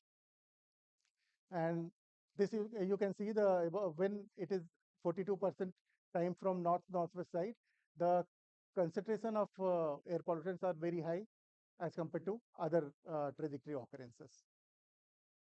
Now, coming to the columnar thing, this is the decadal mean variability in satellite-derived aerosol optical depth over India. You can see the heterogeneity were observed throughout the India in AOD. However, it is more dominance over the northern part of India, mostly over the Indo-Gangetic Basin region during the post-monsoon as well as pre-monsoon period. So the same data we have investigated at Lucknow and Delhi as a two representative site over the IGP region.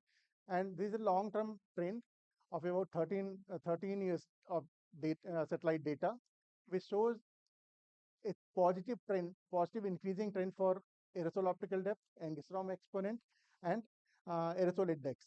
However, single scattering albedo does not show any trend. To investigate it more in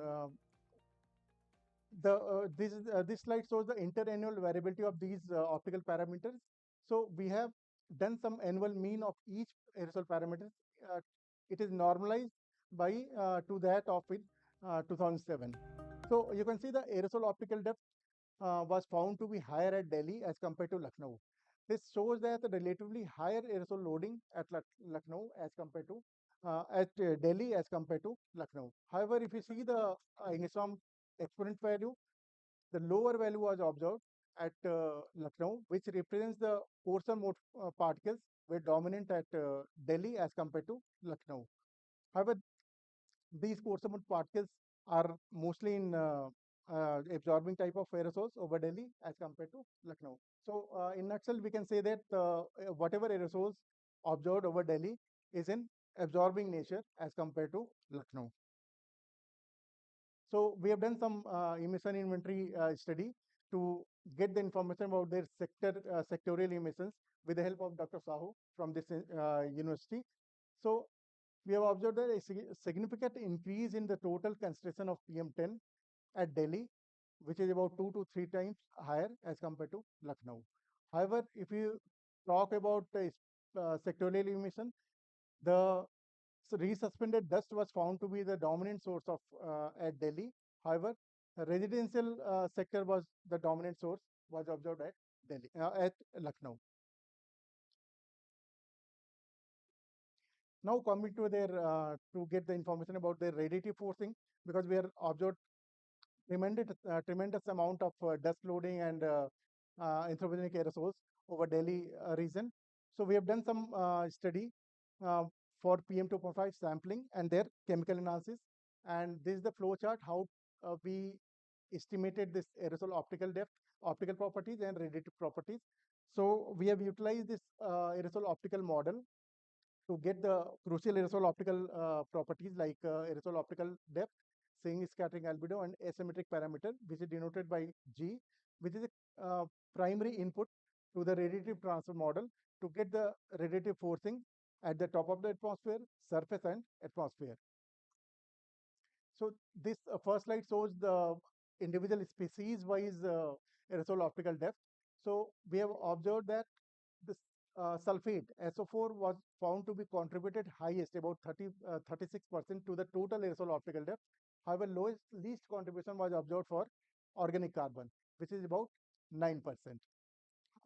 However, if you see the direct radiative forcing plot, this plot B, elemental carbon, which was found to be contributed only about 3% to the total PM2.5, it was estimated to be contributed 70%, highest contribution to the total radiative forcing over the station.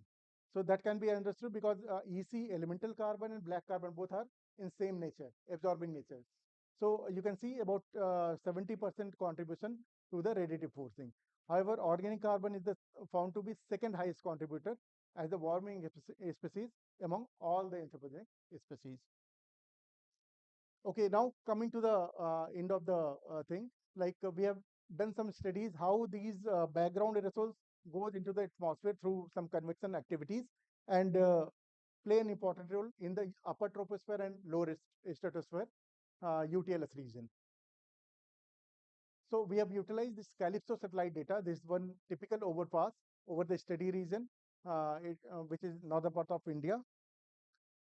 So this study has been done during 2012, which is extreme drought year was there.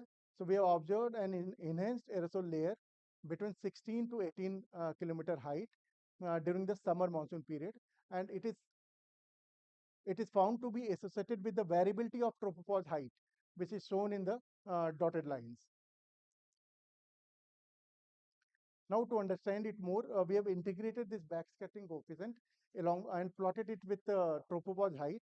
So we observed that the integrated enhancement in aerosol loading in the UTLS region during the summer monsoon period is largely associated with a decline in tropopause height. There is some instability kind of thing which allow more particles into the upper troposphere. Further to understand it, we have done some analysis on outgoing long wave radiation, which is also a product obtained from the satellite, and it represents that it shows that the lowest OLR value, which shows the occurrence of deep connection activity over the during that period, which corresponds to an enhanced in IBC during the summer monsoon period, and suggests vertical uplifting of boundary layer aerosols into the upper atmosphere.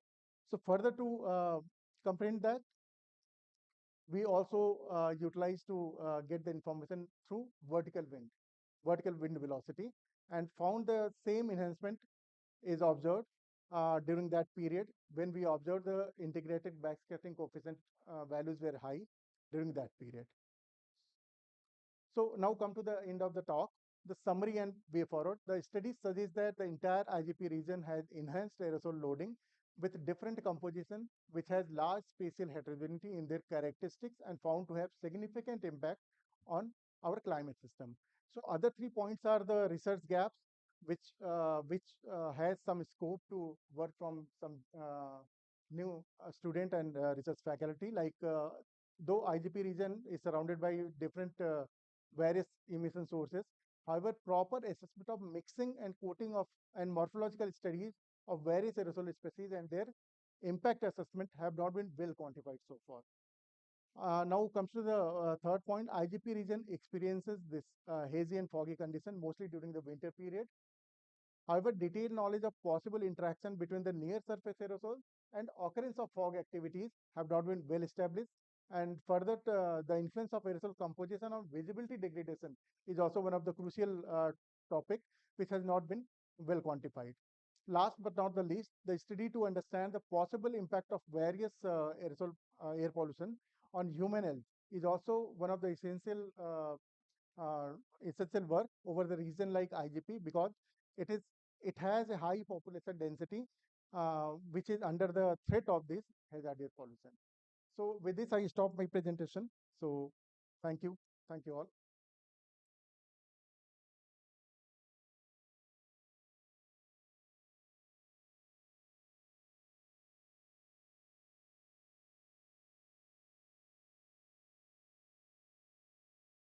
Yes.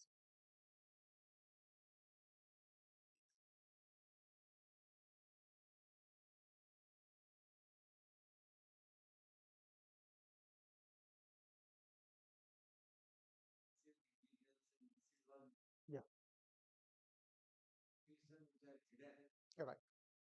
That can be explored. Right. Right. Yeah, that's why.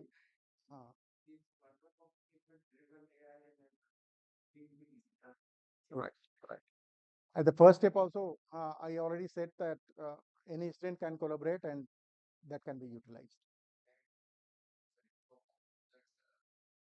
Annual creation during 2005 to 12 in the Delhi NCR area. That how could you measure that that this aerosol is due to that biomass burning, and you are talking about ethalometer and nephelometer. Yeah. So at which height? Is it in situ or ex situ measurements you have conducted? Okay, it is actually this biomass burning activities mainly due to parali burning occurred during October and November period. And how could you discriminate that this PM Okay. 2.5 is due to biomass burning or fossil burning? Based Fossil burning. upon this chemical composition, like some tracers are there, like potassium. It is one of the best tracer to identify whether it is coming from biomass burning or fossil fuel. And based upon ethylene also, we can distinguish.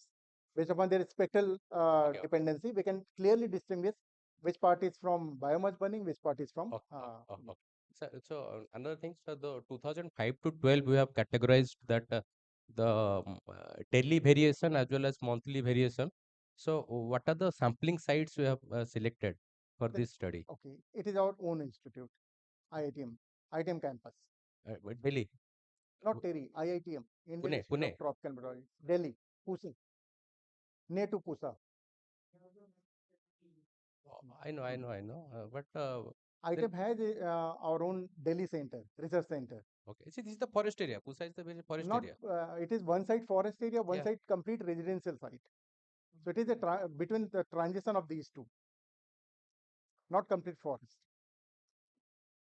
So We are at the edge of this forestry area and residential area.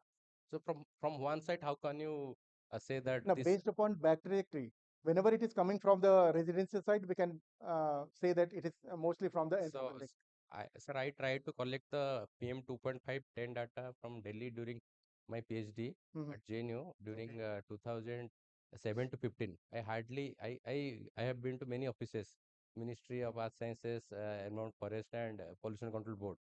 They don't give data. You talk about collaborations and all, they people don't give. So the CPCB data is already available on the No, sir, website. notly. It is there. You many missing blank spots will come. So you have to collaborate with some I have internal asked, people. they don't, we don't have. In the website is not available. So I have also been to the ministry, SAFAR also.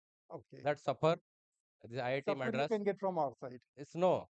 No, you can get from me. That's what I'm saying. It is It is I not will honor online. if It you is not share collaborate. online that we can provide. No, for research only, not for others. So in Odisha, so it is also a hotspot. Like many points in Odisha, like Keonjhar, Talcher, they are even having higher AQI than Delhi. Okay. So Delhi. Which period? This period, this Winter. this Period. winter. So in the headlines, it has come out that Talcher and this Balesur, the AQI Angul. See this Angul. So many industrial beds are there. Okay. But nobody is highlighting this, and due to this, there is various severe respiratory diseases are occurring, and also cancer patients are going day by day. So if you can project that during the aerosol studies before 2000 and after 2000, we're giving some this meteorological data, we can have a picture that what is the status of Odisha, how Odisha fares in AQI index. Okay, so actually this CPCB, SPCB, Odisha also not doing many samplings and all. You're working here itself or? Sambalpur University, sir. Acha, Sambalpur. Sambalpur, yeah. Sir. Please, sir. So you can do some sampling, plan some sampling in the collaboration with Dr. Sahu. Okay. He has done immense work on emission inventory. Okay. So you can plan accordingly and you can do. Right. Okay.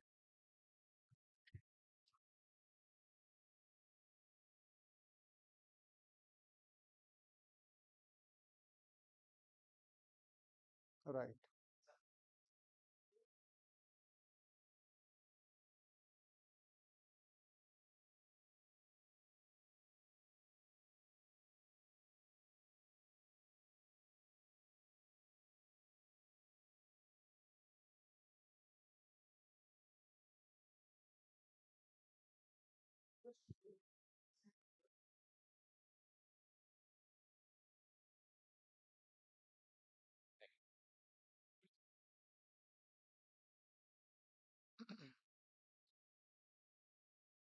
Myself, Dr. Uday Kumar Das, working as senior faculty, Jaipur, Bikram Dev University. Previously, I am working as a project scientist at Wildlife Institute of India, Dehradun. I have observed since last 2014 to 2019, even during corona periods, I have ventured to high altitude Himalayas. In Badrinath area, also in Valley of Flower National Park area. there is no nearby cities, but we have observed some precipitates like carbon and dust particles over ice also. Uh, I want to plan some work to be done in future with collaboration institutes like yours to promote research and monitoring of Himalayan ecosystem. Thank you, sir. So our ministry is now nowadays it is focused on the foothills of Himalayas. So there are some few recent projects under which some AQMS air quality monitoring stations are going to be deployed. First one I think already deployed in Srinagar in Garhwal district. So they are going to deploy in some different places in the foothills of Himalayas. So that would be helpful for this such kind of study. Thank you. Any other questions? So when you have, information about the your collaborator, what are the instruments and facilities available, then you can collaborate. So, so that is very important. You need to approach people having facilities. What are the facilities are there, and how that those facility can be utilized for your research objective. So that is very important. So what area they are working, what kind of research, what area or what domain, everything is very important. So this is a best example. What are the facility, national facilities are available, and you can collaborate and you can work in different as per your need. Okay, thank you so much, sir. Thank you so much. Thank you.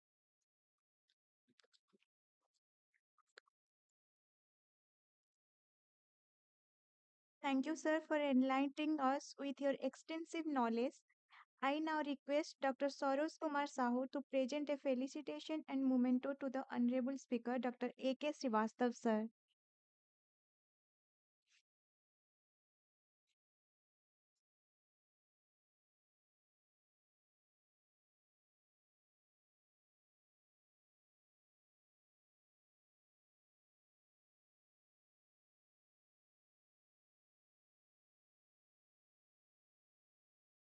It's my privilege to introduce Dr. Binod Kumar, King George Medical University, Lucknow.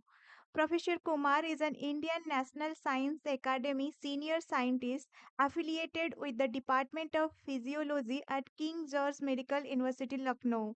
Renowned for his expertise in physiological sciences, Professor Kumar has contributed significantly to advancing research and education in his field. Sir, we invite you to take the stage and share your valuable knowledge.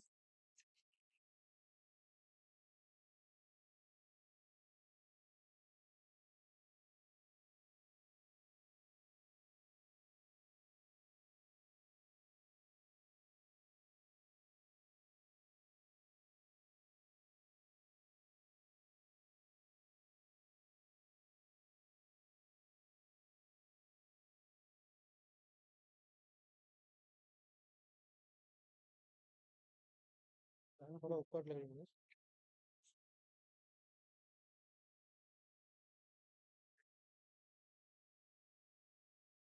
Those who are seated in the back side, please come up to the front line. Please come to the front. Slide कम कहाँ चाहिए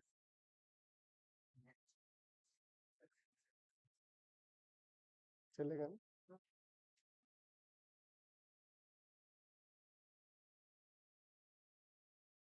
अभी break है क्या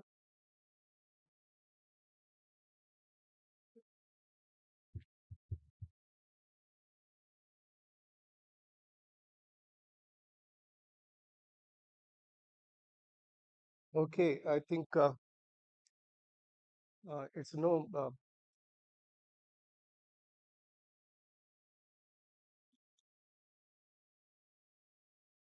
it doesn't take much to guess that the people are tired now.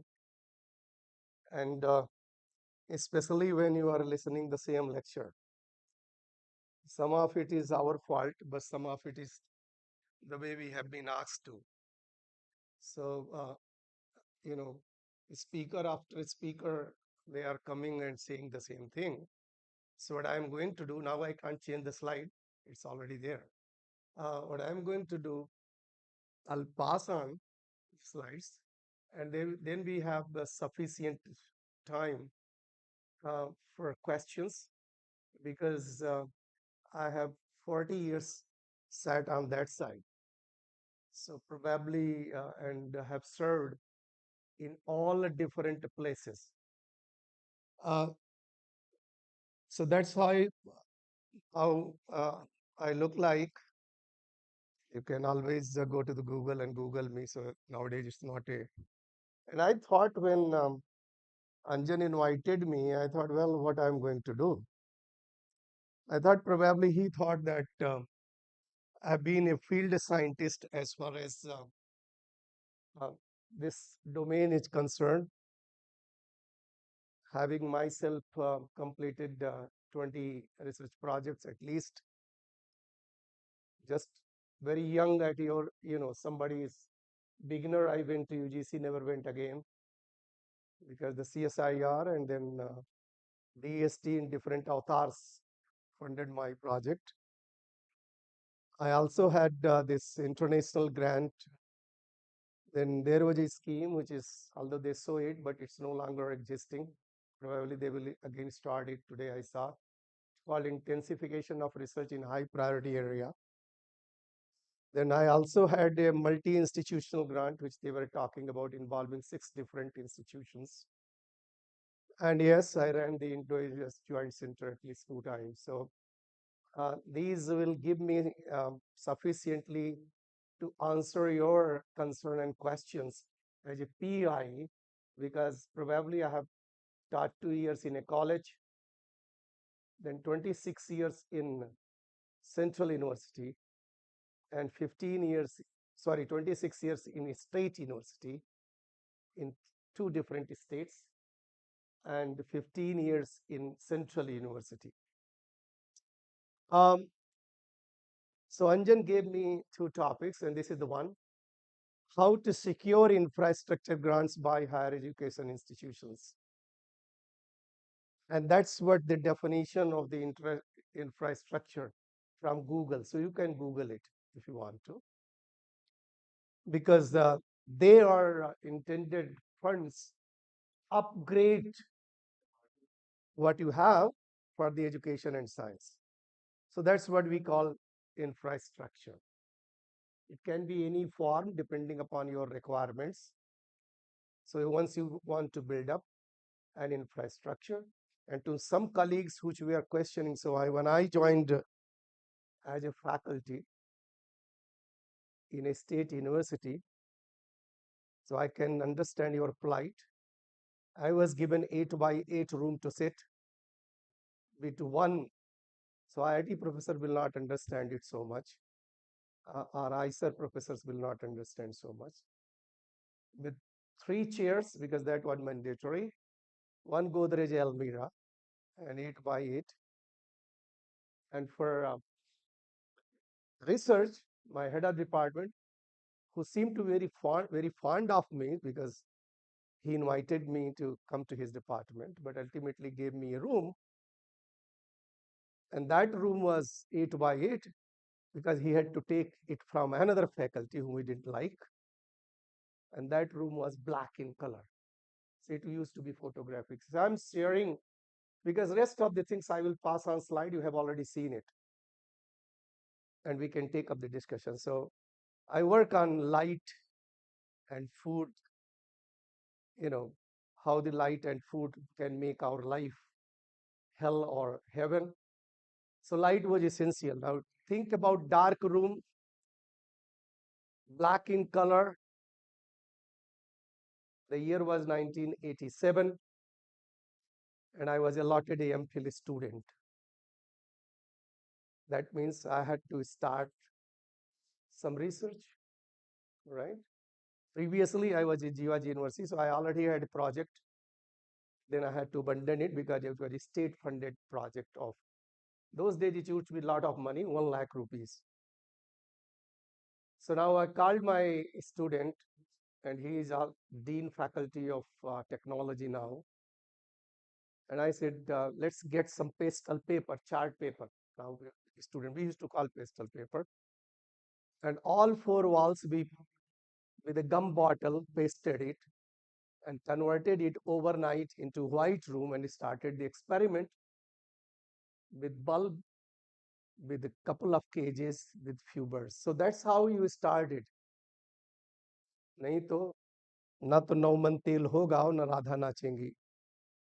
Regardless, whatever you are in the lecture, big things on the here, it looks good, but to get translated to you, probably half of your life will go if you think that I will have a grant and only then I will start working. So, slowly the things come and you come to a stage in career. When I came around 2005, I wanted to have infrastructure set up. Then I had to look up for a grant, right? The only grant of those days available, there was no DBT initiative, there was no FISC then. It had just started. And I joined Lucknow University. I was there. No culture of research was left then there. So I started, I said, well, I talked to friends, so to talk to program officer. So I did talk to friend, who was friend, and he said, and I had sufficiently lived abroad, including Max Planck. I had taught in American University. I was in UK for 2 years. I was in Canada for a year. I know. So I had 7.5 years already abroad. So most of the things I know, most of the instrument I knew, most of the technique I knew, but the thing is how to do it in India. And then I talked to my friend who was a program officer in DST, and he said the grant limitation is 20 lakhs. The only, and I said I need at least 80 lakhs. I calculated it. And he said the only thing for you to compete for IRHPA grant, that means intensification of research in high priority. And that grant in biology was so far given to 3 people. 2 were Bhatnagar awardee, Professor M.K. Chandrasekharan and Professor Raghavendra Gadakar. And the third one, very senior scientist, all fellowships holder from Mysore University, Professor Rangnath. So he said, it's difficult. So I said, unless you buy a lottery ticket, you don't have any chance to be. So I took up a year to write that project for ANRF, successfully gone. So that's how now infrastructure. So a place where I had no equipment in Lucknow, I developed, and that was only 3.5 crores, but only 40 lakhs was contingency in 5 years. So most of it was for infrastructure, not only equipment, because we need a specialized facility for clock research, which should be soundproof, which should be vibration proof, so on and so forth. So most money went into the developing the facility. And this is, I'm speaking off the record. We all work in the university. We know how the university system works. You bring to the money to the state university, and you have no authority over it to use it. The money comes, then other people become in charge of it, right? Same was with me. I had a vice chancellor from IIT Kharagpur. I went with folded hands and I said, sir, please. And he was, and I was also then PSC member of Program Advisory Committee of the Department of Science Technology, which has nothing to do with this grant award because this grant is separate. He was also PSC member in chemistry. So he had a little respect for me because we both were committee members in different committees. And I requested, sir, can you separate my grant into a separate bank account? Otherwise, this will be used for those days. Now money may be surplus, but those days for distributing our salary at the end of the month. So he did that. So, but then you have to get all infrastructure, electrical work. I needed it because I needed, air conditioners for isolation, but the electricity supply will not hold. So we needed transformers, so on and so forth. So you need to have in short tricks at the university level where you are fully honest, fully dedicated, but you let the money to you. So that's how you develop the infrastructure. That's a practical thing. getting grant is the most easy thing. Utilizing grant is the most difficult thing. And I'll come to with a clear example, international embarrassment to us. This is also I took from, but you must be very clear what is a infrastructure, what is a park, which in biology, except dinosaurs or a snake park, nothing is with the research park development. But then center of excellence, and this is a buzzword. Now all state governments are giving center for excellence. They give 2.5 lakhs to faculty. In UP also I have noticed, and they start calling individual project as center for excellence. So all my former faculty, when I say, oh, PI center for, what center for excellence? How much money you have? 2.5 lakhs. So but there is a clear cut definition. Are you able to provide the leadership? If you are not, then your research can be a project, but it's not center for excellence. Because I have ran 2 center for excellence. I was a lead PI with American colleagues. So I know what the responsibility of the center for excellence is, right? Okay, so you can read it from internet. And so problem is that you have to create center for excellence, both in terms of physical as well as mental space. So it's not only physical space, because my young colleagues always are so much bothered about the facility. I don't know what are they going to do with the facility. Facility is secondary. It's not primary. Now, this is again, center for excellence. If you want to have, then you need to have all these 4 elements, right? Because I want to save the time for, you can Google it, everything is written. In Google, Bhagwan, you can get so you can make better lecture than my lecture. But what I want to emphasize the 2 headings, check eligibility.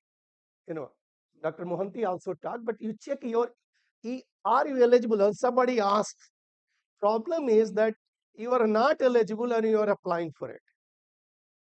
And this becomes the first order of rejection. You clearly see you are eligible. Once you are eligible, you can apply for anything, infrastructure, center for excellence, as an individual. Of course, unless your institution doesn't support it, individual means nothing.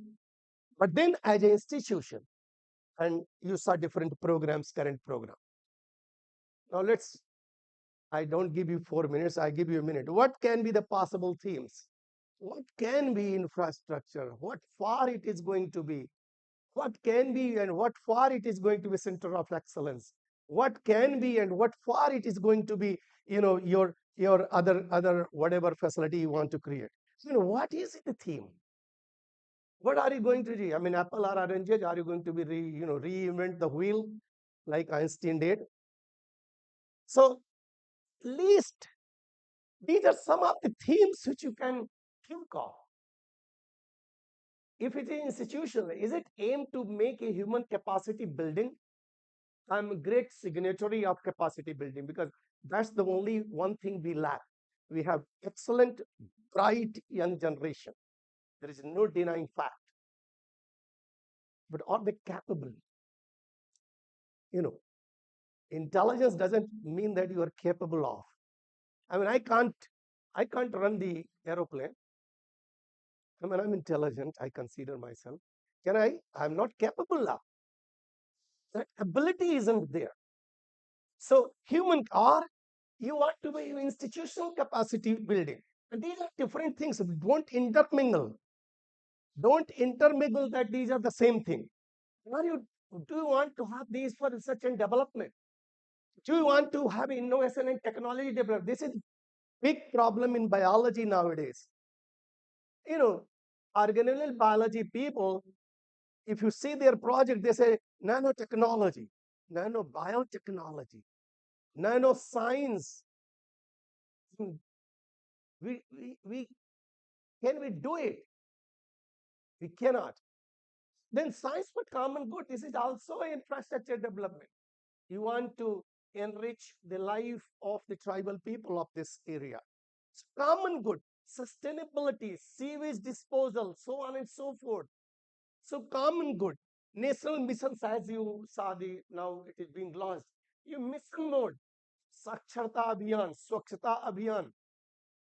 So then international cooperation. The university wants to earn money. As Dr. Mohanty said, 40 institutions involved. I'm sure this 40 institution came at the behest of the government, and they, Prasakar and other, they just pick up. Oh, if they know you, they pick up. So many things come up. Then freelance science and mentorship. And this is one thing I have been advocating, that there are enough people nowadays, they do freelance for nothing. Do you want to have those people? Do the Vice Chancellor of Berhampur University wants to engage 10 people, 20 people, and they say, okay, go to our colleges and do this? Do they want to? This is called freelance run. You know, you don't have baggage. You get something, DST or somebody give some money, little bidding, just a couple of ₹1,000, just honorarium, just guest house accommodation, and do the mentorship with the mandate. This is what you have to propagate it. The scientists are overburdened. Dr. Panigrahi can't go everywhere. I'm sure he came with all difficulty here. He had to take permission. He has to do this. We don't have to do anything, right? But we would be very loyal to him. He asked us, no, sir, so you go and I'm on YouTube. I'm watching you there. I'm listening to your talk. But go do this. So now these are mission mode. This can be center for excellence. For nothing. It's a called virtual center of excellence. Like I used to have with Indo-US. There is no building. It's called virtual center. So, you need to choose. Now, you have seen different, who give what, other so many agencies, because I didn't know how many people are going to speak. But the bottom line is, and Professor Mohanty has already explained you, regardless wherever you want to get the money, except parent grant commission in India. And I qualify India. In America, even parents ask why you need money, what for you need money, and why you are not earning. So except parent grant commissions or FGC, Fathers Grants Commission, if you go to money, they are going to ask question. If you go to DST, pagal bana denge, itna question puchenge. DST still is the best among all the agencies, because I have grant from all major if you ask me, I have certain reservation from some. Don't apply, don't go there, because you will never get money only success. But SERB, SERC, and DST, my experience has been probably they are the best in the country as of now. I don't know ANRF. Now, problem is that whatever you do, the mandate overlaps. You need to have exposure, black and white, as clearly as possible. And Professor Mohanty has already. Now I can't jump over the slide, so I'll have pass on one slide to another slide. Okay. All these require research proposal. So how to make a good one, and you have seen how to make good one. So, in my opinion, there are 3 researches, and all the 3 are going to be spoken. There are researches which are descriptive research, like taxonomy. Many times there is no hypothesis. Many times there is a description, which is very important. But there are hypothesis-driven research, and there are translational research. All the 3 are different. The problem becomes when we university professors want to do all the 3. Or in the same project, we want to do all the 3. And that's what pilot, some madam and sir asked there, why is the pilot, why they are asking pilot experiment? I mean, are you serious? Pilot experiment does not mean that you have done the experiment. You have watched, if it is in natural science, you have watched birds are flying, how they are flying. They are flipping, how they are flipping. Do you have photograph? Do you have observed? Do you have quantified? This is what called preliminary idea, preliminary experiment. Because that itself indicates, as sir explained you, motivation. I mean, he is saying 4.5 years, give at least 4.5 months. यहाँ तो किसी से कहिए दूसरे दिन project तैयार रहता है. I have witnessed, because 8 years I have served in the PSC, so people used to ask me, sir, are you so intelligent? You read every project? I said, come on, where did I do other words? I mean, you need a common sense. This is a run-of-the-mill project, right? So you know. So now once you have done it, okay. So whatever, and I have a very favorite of speaking on hypothesis, but today is not the day because it is heterogeneous. So it is not a what kind of research. As some earlier colleagues have already, कोई research खराब नहीं है, कोई research. Problem है हम अपने को मान लेते हैं कि आइसर के प्रोफेसर हैं तो बड़े हैं. हम तो स्टेट यूनिवर्सिटी में काम कर रहे थे, किसी को सेका नहीं, कभी नहीं सेका. ग्रांट देंगे तो काम करूंगा, नहीं देंगे तो आराम करूंगा, राइट? आप क्यों क्यों हमें किसी के सबसर्विएंट होना? हम पहले ही साइक हो जाते हैं. Because the only thing is a good proposal stems from a good concept. What is a good concept? And if some of you are science students, you read a nature paper. Nature paper पढ़ने के बाद सबसे पहला दिमाग में मन आता है, so simple. But why? I wish I had done this before, right? If you have a project and it's our problem, I wish I had one. I had thought of it. So that, if that comes, that's a good concept, right? So I told you what is a good concept. So that's a little away from what Dr. Mohanty explained you. Rest of the things he just explained you. Okay. Sufficient detail, what already he has in different words, explained it. First line, just forget about all the other 5 points. Consider that grants provide funds based on merit, not on need. And what I have heard discussion, most of it was that I don't have it, therefore you give it. Why? It's your mission. You encourage us sufficiently that we are engaged. It is your duty, not my duty. It is their duty to engage us. And they know it. We don't know that they know it. They know it that this is their duty to engage us. But our duty is to understand that just because problem becomes when you get rejections after 2 or 3 rejections, you don't. And a colleague of mine at Delhi University, she was professor, and she considers me also as a teacher. I have not taught her, but her teacher and I were classmates. And she got rejection. And she came to me and said, "Sir, you said, apply," and I got rejection, and department colleagues were there. And I said, "You are reading too much. What project you had?" "Oh, I had this one." I said, "Why did you have this one? Why did not you have on the neurodegenerative diseases, which is your core area? Why you wanted to put in nanomaterial?" And the committee wasn't convinced because you have no paper to show that the nanomaterials, putting the nanomaterials in the flies are going to treat the disease. So you are blaming too much to the committee rather than to yourself. So because it's a competitive, as they have, many times emphasized this. Getting started, Dr. Both Dr. Johari and Dr. Mohanty have explained you background information. You are not the first one to do it, I'm sure. Many times you're not the first one to do it. And Professor Mohanty has explained you beautifully, avoid these, jargons and, big and so on and so on. We all do it, right?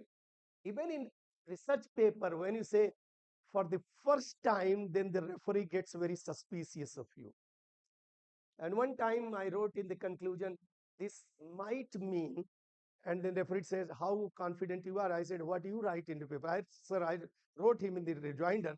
I said, "In science paper, you see, never it comes that this is this, right? Especially in biology, because it's never, people change, flies change, everybody change." Now, again, read only the read over a reasonable time, and Professor Mohanty set a time.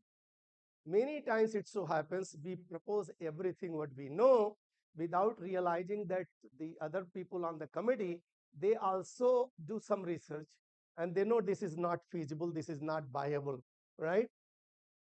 And the last one, which I consider very, and which my Indian colleagues never do it, revised by a third person. We never so, sir अपने हाथ पर दिल पर हाथ रख के देखिए, आप लिखते हैं और अपने कलीग को पढ़ने के लिए देते हैं, हमको डर लगता है कि आइडिया चुरा लेंगे, अरे करा ले भाई 10 आइडिया है, चुरा लेने दीजिए. Even when I still at my age, when I have written 225 public papers, I still give someone, my student, इसे पढ़ो तो तुम्हारी समझ में आता है क्या जो मैंने लिखा है? Does it make any sense? If it makes sense to you, that means people will understand. So it's very important. So just only typically a fine version should have several versions. Version 1, version 2, version 3. आजकल एक नई बात चल गई है, screen पे ही हम लिखते हैं. English is not our language, always please remember, it's English, and this English also changes because of our different cultural background, right? हम आपको केवल समझते हैं साइन लैंग्वेज से, आपके एक्सप्रेशन से, हम आपकी अंग्रेजी नहीं समझते हैं. तो unless you have several versions, एक चीज आप लिखिए, आप गॉस्पेल ट्रुथ मानिए, 15 दिन के बाद उसी बात को आप फिर पढ़िए, लेटर भी खराब लगता है, right? Draft, I mean at my age when I get the paper after revision, सबसे पहला मेरा रिएक्शन होता है कि रेफरी बकवास है, ये बहुत प्रेजुडिस है, and he has written his bullshit and so on and so forth. जब मैं ठंडा हो जाता हूँ, एक हफ्ते के बाद फिर पढ़ता हूँ, तो लगता है कि बात तो उसने सही कही है. और फिर और ठंडे हो जाइए तो आपको बात लगता है यार ये सेंटेंस ही ठीक नहीं है, तो पास्ट इंडेफिनिट और प्रेजेंट परफेक्ट दोनों एक ही में है, कैसे चलेगा ये, कैसे चलेगा? हम सब करते हैं, और यू नो दिस. तो इसी तरह से हम लिखते हैं. तो English is not our language. So final version please don't write. Okay, I pass on all this because I'm just invited to give this lecture among the universities as well. So learn more about review process. A colleague asked, reviewer means the people who keep on reviewing, so they know what really to see. Punchline कहाँ है? एक joke Surendra Sharma का हो, एक joke Vinod Kumar का हो, तो कोई नहीं हंसेगा ना. तो जो जिस पंचलाइन कहाँ है, कहाँ लोग देखते हैं, वो होना चाहिए. आपने वो इंटरनेशनल और रिव्यू सब लिख दिया, पढ़ा 3-4 पेज का, 2.5 पेज का, लेकिन वो लास्ट वाला पैराग्राफ अगर आप क्रिटिकल गैप्स लिख दीजिए तो बस वही वो पढ़ेगा, उस पर कन्विंस होना चाहिए. Try having again, so I'm great votary of it. Try having read it by your peer group, right? Before there are a lot of proofread carefully. Abhi, I wrote a invited review article. I am telling you the truth. It is a Nature's journal. So, and when I got the comment, I was very ashamed of the. And she also sent to me, a professor from Switzerland. She also sent me a personal note. I never accepted it. I expected it, but there are several spelling mistakes and syntax errors in the manuscript. Please go through it. पहले तो मैंने उसको 10-5 बात सुनाया अपने मन में, फिर हमने एक हफ्ते के बाद, अभी बढ़िया टाइम है, IIT हैदराबाद में मिल गया कॉन्फ्रेंस में, क्योंकि हम बुढ़े लोग पीछे बैठ के फिर अपना काम ही करते हैं, जब अपना सेशन खत्म हो जाता है. तो मैंने रियलाइज किया कि सही में I found out at least 5 spelling mistakes, which is large enough. And then at least I made 25 correction of or in or they or ye or wo. तो मैं पहले भी तो कर सकता था, नहीं किया ना, because I was hurriedly doing it कि मैं तो ऐसे विद्वान आदमी हूँ, कहाँ गलत हो सकता है, right?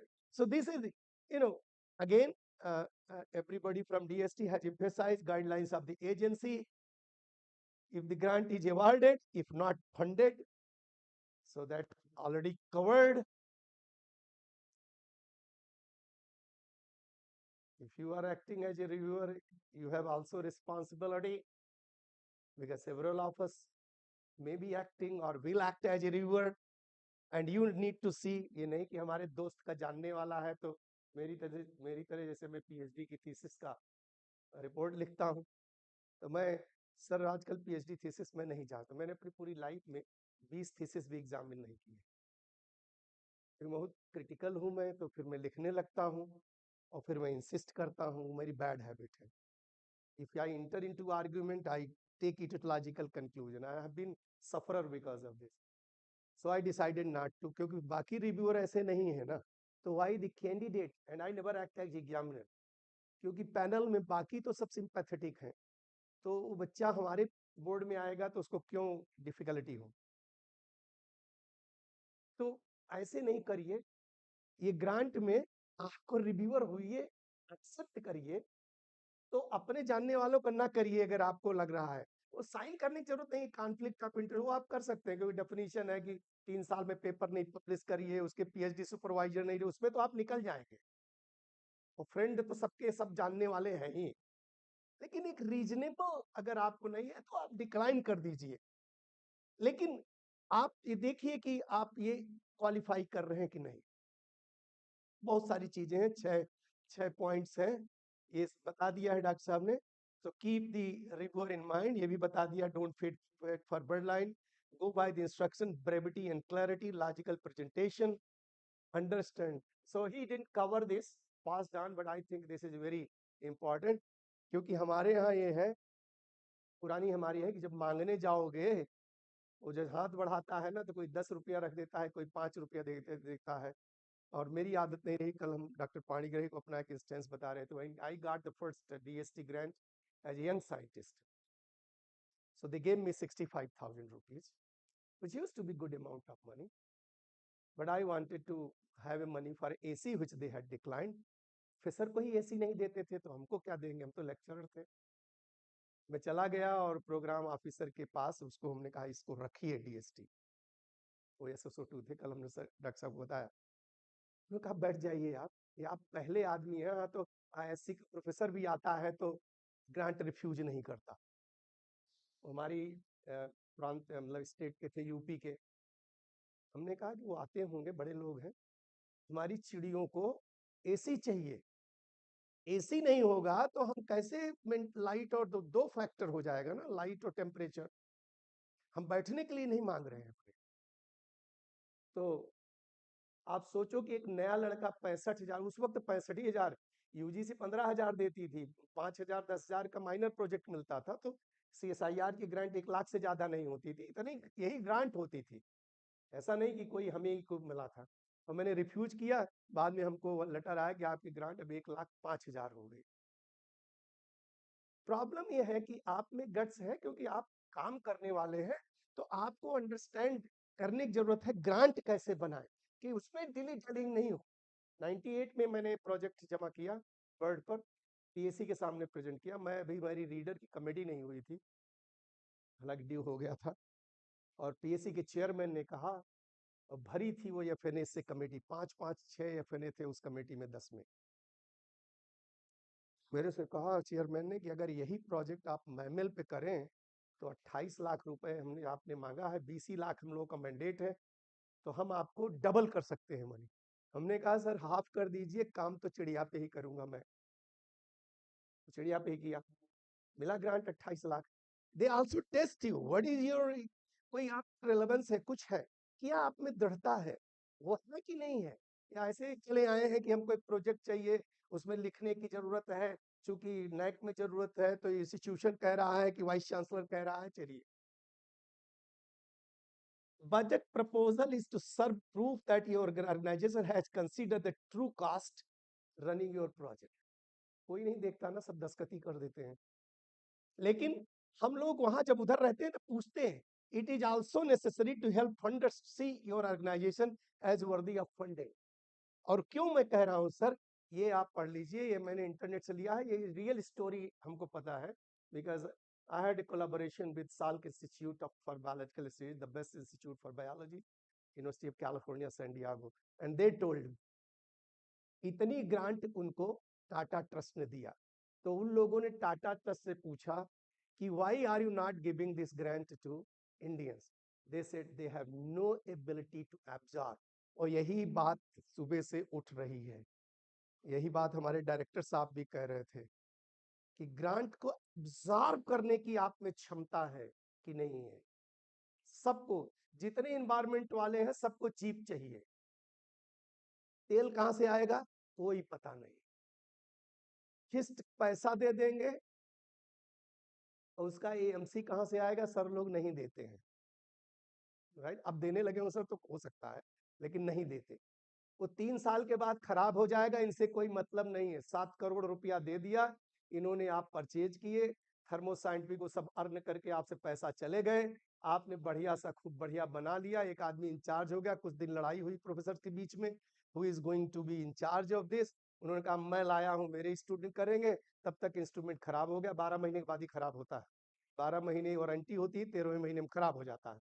और उसके बाद आप बुलाएंगे उनको और वो बोलेंगे कि अब आप $500 विजिटिंग चार्ज दीजिए अब हम आएंगे। अब एएमसी अगर आप कराएंगे तो इतनी कास्ट होगी कि आपके ऊपर कमेटी बैठ सकती है, ठीक है? तो कहां से होगा ये सारी बातें? सोचना तो ठीक है सेंटर ऑफ एक्सलेंस, लेकिन करना बड़ा मुश्किल है। या तो फिर हमारी तरह होइए कि भाई इरफा भी हो तो एक ग्रांट और भी हो, तो ये भी हो तो वो भी हो, कुछ आप दबंग भी हो, कुछ आप जूते भी खींचते हो, मतलब कई सारी चीज हो तो आप चला सकते हैं, अदरवाइज नहीं। पैसा कम हो तो साइंस अच्छी होती है, पैसा ज्यादा हो तो साइंस अच्छी नहीं होती है। वो उन लोगों को छोड़ दीजिए जो बड़े बड़े साइंटिस्ट हैं, उनका कांग्लोमरेट चल रहा है। सारे साइंटिस्ट, वो स्पोक देखा था ना, हब देखा था, वो सब हब और स्पोक में है। मैं नाम नहीं लूंगा, आप मुझे प्राइवेटली पूछेंगे नाम बताएंगे तो मैं बता दूंगा इनके स्पोक है, सब स्पोक है। हमारे आपके स्पोक नहीं है, यूनिवर्सिटी वालों का माई बाप ही कोई नहीं है, कोई नहीं है आपका। तो इसलिए आप सोचिए ये हम लोगों की दशा है इंटरनेशनल कि we are unable to utilise the grant. Now amount requested, you need to know how much you can or should request from a funder. अक्सर हम जब पूछते थे लोगों से, वैसे फंडिंग का हम लोग ज्यादा नहीं पूछते थे, we used to leave it to the program officer mostly, लेकिन फिर भी कभी कभी पूछ लेते थे कि भाई करोगे क्या? तो कुछ पियाज बड़े, सर ये इतना आप देने वाले थोड़ी हैं, बताइए तो महंगा ही क्यों, आपने कोई मांगता है क्या आप? अरे आप जानते हैं कि इतना पैसा होगा तो करेंगे और नहीं तो नहीं करेंगे, आपके तो बिल्कुल ठीक है। तो ये ध्यान रखिए प्लीज। मैचिंग डायरेक्ट एक्सपेंसेस ये कवर किया है, और इनडायरेक्ट ये सैंपल प्रपोजल चूंकि हमारी फील्ड का है तो इसलिए आप ये हमारा जो specific measurable achievable relevant time bound, ये आप स्मार्ट का एक्रोनिम है। मैंने इस प्रोजेक्ट को इसलिए दिखा रहा हूँ कि मैंने अप्लाई किया, ये शैली मलिक के लिए। मैं रिटायर हो रहा था तो मेरा ये था कि हमारे सारी लैब्स जो है जितनी स्टैब्लिश की है, मेरे स्टूडेंट सबके पास एक बड़ा बड़ा प्रोजेक्ट हो जाए, और ये प्रोजेक्ट क्रैश हो गया, और ये मेरी जिंदगी का सबसे बढ़िया प्रोजेक्ट लिखा था। तो आई कॉल्ड अप, देते नहीं है लोग रिव्यू की, इस नहीं है कि आपका रेफरी रिपोर्ट भी देंगे, तो मैंने मांगा। तो कुछ हमारे उसमें दोस्त भी बैठे थे, अरे यार बोले जब वो बोल दिए तो मैं क्या करता, तो मैंने उन्हीं को कॉल किया एनसीबीएस में, वो भी मेरे जानने वाले थे। हमने कहा भाई ये कैसे हो गया? बोले you know carpet beetle. I said carpet beetle is not a bird, it's insect, right? Humidity plays a role in carpet beetle but it does not play.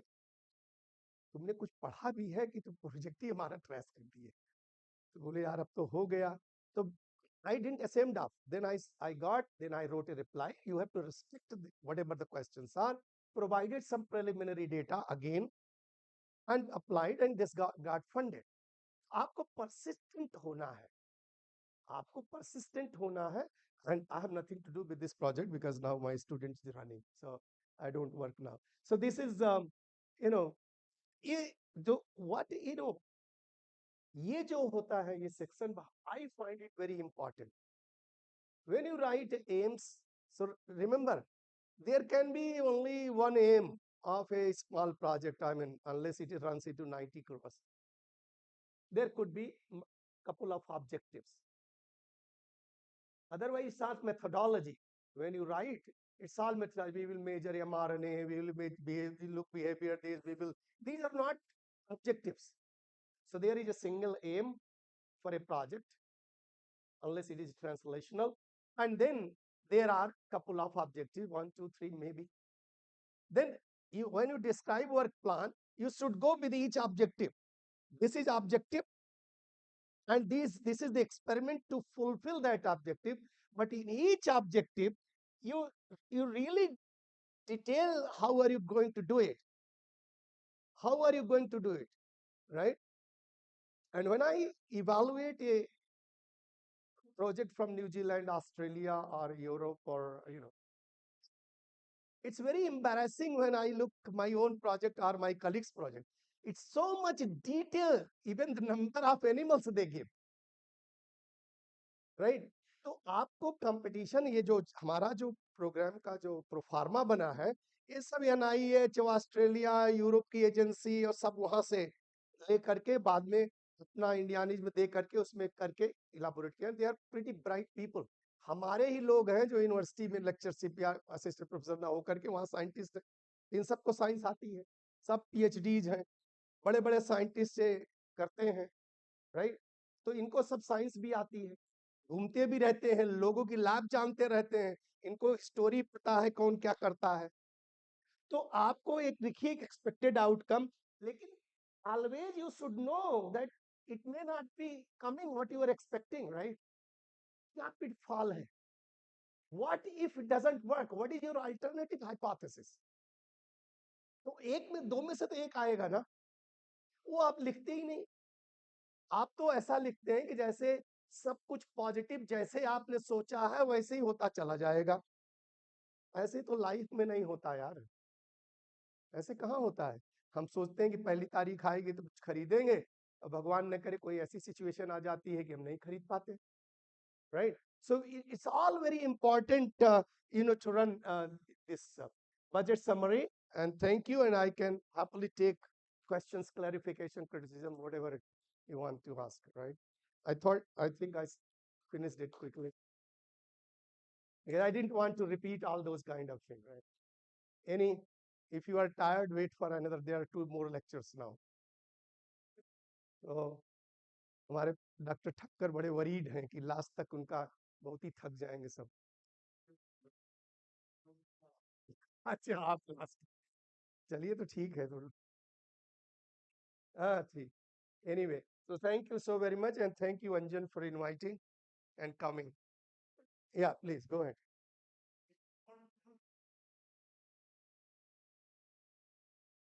Sir, nice presentation. Sometimes confusion, objective of a proposal and outcome of a proposal. Objective and outcome. So Expected how make a clarity so that we can get a proposal? Objective is that so my objective was to come to Berhampur, right? But what if the plane would have and expected outcome was that you will listen. I didn't know that half of the class would go. Did I know? I did not know. So objective was to teach or to share my experience. Now my colleagues shared my slides, and the audience at the end of the day went. So that's expected. I should have expected that if I would have known the program before, in the morning I told Dr. Thakkar, said, for you and me, there are only few people are going to be. So this was a pitfall, right? So that's expected. I mean, in vernacular language, objective is what you propose. Outcome based on all realities when, that what you are thinking outcome to achieve that objective. So in a proposal outcome, can we write that one PhD scholar will complete his... That's not your business, right? That's in Benares University, we used to write PhD earned. So the PhD student, one PhD will earn, I mean, one student will earn PhD. That's not outcome, that's a byproduct. That's important. Can you mention in the outcome? No, not in the outcome, in the report. Okay. That's not science, right?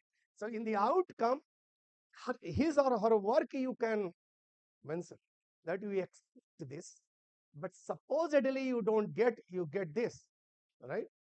अगर ऐसा भी हुआ, मैंने scientist position ली, तो believe me मुझे scientist नहीं मिला 60,000 की, तो 60,000 रुपया देने पर। अच्छा 6 महीने के लिए लोग आते थे, उस बीच में उनको जॉब मिल जाता था, भाग जाते थे। खराब को मैं नहीं अपॉइंट करता था, अच्छा रुकता नहीं था। ठीक है, अब ये तो मैंने एक्सपेक्ट नहीं किया था ना, एक्सपेक्ट तो मैंने किया था कि साइंटिस्ट आएगा, वो लैब देखेगा, वो इंक्रीमेंट करेगा। तो ऐसे ही बहुत सारी चीजें हैं जो आपका एक्सपेक्टेड आउटकम है, वो भी एक्सपेक्टेड है, हमने आउटकम नहीं बोला, आउटकम तो हम नहीं जानते क्या हो। और कोई भी रिसर्चर जो ट्रू रिसर्चर होगा, ऑनेस्ट बात है, जितना प्रपोज करता है इस देश में उतना आउटकम उसका होता नहीं प्रोजेक्ट में। अगर 40 से 50% रियलिस्टिकली आउटकम हो जाए तो बहुत। आप कहीं पता करिए कि बड़े इंस्टीट्यूशन में, होम यूनिवर्सिटी वाले बहुत अच्छे हैं, और मैं इसीलिए जब बड़ी गैदरिंग होती है तो मैं इंस्टीट्यूट वर्सेज यूनिवर्सिटी में बोलता हूँ कि आप पर पेपर अपना बताइए और मैं अपना पर पेपर खर्चा बताता हूँ, तब आपको पता चलेगा कि आपके इंस्टीट्यूशन में कितना पैसा देते हैं, तो उस इम्पैक्ट फैक्टर में कितना निकलता है, और हम यूनिवर्सिटी वाले कितना कर देते हैं। तो ये हमारी रियलिटीज हैं। और लेकिन देखिए बेस्ट वे क्या है, if somebody asked me what is your contribution, अभी मैं सुबह कह रहा था कि जब इंसान सब फेलोशिप के लिए सर लिखना पड़ता है ना, तो In 100 proposal वर्ड also, लिखना होता है। in proposals also you have to mention the PI contribution, co-PI contribution. हाँ वो बिल्कुल वो, तो उसमें 100 वर्ड में लिखा, my biggest contribution is that I kept the tradition of science alive in this country. तो आपको ये देखना है, पहले तो उस रोड पे हमें चलना है। चीजें मैं अपने आप क्लैरिटी होगी। देखिए ना, अंजन चले तो पैसा भी मिला, आप लोग आए भी, सब भोजन भी कर रहे हैं, नाश्ता भी कर रहे हैं, टीए भी ले रहे हैं, 2 दिन मौज भी हम लोग कर रहे हैं, Thank you, sir. हम आपसे मिल भी रहे हैं। तो ये है एक्सपेक्टेड आउटकम। चले। Thank you, sir, for sharing your extensive knowledge with us. I request Professor B. Anjan Kumar Prusty to present felicitation. It's a reverse role today.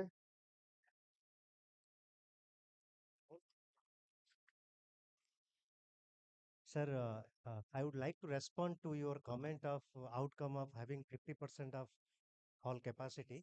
No, no, no. I mean, I take everything sportively. Perhaps I see the attitude of writing proposals in these 50% participant only. And I have instructed to my team to get signature of participants now. And those participants will only get certificate. आप लोग अपने principal से permission लेके आए हैं ना, वही 50% को ही सर्टिफिकेट मिलेगा, rest all will go happily with the kit, that doesn't matter. क्योंकि वो एटीट्यूड होना चाहिए। As a teacher we feel always that my class should have full house full students, but when you are given a responsibility of being a student you would love to escape, that वो नहीं चलेगा, that is not done. And and for your kind information, I mean it is, मैं कहूँगा मेरे लिए तो ये it's luck, good luck that sir accepted to come here. He has been credited with having being a chairman of the ACRB school in chronobiology for 15 long years. I repeat, 15 chronobiology schools he has organized. He's a school chairman. I mean, I'm also product of that same school. And the kind of infrastructure that he has built. He leaves one, he goes, joins one institution, builds infrastructure, after a few years, joins another institution, again builds.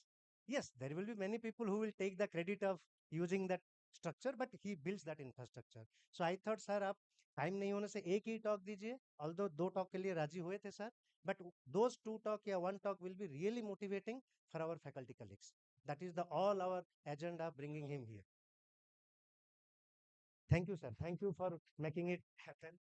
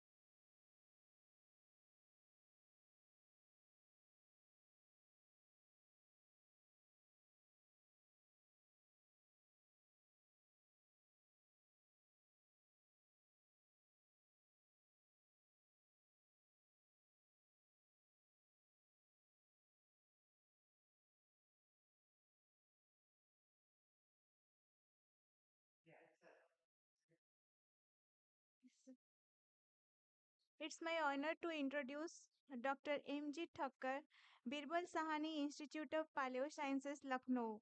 Dr. Thakkar has been awarded a PhD in neotectonics in year 1999. Sir has 122 cited papers with H index of 28. He has many professional fellowships like Fellow of Association of Petroleum Geologists, Fellow of Geological Society of India, Fellow of Mining Engineers Association of India, Fellow of Indian Planetary Society, Fellow of Indian Society of Remote Sensing, Life Member of Indian Society of Earthquake Sciences. Sir, the floor is now yours to deliver your insights.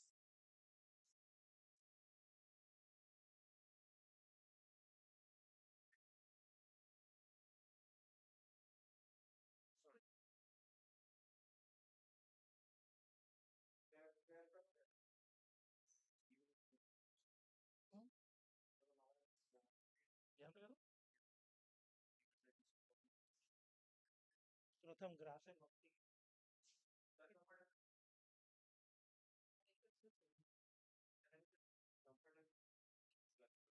I'm comfortable.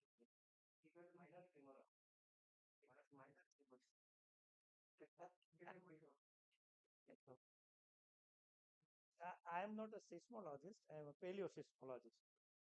So the old earthquake, so that is, so sometimes I will study this particular things what happened here. Sir.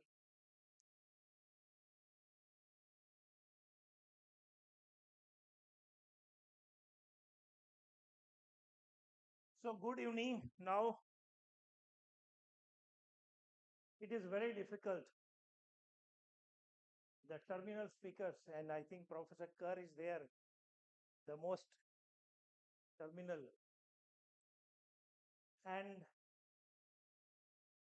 since the morning you have been hammered, literally, what many things. The DST personnel, the DST officers, they have given you very broad and specific also ideas about the how to get the grants, what are the methodology you have to follow for different types of grants, and what precautions you have to take in getting grants, and 100% how you get very truly you apply, and what are different criteria that you have to follow. And subsequently the other speakers, they have given you idea that how proper and ideal your proposal should be, and what methodology you must follow. But the very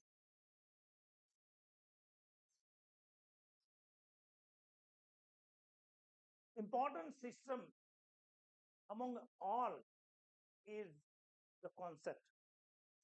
As Professor just mentioned, that concept is very important. What is the concept? What problem you are working on?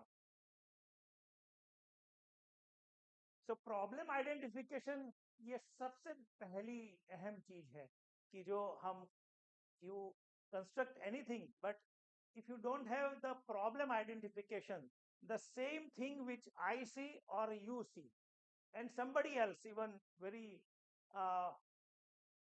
high profile researchers, if he sees that particular issue, he will come out with very good things. In the field, I am a field geologist. I am a field geologist. Geologists, you know, they are working on the rock, soil, water, and anything about the earth. And there are peculiar things like in terms of specific aspects. I am working on the past earthquakes. earthquake this occurred 1,000 years ago, 100 years ago, 10 years back, or maybe 5,000 years back. But I will find out the signature of the 5,000 years old earthquake from the geological sediments. Okay. So once we were working in the Karewas of Kashmir. Karewa is a kind of deposits, fluvio-glacial deposits. आप कश्मीर में जाओगे तो बहुत अच्छा ये saffron farming होता है, saffron फिर वो orchards of apple orchards. So ये apple और saffron एक स्पेशल मिट्टी में होता है, तो वो मिट्टी वैसी होनी चाहिए जो कश्मीर में है, स्पेन में है, इटली में कुछ कुछ जगह है, फ्लूवियो ग्लेशियल डिपॉजिट बोलते हैं, वहां इटली में, स्पेन में भी फ्लूवियो ग्लेशियल डिपॉजिट के ऊपर होता है. Karewa formation geologically we say that it is fluvio glacial. Last 120,000 years old deposits, and some is little bit older, and some upper Karevas they are 20,000 years old. So we were working in a one section, so we got some 1,000 samples geochemical to analyze those sediments, 1,000 samples. At the same time, within few, when we were working, a very renowned Australian geologist, he came with his team, and just 2 to 3 days he spent there, and he collected 100 samples, 150 samples. With the 1,000 samples, we published our paper in Quaternary International, QI. Of course, a very good journal, but those people, they publish paper in Nature. So how you see the kind of problem and how you generate the idea, that is very important. So any discovery, it comes from the idea first. Need देखना पड़ते, कहाँ कौन सी need है, उस need से we identify the need. Based on that identification, we go for some discovery, the methodology बनाते हैं, and when we discover something, we develop something out of that, and when develop something, we disseminate it. So discovery, develop, and dissemination in the society, where exactly we found the idea. Society में से ही हमको idea मिला था, उस idea को हम वहां disseminate करने के लिए ये पूरी जर्नी करके हम जाएंगे.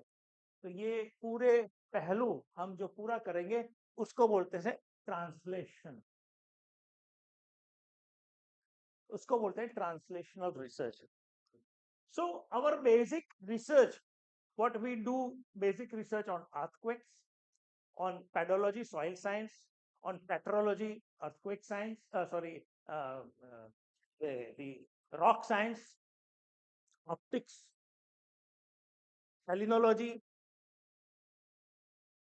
geochemistry, or engineering, or material science, name any basic science. This basic science, when you mix together and collage it and find out the problem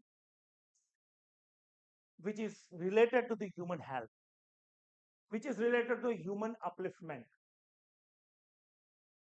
which is related to the sustainability. So that is basically the translational. It is not my core subject, but still Dr. Anjan has given me that you should talk about it. But according to the different notions, any basic science which you translate into the upgradation of our life system sustainably, that is also translation. But according to the very broad notion, specific notion, it is related to the human health. So I would like to talk about, most of these slides are related to uh, the medical and pharmaceutical sciences. And there are many good examples in front of us. If we think, because in that sense, the industry comes in the picture. You work with some ideas, taking this idea from the society, and you translate into the collage with the basic sciences, what is available, chemistry, biological sciences, social sciences, because we get something, some input and output from the society all together, even human psyche also all together. When you translate it into the drug discovery, translate it into many systems.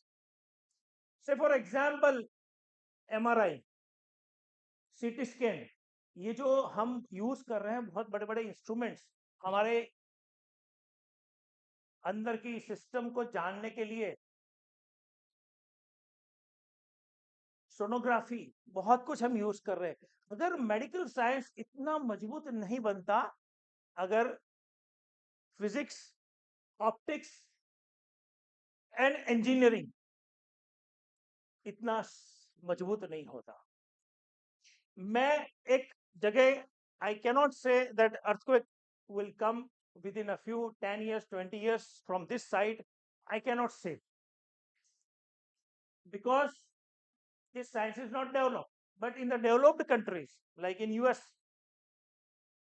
where earthquake science is very, very in a good stage.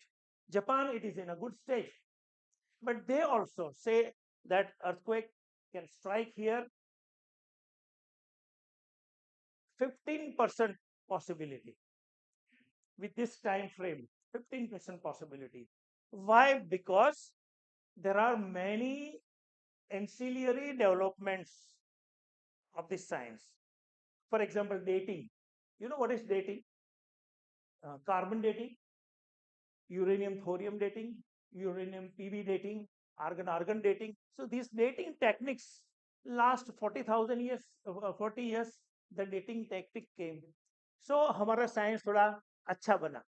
पेलियोसिस्मोलॉजी मैं नहीं कर सकता अगर वो science dating technique नहीं होती, मेरे पास isotope technique नहीं होती, ICP-MS नहीं होता, IRMS नहीं होता, XRF XRD जो मैं जियो केमिस्ट्री करता, ये अगर नहीं होता ये इंस्ट्रूमेंट, तो मेरा साइंस आगे नहीं बढ़ सकता. लेकिन मैं उसको बोलता हूँ, आर यू कंफर्टेबल हिंदी में बोलूंगा? बस मैं उसको ट्रांसलेशनल नहीं बोलता, मैं उसको बोलता हूँ इंटरडिसिप्लिनरी एंड इंट्राडिसिप्लिनरी साइंस बोलते हैं. ये सब टर्मिनोलॉजी का खेल है. If you go back in भूतकाल में जाओगे तो भी हमारे ऋषि, हम we are boasting, but it is very much true that they had a translational research. Every rishi has different techniques. Material science का अलग ऋषि था, ऋषि मतलब साइंटिस्ट. भास्कर मुनि अलग काम करता था, दुर्वासा या वशिष्ठ अलग काम करता था, मैत्रेय अलग काम करता था, और विदुषी गार्गी अलग काम करती थी. सब अपने अपने काम में मस्त थे और वो ट्रांसलेशन रिसर्च भी करते थे. हम जो भी उसको दे दे संज्ञा, कभी भी कुछ भी दे, लेकिन it was there in our past also. I have got so much of data regarding this also last few thousand years, because my work is last, my window is 10,000 to 12,000 years, because in the terms of the climate change and the tectonic change, my window is 12,000 years. Earlier I used to work in 2.6 million years, that is a quaternary period. Now if you see in a different sense, let us see, because बातें तो बहुत लंबी चलेगी, so I think I should move to the exact, which is not of my basically work. But according to the definition of the translation, the research that focus on applying the discoveries from the basic science to enhance the human health and our well-being. That is what I just told. So that bridge the gap between the research, lab research, so lab to land, lab research to the real world application. ये हम हमेशा देखते हैं, medical science इसलिए हम देखते हैं कि वो हमेशा सबके सामने दिखाई दे रहा है. आज हमारे कई बच्चों के पिताजी बोलते कि मेरा बच्चा डॉक्टर बनेगा, इंजीनियर बनेगा, यही चलता था. अभी आज trend is different, but even then in a kind of area which is not urban, semi urban and rural area, still this trend is there. बेटे को क्या बनना है? Engineer, doctor. Of course I'm not talking about the UP or Lucknow, I'm from Gujarat. तो हमारे बच्चे कुछ अलग ही बोलते हैं, हम एंटरप्रेन्योर ही बनते हैं. लेकिन जब लखनऊ में मैं आया 1 साल के पहले, जस्ट 1 year बैक, तो सबके बच्चे को आईएएस बनना है. आईएएस के क्लासेस बहुत हैं, सबको आईएएस बनना है, यूपीएससी करना है, आईएएस करना है. और गुजरात में कुछ अलग है, कोई बच्चा आईएएस बनने को राजी नहीं है, सीधा स्टार्टअप चालू कर देगा. तो पिछले 10 साल में इतना स्टार्टअप खुल रहे हैं, सभी बच्चे, छोटे छोटे बच्चे स्टार्टअप खोल के बैठे. मेरा छोटू है, बच्चा बहुत छोटा है अभी, वो स्टार्टअप खोलने की बात कर रहे हैं. अभी तो लास्ट सेमेस्टर खत्म नहीं हुआ. This is the mindset. So it is up to the human, up to the culture also. The translational thinking is up to the culture also. See, then for the different phases, lab to the clinical trial to the practice, and practice to the health policy. So these are very simple to understand. मैंने बहुत ही simplify करके आपने सामने रखा है कि translational ऐसे होता है. तो इंडिया में ट्रांसलेशनल रिसर्च करने की अपॉर्चुनिटी बहुत है. ये आपको सिंपल 4-5 चीज में बताता हूं कि ये 5 चीज है. डेमोग्राफिक एडवांटेज है, गवर्नमेंटल इनिशिएटिव है, इसको सोचने की जरूरत है. क्यों? कि the person I met many European, those who are working on different aspects. Maybe, say for example, once I met somebody who is working on wheat research, wheat. और यूके में हाँ wheat research कर रहा था, और हमारे देश में आके काम करना शुरू किया. मैंने कहा इतना बूढ़ा हो गया, अभी यहाँ आके क्यों काम कर रहा है? बहुत अच्छा साइंटिस्ट था. उसके बाद 700 एक्सपेरिमेंटल फार्म था यूके में, और data, soil data, wheat data, उसका जर्मिनेशन, उसका क्रॉस ब्रीडिंग का डेटा करके he has got almost 400 years of data.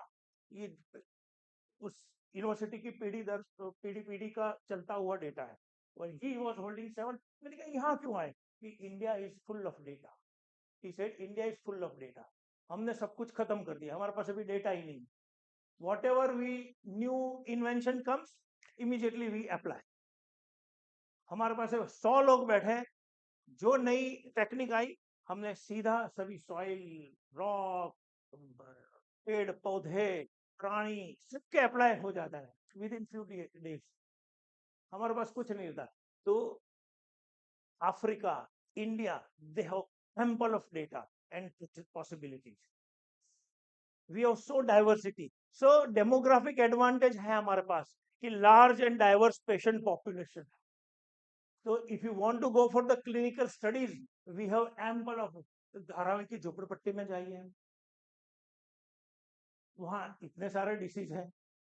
हम कहीं मैंग्रोव फॉरेस्ट में जाएंगे, उसके आसपास का एरिया है. आप अंडमान में जाइए, अलग ही डेमोग्राफी, अलग ही इकोलॉजी, हर जगह का डिसीज अलग, हर जगह की सिस्टम अलग. Government initiative, actually this translation research, our government with Ayushman Bharat scheme, the National Health Mission, Make in India, these are very good initiative of the government of India. Then emerging technology, So we have so much of data, but the emerging technology, AI, genomics, biotechnology advancement, these are yet to be applied in many of the domains. So this is what we have huge possibilities. And nowadays AI is everywhere. आपको सबको मालूम है, ज्यादा बोलने की जरूरत नहीं है. Then increasing academia industry partnership. Last 10 years it is increased, definitely. But earlier picture was little bit blink. But you have to be you kept in the mind that हम जितने स्मार्ट है, हम मीन्स हम scientist की बात कर रहा हूँ, इससे ज्यादा स्मार्ट हमारी इंडस्ट्री है. इंडस्ट्री 2 नहीं 4 कदम आगे चलती है. और if you go to, I have visited some of the labs because my institute, I can give in between 1 month. ये थोड़ी विंडो करके आपको बता रहा हूँ. मेरी इंस्टीट्यूट में there is a large group of scientists, 70 plus scientists, and they are working in diverse group. Some are working in the Precambrian, 3.2 billion years old bacteria. Some are working on 1.5 billion years old bacteria. And then some group are working in 500 million years of the aquatic marine systems, and some working in the Gondwana plant fossils, and some working on the microfossils, invertebrates, vertebrates, dinosaurs, and up till today, the DNA diversification. There is a group of scientists. So in one umbrella, we have diverse group of scientists. And that is why we have very good interdisciplinary work. We don't have to go outside. अंदर ही हम geochemistry का expert को बोल देंगे, एक palynology का काम करेगा, पेडोलॉजी का काम करेगा, तो उसको बोल देंगे कि भी सैंपल यहाँ से कर दो, वो पेलिनोलॉजी का सैंपल ये करेगी और इसका सैंपल ये करेगी, वहीं हो जाएगा पूरा, और फिर we come out with very good picture. So that is very good for our institutes. But when I visited many of the laboratories, like Oil India, ONGC is now, the lab is not in a good condition in terms of the some research like micro fossil studies, because बड़े बड़े जो fossil के अच्छे काम करने वाले वो retire हो गए. Now they are not recruiting. इनको है कि BSIP से हम कर लेंगे, तो we are running the consultancy projects. They give us the consultancy of particular biostratigraphic systems. तो इंडस्ट्री में मैं जब विजिट करता हूँ, रिलायंस की इंडस्ट्री में विजिट करता हूँ, their lab is so advance and they are thinking ahead. One good example I will give you, not Reliance but Patanjali, because I visited recently few days back Patanjali. But how smart they are, I'll give you, because they have the ground to work. They have the pilot projects. They need 1 crore rupees, immediately they can give 1 crore rupees. Okay, you start working on it. आज बात किया है, कल वो project start होना चाहिए. हम तो DST को बोलेंगे कि मुझे 2 करोड़ रुपए चाहिए, फिर वो बनेगी, कमिटी बैठेगी, फिर वो पायलट प्रोजेक्ट 6 महीने 12 महीने भी लग जा सकता है. इट्स रियलिटी ना, इट्स रियलिटी. बट ये जब बाबा रामदेव के साथ मैं बैठा, ये करना है ठक्कर जी, ये कल कर, मैंने कहा कल नहीं होगा भाई, मैं आऊंगा. रामदेव जी को बोला मैंने, मैं आऊंगा एक हफ्ते के बाद या तो 1 महीने के बाद. हमने टाइम लिया फिर से. सी दे आर सो फास्ट. तो हमको ये काम करना है, SEM आपका यूज करेंगे, स्कैनिंग इलेक्ट्रॉन माइक्रोस्कोप. तो हम अभी पूरा सिस्टम सेट करके जाके बैठेंगे. बट इनके पास सब set, they have got scientist, numbers of scientists, more than 300 plus scientists in one building. That I'll show you that. So this is also very common, how the in this particular field we use the AI. We can generate the protein structures by 3-dimensional protein structures with gene coding identifications. We use the AI for everything. Then this is the chart. You can understand about the our India's potential. We have disability. This is our data. This is our data. This is our data. sexual orientation is our data. So these are huge database, and we still have to synchronize and work on each. And that is why the AI is very, very essential nowadays to apply in all of this data. Why? See, addressing India specific health challenges, we have infectious disease, we have non-communicated communicated disease, then improving healthcare outcomes for diverse populations.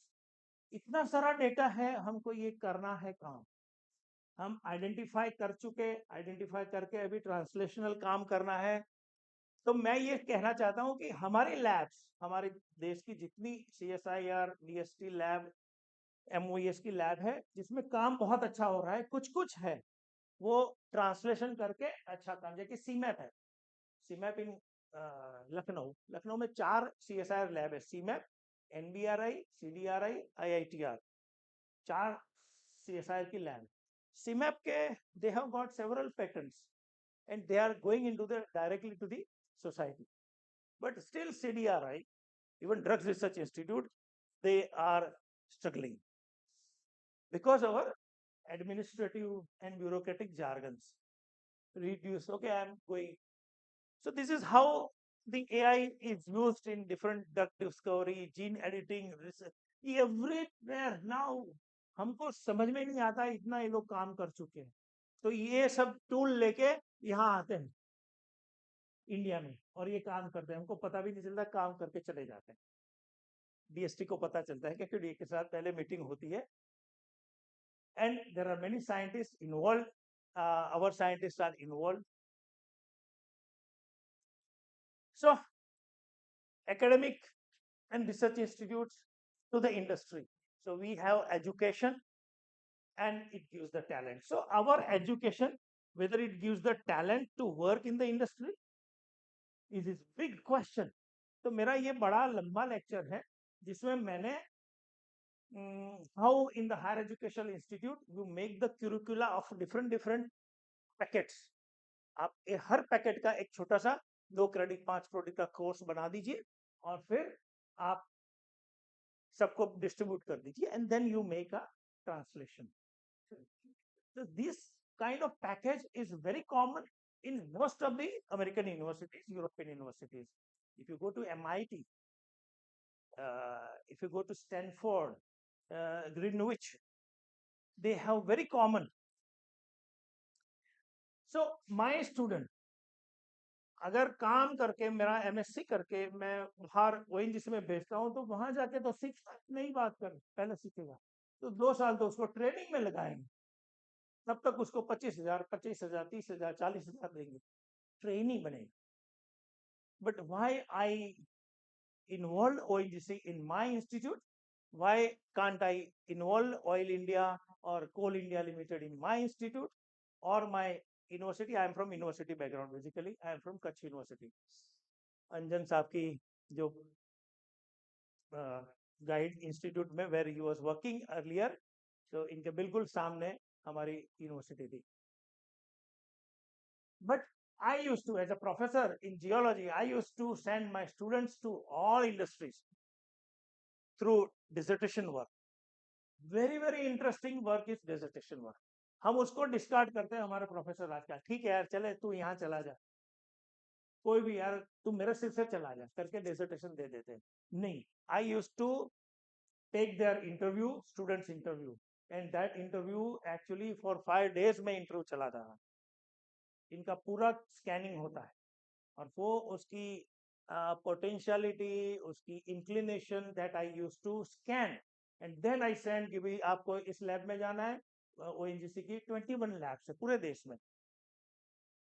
तो हर जगह कहीं drilling का system बताएगा, mud का system बताएगा, कहीं geochemistry बहुत अच्छा है, कहीं BSIP में तो भेजता था. I use to send BSIP. Now I am the director of the BSIP. मैं उस यूनिवर्सिटी से BSIP में भेजता था बच्चों को.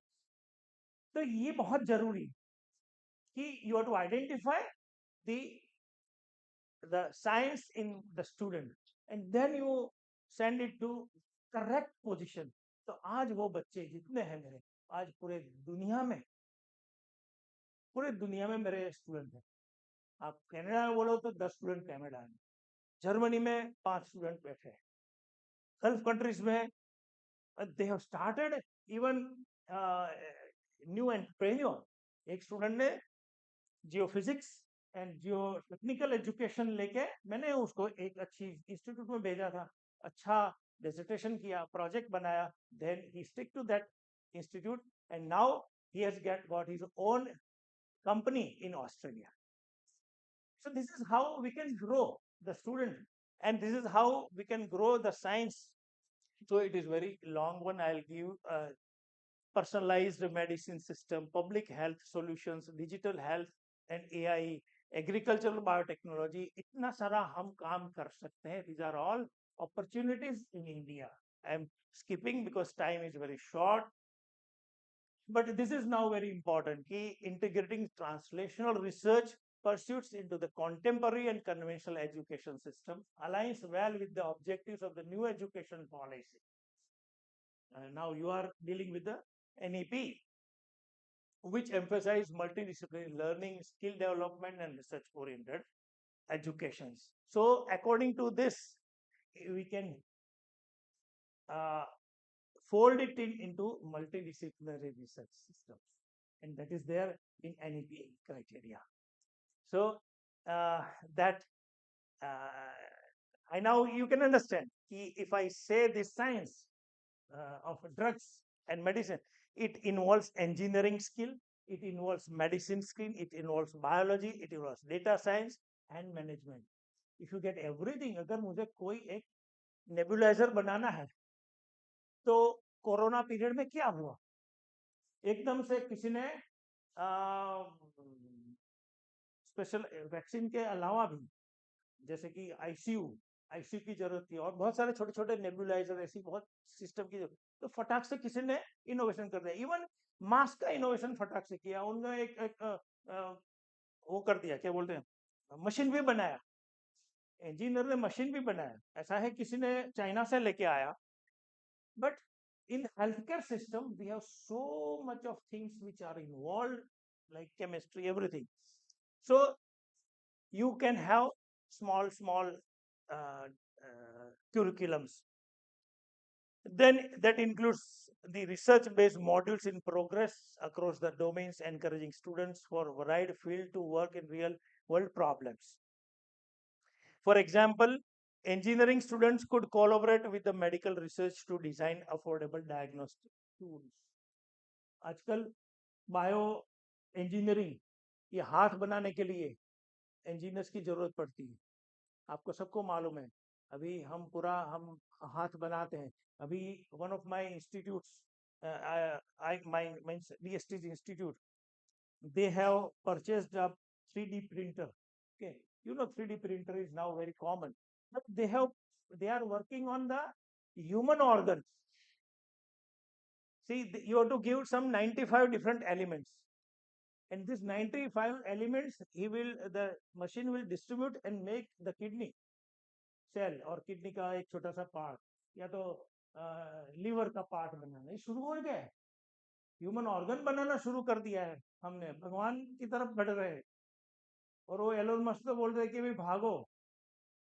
अभी I was talking to professor कि भाई एलोन मस्क जो बोल रहा है, and even at night 1 o'clock last night I was searching some of the things, and a China का एक कौन है, Ma, somebody is a billionaire, तो जॉक मा, हाँ, तो वो बोल रहा है कि ये तो बेकार है, उन्होंने स्पेस एक्स बना दिया है और he wants to go to the Mars and other Venus. Okay, अरे पृथ्वी को जानो पहले, और पृथ्वी के सभी एलिमेंट्स को इतना बढ़िया मिल रहा है, सांस अच्छी तरह से ले रहे हैं, वहां तो सांस लेने में दिक्कत है, कुछ है ही नहीं, न्यूट्रिएंट्स नहीं है, सॉइल नहीं है, कुछ नहीं है, और वहां जाके आपको कंसर्ट करना है, यहाँ से जाना है स्पीड में. तो जहाँ है उनकी इज्जत करो. तो वो सीधा बोल रहा है कि you just live sustainably, use sustainably, you can be for several years, there is no issue. तो ये चीजें हैं, हम स्किप करते हैं. सर को भी is looking at the watch.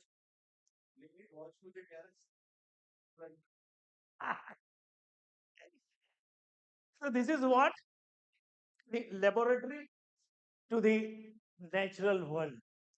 So this is very common in the drugs industry.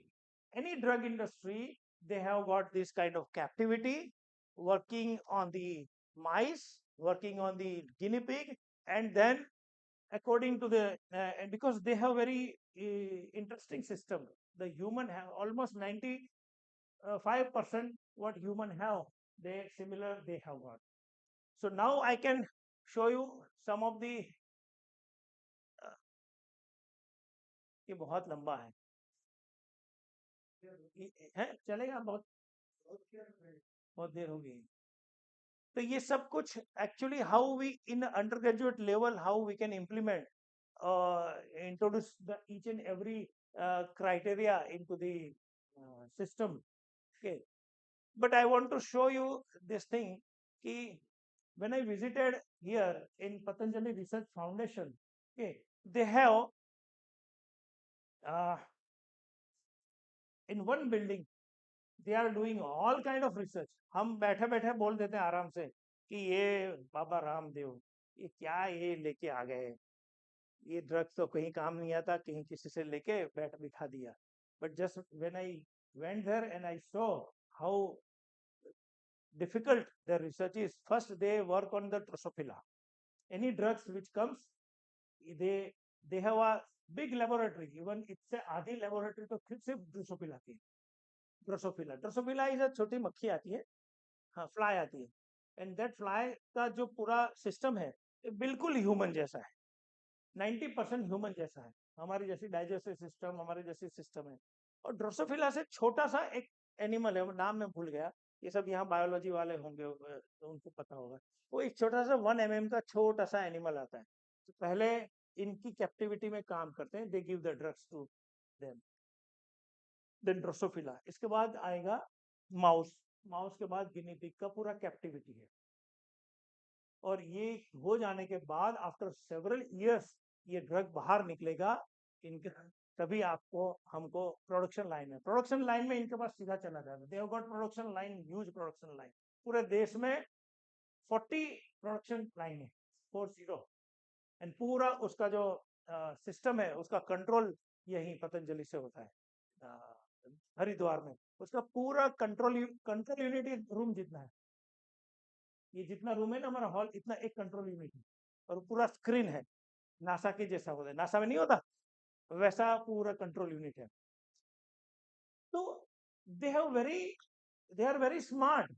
जो कुछ कॉन्सेप्ट डेवलप किया लैब में आ गया, जीरो ग्रेविटी पे, सेल के ऊपर जीरो ग्रेविटी पे क्या इफेक्ट होती है उनका अभी एक्सपेरिमेंट चल रहा है. वो पूरी इंडिया में एक ही लैब है उनके, हमारा एमओयू हो रहा है उनके साथ. नाउ वो सीधा जाके पायलट प्रोजेक्ट का पूरा ग्राउंड है वहाँ, पायलट प्रोजेक्ट पूरा हाउस है, पायलट हर चीज का पायलट प्रोजेक्ट है, और सीधा प्रोडक्शन में जाएगी. तो this is what they are very smart. I saw the Reliance lab also, they are working on the energy. Okay, and they are working on the R&D of different the wind power, solar power. Okay, huh? Yeah, renewable energy. So I'm skipping, many things are there. This is what the public-private partnership. Now we are thinking about the public-private partner. The integration of the translational research requires partnership with the industry, startup, government agency, and higher education institutions. So collaborate with the biotech firms, healthcare providers, technology companies, co-develop to collaborate the translational research. ये हम बोलते हैं, ये लोग ने कर दिया. और कई हमारी IITs है, दे आर विद इंडस्ट्रीज. हमारी पूरी सिस्टम में IITs, CSIR lab, they are very connected with the industries. Encourage faculty and students to engage in the live projects funded by the industry patterns, aligning research goals with the real world needs, and leverage government schemes such as Atal Innovation Mission, National Research Foundation, other grants supporting innovations. This is what we are doing, and this is what their lab is. You can see, this is their research foundation. And recently, a few years back, they have opened up this research foundation.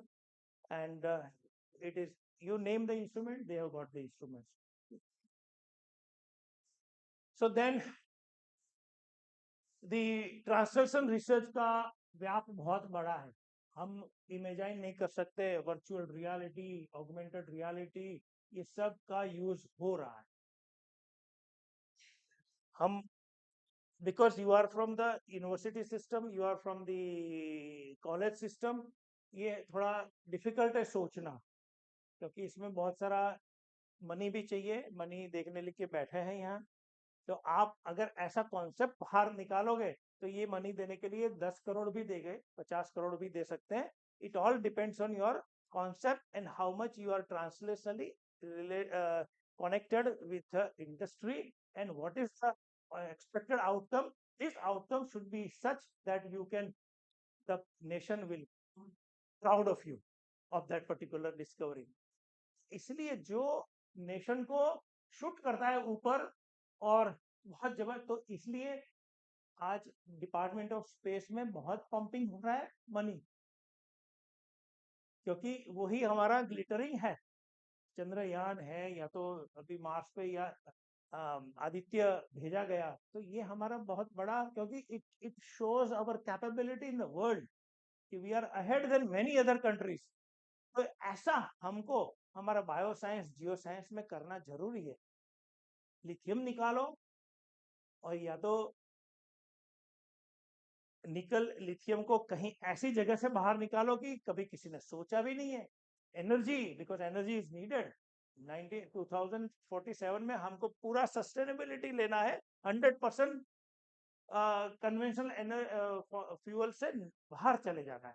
और वो काम अभी इतना तेजी से हो रहा है हर स्टेट में, लेकिन सबसे ज्यादा हो रहा है राजस्थान और Gujarat. If you come Gujarat, I will show you, there are thousands of square kilometer land completely solar panel. You zoom it, the Great Run of Kutch, 800 square kilometer is one big plant. 800 square kilometer is a one big plant, hybrid plant. And at the same time, because some of my students and some of my colleagues, they are into the hydrogen production business. गुजरातियों को business ज्यादा करते हैं, तो सीधा देखा कि भी यहाँ चल रहा है तो एक हाइड्रोजन का प्लांट लगा दिया. कितना चाहिए? 2 करोड़. तो लोन लेके फटाक से 2 करोड़ का प्लांट लगा दिया. हाइड्रोजन प्रोडक्शन ये अभी बहुत जरूरी है.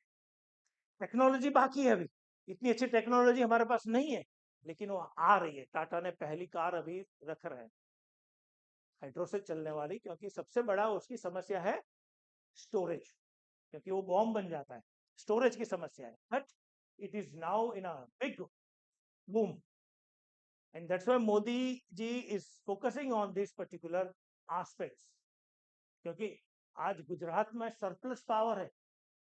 हम दे रहे हैं राजस्थान को, हम दे रहे हैं, गुजरात से पावर जा रही है दिल्ली में, दिल्ली में पावर गुजरात की ग्रिड से जा रही है.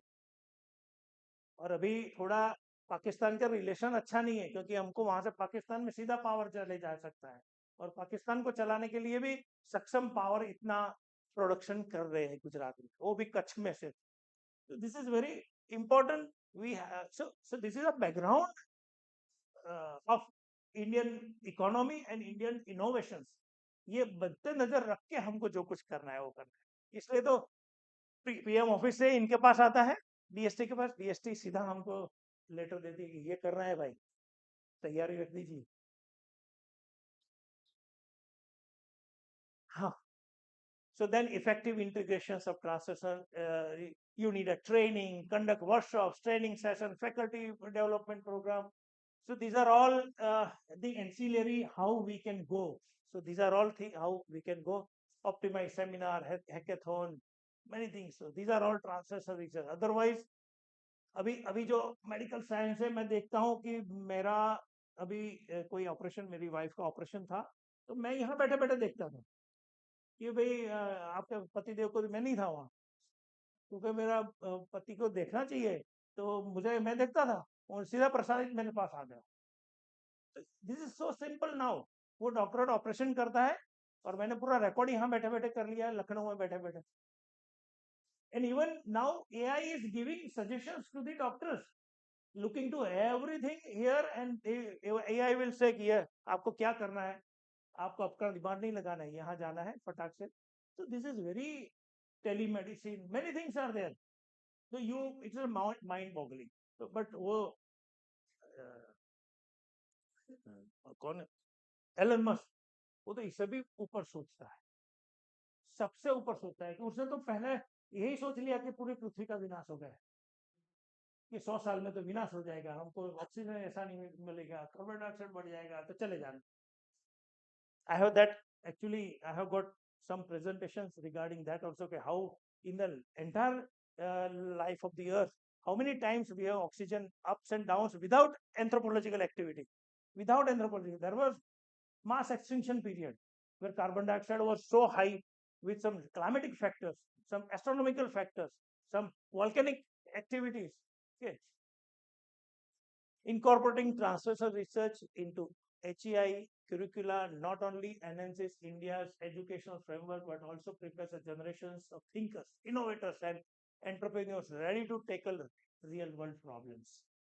So, with the right infrastructure, partnerships, policy support, these integrations can transform India's higher education into global powerhouse of innovation and societal impact.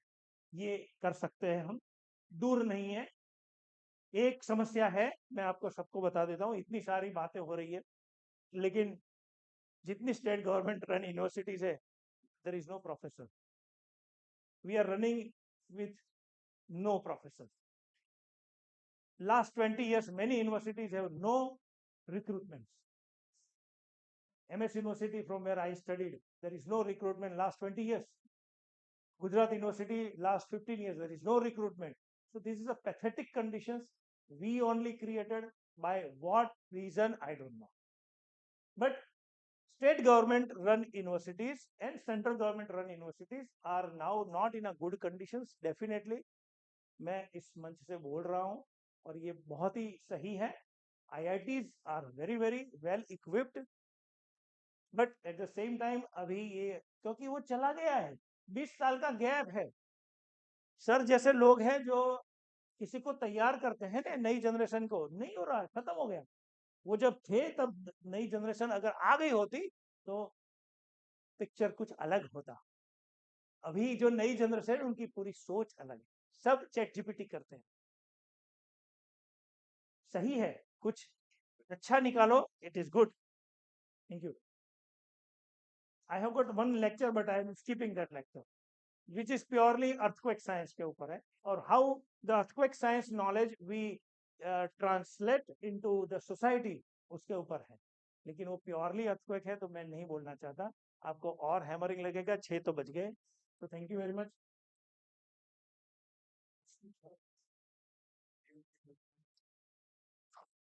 कोई क्वेश्चन तो है ही नहीं ऐसा. मैं कोई ऐसा भाषण दिया नहीं कि जिसमें क्वेश्चन पूछना पड़े, है ना. Thank you, sir, for sharing your extensive knowledge and insights with us. I now request Professor B. Anjan Kumar Prusti to present a felicitation and memento to the Honorable Speaker, Dr. M.G. Thakkar, sir.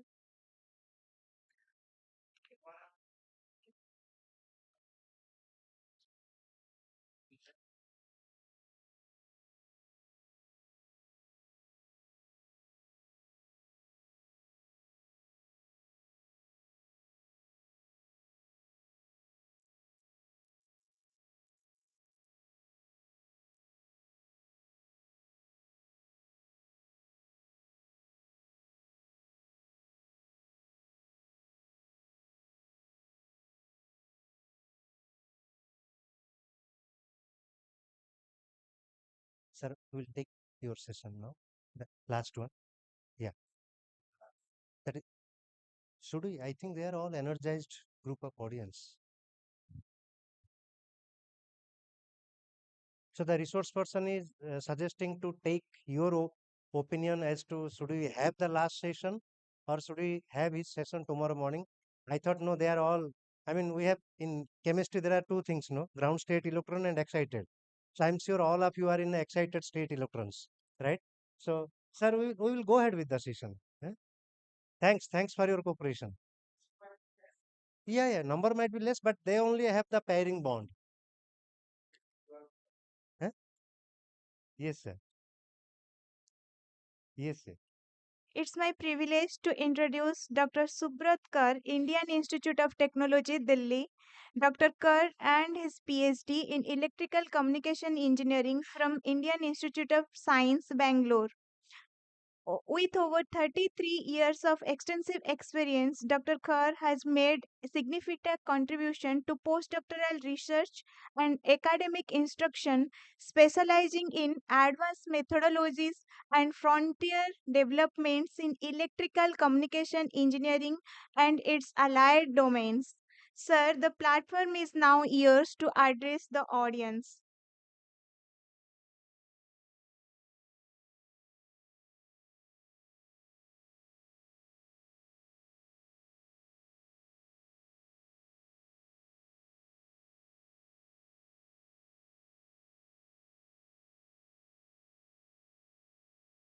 Logesh, I'm sorry, you are tired and I am ready to start. But why am I here today? There is an advantage to being the last person. The first advantage is that everything I would have said has been said, right? More or less. Whatever little was unsaid, Professor Saab, you said it, right? And before you, Professor Mahanti said it, right? So there is very little for me to iterate, right? If I iterate, I will say, all right, this is why you write a proposal. This is how you write a proposal. These are the components of a proposal, and that you know. So my job is a little simpler because I don't have to say that. I have also harvested all the questions. Since morning, people have been standing up and asking things, and I have been listening to the questions, and I have time to prepare the answer. They did not have that advantage, right? For them, it was ad hoc. For me, it is prepared. So let me ask the first question, why am I here? For me, it is a homecoming, right? Why is it a homecoming? I am a student of Calicut College. I am a student of Berhampur University, 1981, 1982 batch. I did my intermediate science here, fine. I spent my schooling here. I studied in Central School, Berhampur. So most of my life has been spent here. So for me, it's not a visitor talking to somebody. This is my third visit to this campus. The first visit, I came here to give the Chancellor's debate in 1980. The second visit, I came to lift second-hand copies of a magazine which Berhampur University Library was throwing out in the cupboard. So I got a call from my father. He was a Senate member in Berhampur University. He said, I just passed the corridor and there are about 16 bundles of old magazines. Would you want them? I said, I'm coming. That was my second visit. This is my third visit to Berhampur University. Okay, this is why I'm here. In IIT, this is my 31st year. So I have been in IIT for 31 years. So how does a boy go from Hatibanda Sai to BITS Pilani to Zurich, right? To IIT Delhi, right? It is not a progression. It is a function of several things. And those several things have a very intimate bearing on what we are discussing today. Because I'll tell you what the first thing is. The first thing is that there must be a lack of comparison in where you are, what you are doing. For instance, when I was here in Calicut College, my role model was my physics lecturer. There was nobody else who knew more than him. But today's students are comparing. There was a gentleman here who has left. He was sitting where you are sitting. He said, if I write a proposal for 94 lakhs and somebody writes a proposal for 500 rupees, he will be deemed superior. that betrays an ego. It betrays the fact that the problem is on the other side, not on this side, not the people who wrote the budget. It's the person who sees them writing the budget who is the problem, really speaking. So the ego is an issue, right? So it's not that I was born without an ego. I was arrogant, right?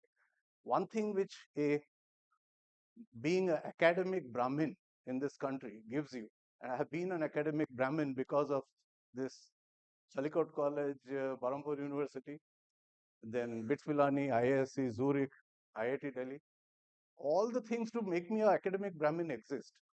Fortunately, the institutions I went to never let me grow that feeling. They said, you are good, but so are another 300,000 people around you. Don't rest on your laurels and say, you are the best. There is nothing called best. In Chalikot College, I was the best.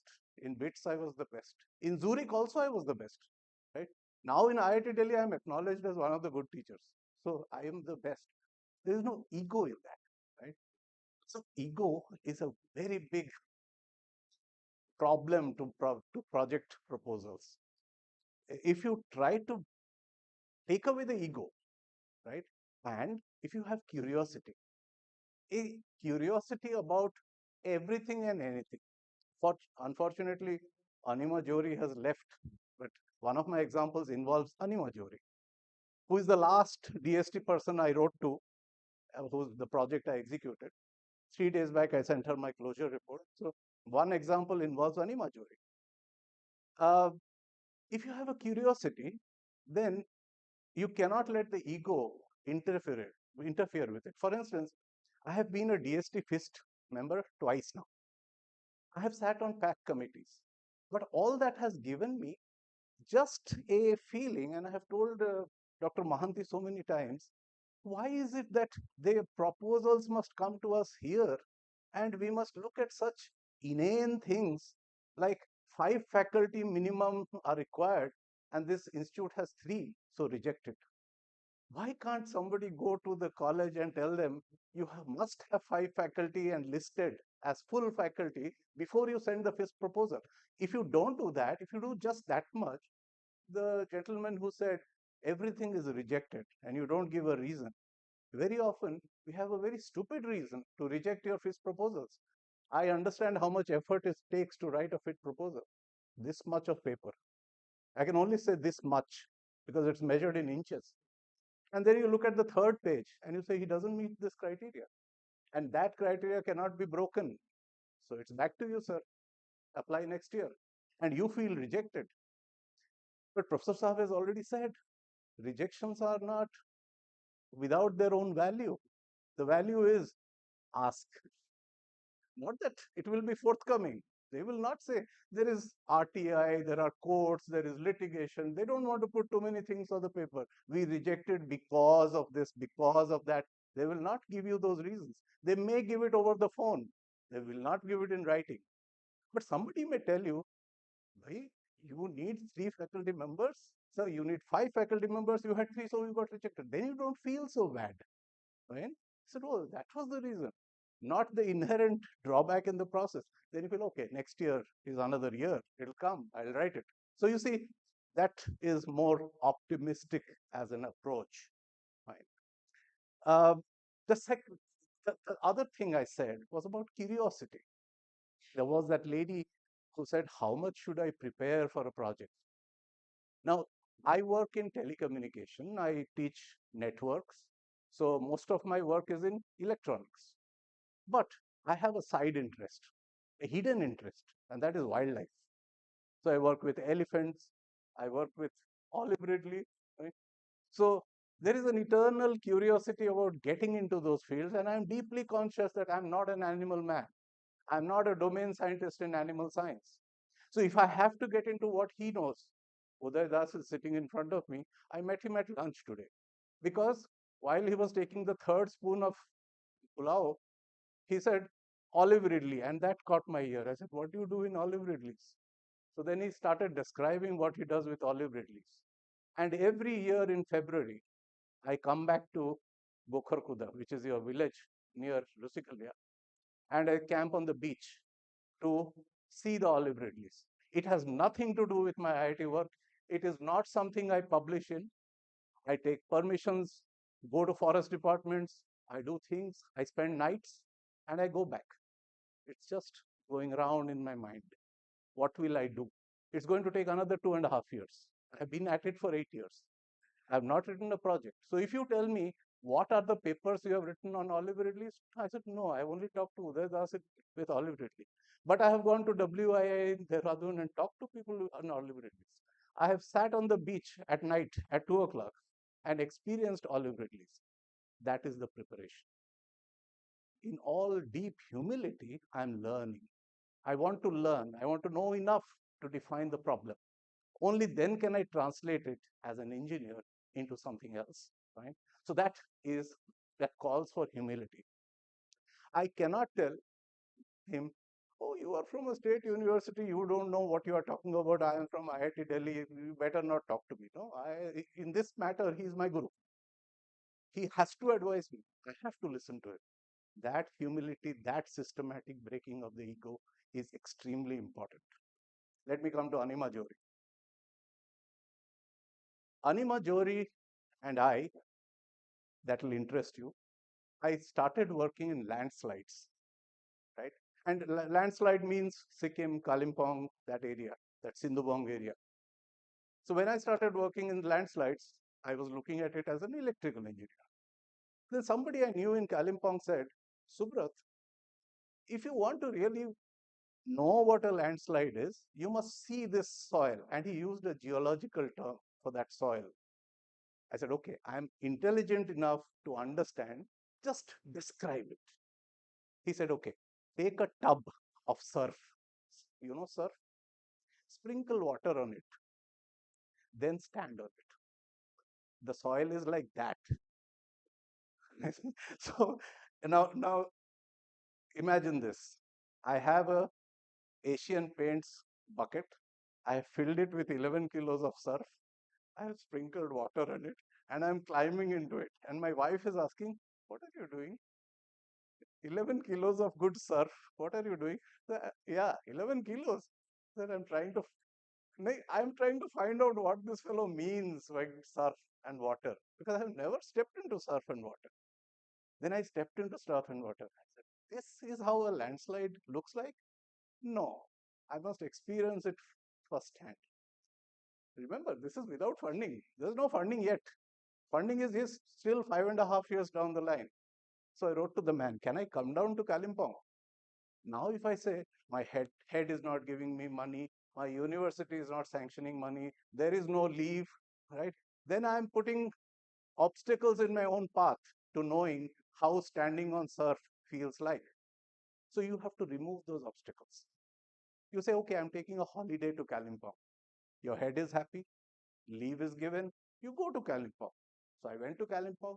This is in preparation for Anima Jori's project, before I wrote it. So he says, I'll take you to an estate where there is an active landslide. I said, is it safe? He says, almost safe. So there is a landslide. Imagine this is a landslide. There is a hill. There are bamboos here. He is leading. And I am going like this, like that. Because the landslide is here. This edge, aap jahan gire, this is the landslide. So I'm going like this, right? Holding a bamboo and going like that. And suddenly this edge drops away. The entire edge cracks in front of me and half the hill drops away from I'm holding on to this bamboo like this, right? I'm going to die. I know that. It feels very much like death. The whole hill dropped away. When you come back from that experience and you write to Anima Jori about a project, you know that you are not lying when you say a landslide can take human life. It's not just a simple English line which you are writing. You see that landslide, you feel that landslide, your stomach churns. Fine. Then he said, come, I'll take you to where the workers stay in this place. So he took me to another place, the place where your rangli or tea is made, the same tea garden. And he showed me the worker's house. There is a house, and it's just a simple cement structure. I am standing there, and he says, "Please move 1 foot to the right." I said, "Why?" "It might crack." So he says, "See, the wall has cracked in the night. In front of you, there is a crack in the wall. This floor might crack between your feet while you are standing. Please come like this." So then the feeling comes, okay, this is what these people live with every day. I go from my dining room to my bedroom without thinking that it will crack and I will die. But this guy crosses this place thinking that it's going to crack, I'm going to die. Then, so you observe this. This is all in preparation for that great scientific project which I'm going to write, which I do not know which will be funded or not, but I'm going to write it. Then I see something. There is a baby who is sleeping in a lungi. You know, the lungi is tied to both ends. The baby is sleeping there. So this man has just come from duty to show me his house. I'm standing inside his house. He takes the baby out of the lungi, he places it on the floor, he unties the lungi, takes off his trouser, and puts the lungi on. What does it tell you? This house is a poor house. There is one lungi. The father's lungi is the baby's cradle. So when I wrote the state project for low cost alternatives for landslides, I have in mind that that is a house with one lungi to which my product must go. I cannot have the normal oscilloscope I have in IIT for 75 lakh rupees. I cannot ask for a protocol analyzer. Normal protocol analyzer I buy is 132 lakhs. The normal oscilloscope is 80 lakhs. That is not the product I'm designing. So ultimately, when I wrote that project, the landslide detection equipment was 4.5 rupees each one. Just 4 rupees 50 paisa. Because that was the goal. That man should be able to buy that thing and use it without thinking that, oh, this is too expensive for me. So when you do that, it takes preparation. At that point, if you say, my university did not support me, my department did not encourage me, I did not get that 12,000 reimbursement for my train fare, then you are putting obstacles in your own way. So your project has to survive despite that. Also, don't write the project for the wrong reason. When we start young, it happened to me also, we see some professor who has a big laboratory, air conditioned, 2 secretaries, people around him. And I dream that if I write one great project which sort of cracks it, 30 crores, I am set for life. You are not set for life. I think I heard that's being said by 2 speakers. It is easy to get money. It is difficult to spend it. And it is even more difficult to spend it wisely, right? To be profligate, to spend it like this, 10 AC लगा दो, 50 water cooler लगा दो, tiling को 10 बार बदल दो. This sort of thing anybody can do. That's not what the scientist does. The scientist takes, and I will add a statement to the many wise statements which were made today. No project is so big that it cannot be made smaller. And no project is so small that it cannot have an impact. So this has to be remembered.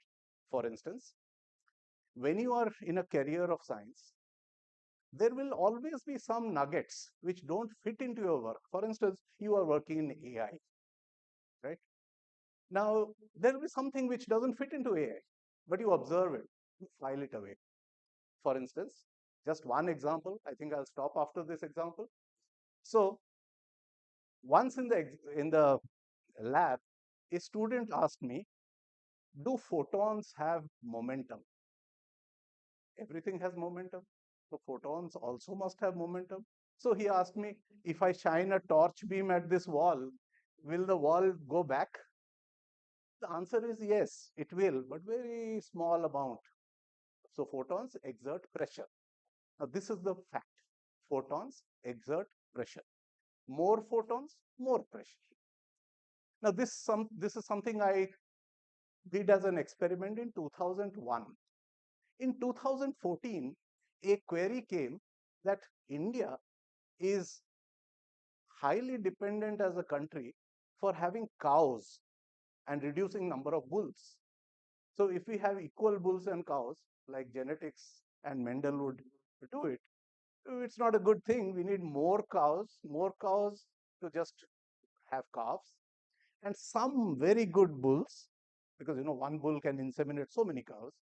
So can we cut down on the bulls and jack up the cow production? Which means, can we have sexing, spermatozoon sexing? The person who asked me the question was, can we do this? So I said, okay, in basic terms, what are you saying? He says, well, there is a chromosome like this called X. There is another chromosome like this called Y. You push this to the side, push that to this side, take that and inseminate the cow. I said, so you need a tweezer, right? You need a separator. He says, yeah, a very precise separator.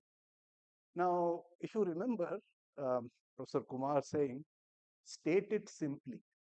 If you state it simply, if you look at the kinematics of laser dynamics and try to write this, you will write 3 pages. But if you say, I will use a laser beam to push the X chromosome to the left and the Y chromosome to the right, it's very simple. Everybody can understand, right? You can do this by also mass separating them. Anybody who has removed choker from wheat knows what mass separation is. You can explain it like that. Then if you say, okay, do I have to really build a 60 crore machine to do this? Can I not do this on a single microfluidic cell? So then you say, oh, but microfluidic cells can be afforded only by IIT. Can we do it?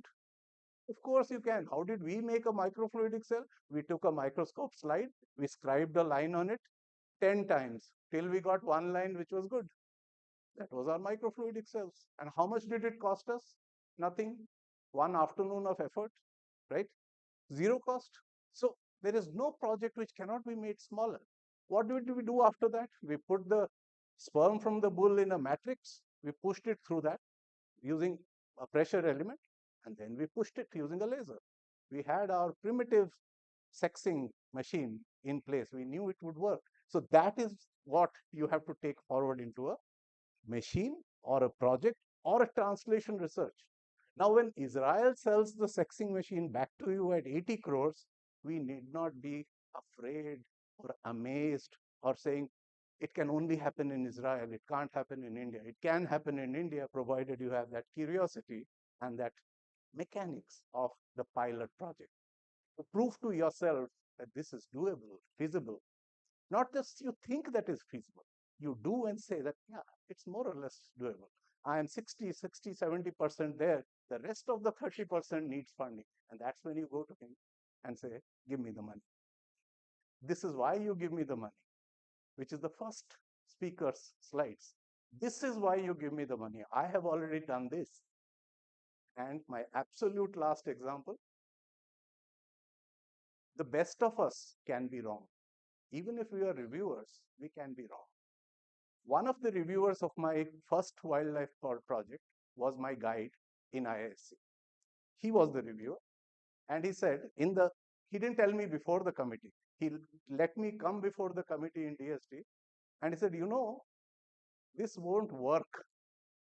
And he was the reigning expert, and he was my supervisor.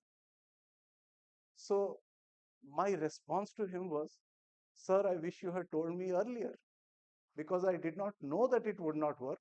Unfortunately, I have made it work, and here is how it's working. So that was a finish to the argument, because it's working. If you had told me that it will not work, I might have believed you, because you are my supervisor. You are my guru. How can I not believe you? I might have even gone back from the project. But you didn't tell me. I went ahead, I built it, and here it is. So then he came to me and said, can you tell me how you made it work? So that was the other So you can see the turnaround. So that is what good scientists do to each other. You trust nobody. Do not let respect overshadow what is right. And in the next phase, when he came to me and said, teach me how you made this, he was demonstrating the same thing. That now you are the guru, I am the student, tell me how you did this. This must happen. And that takes a lot of time because we lose our arrogance over time. We start out as, Dhanurdhars of the first caliber. We go out into the world thinking that this is entitlement is that we will do this, we will get this, we will get that money. But it doesn't happen. Slowly we are whittled down till we gain a sort of equilibrium, saying everything is good. Bad is good is good, right? Nothing deserves an extreme reaction. So I'm sorry I'm not showing slides, because had I shown slides, I would have shown the same things which have been shown. But I am just giving you examples that the journey is never smooth, but there is nothing to say that it is not enjoyable. It is extremely enjoyable, very full of fun, very enjoyable, and very diverse. So have fun. Thank you.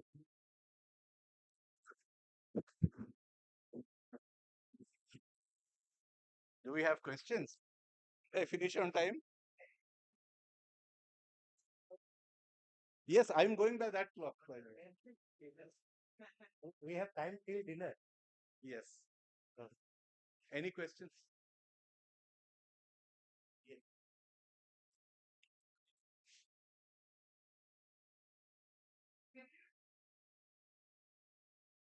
So no question, but I felt so happy listening your talk, like without any slides, and you went on talking like stories, and you taught many basic things. I really thank you. Because for a while we didn't feel any bored, or we are attentive. Thank you, sir. Ansharji, this reminds me of one lamenting we used to do. Sir precisely did not believe in the power of PowerPoint. That's how it was so interesting and engaging. बात पूछना है sir. तो landslide में sir हम लोग को है ना फसल भी बन सकते हैं। तो फिर ये तो उसमें प्लांट फसल भी ज़्यादा बनती है, जैसे एनिमल फसल, एनिमल भाग दौड़ के चल जाता है।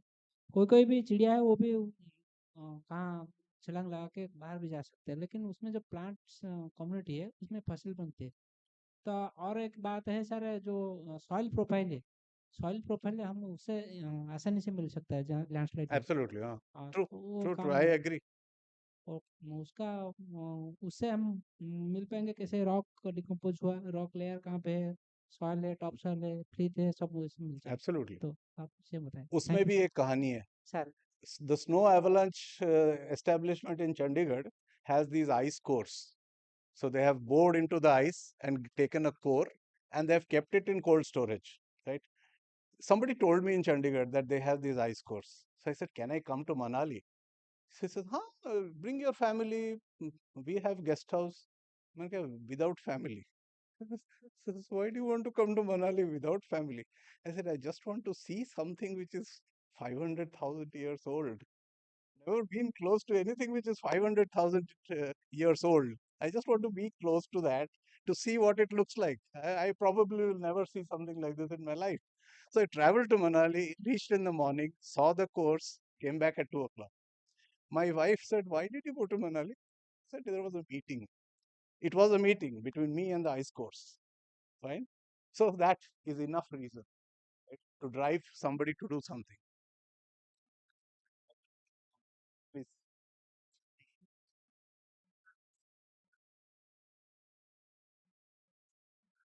So you said about that landslide part, and you talked about that 4.5 rupees of device that would be required. Can you throw light on what exactly is bring through that device actually? Yes, what we do is we look at a developing crack. So what we did is we printed a material on top of a polymer, Okay. right? and then we put that polymer in two clamps. Now, polymers can be made in big sheets. Yeah. After you cut them, they are like rubber bands. So put them between two clamps, and you check that the crack is growing, so the polymer resistance is growing. After that, you say the crack has widened. So you may not be able to take a subjective decision whether it grew in the last night, but this will tell you that yes, it grew. So you get a time frame as how much time Yes, it will so take you know to. that it's growing. It's time to leave this room and go to the next room. Thank you. Thank you, Dr. Kara. The resource persons invited by Professor Anjan, एक से एक बड़ा है. एक से एक बड़ा है. बड़ा है. all are all everyone's speech is very inspirational and encouraged, and they talk to us from the core of the heart, the real science. So I, on behalf of the all participants, और हम बहुत बड़े लोगों से घिरे हैं. There are many great people around us. For instance, Thakkar साहब ने कहा, you can print your arm. In IIT, I can walk over to the Department of Polymer Science and tell a colleague of mine, can you print a muscle sheet and give it back to me? It takes 3 days to print muscle on a silk matrix and give it back to me. So you can say that in IIT, and that is why I think there is a value in IIT being IIT. And he will do it and give it to you, not asking for money, not asking for job card, etc., etc., etc. He will print it, say it, what happened. After 7 days, he will ask, what happened? Nothing, didn't work. That's fine, end of story. But sometimes something happens, and then the project starts from that point onwards. So you can, so that's how it happens.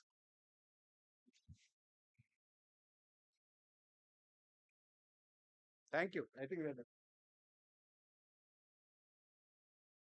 Thank you, sir, for sharing your extensive knowledge and insights with us. Now, I request Dr. Professor B. Anjan Kumar Prusti to present a felicitation and memento to Honorable Speaker Dr. Subrat Kar, sir.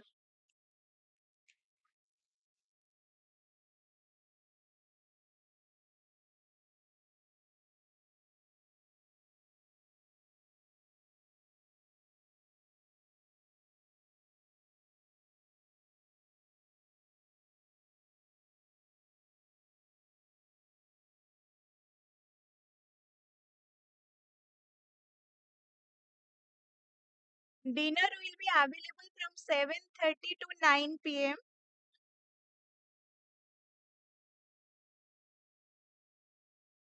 Tomorrow morning, the breakfast will be available from 8 to 9 a.m. Then the technical session will be started from 9:30. Thank you.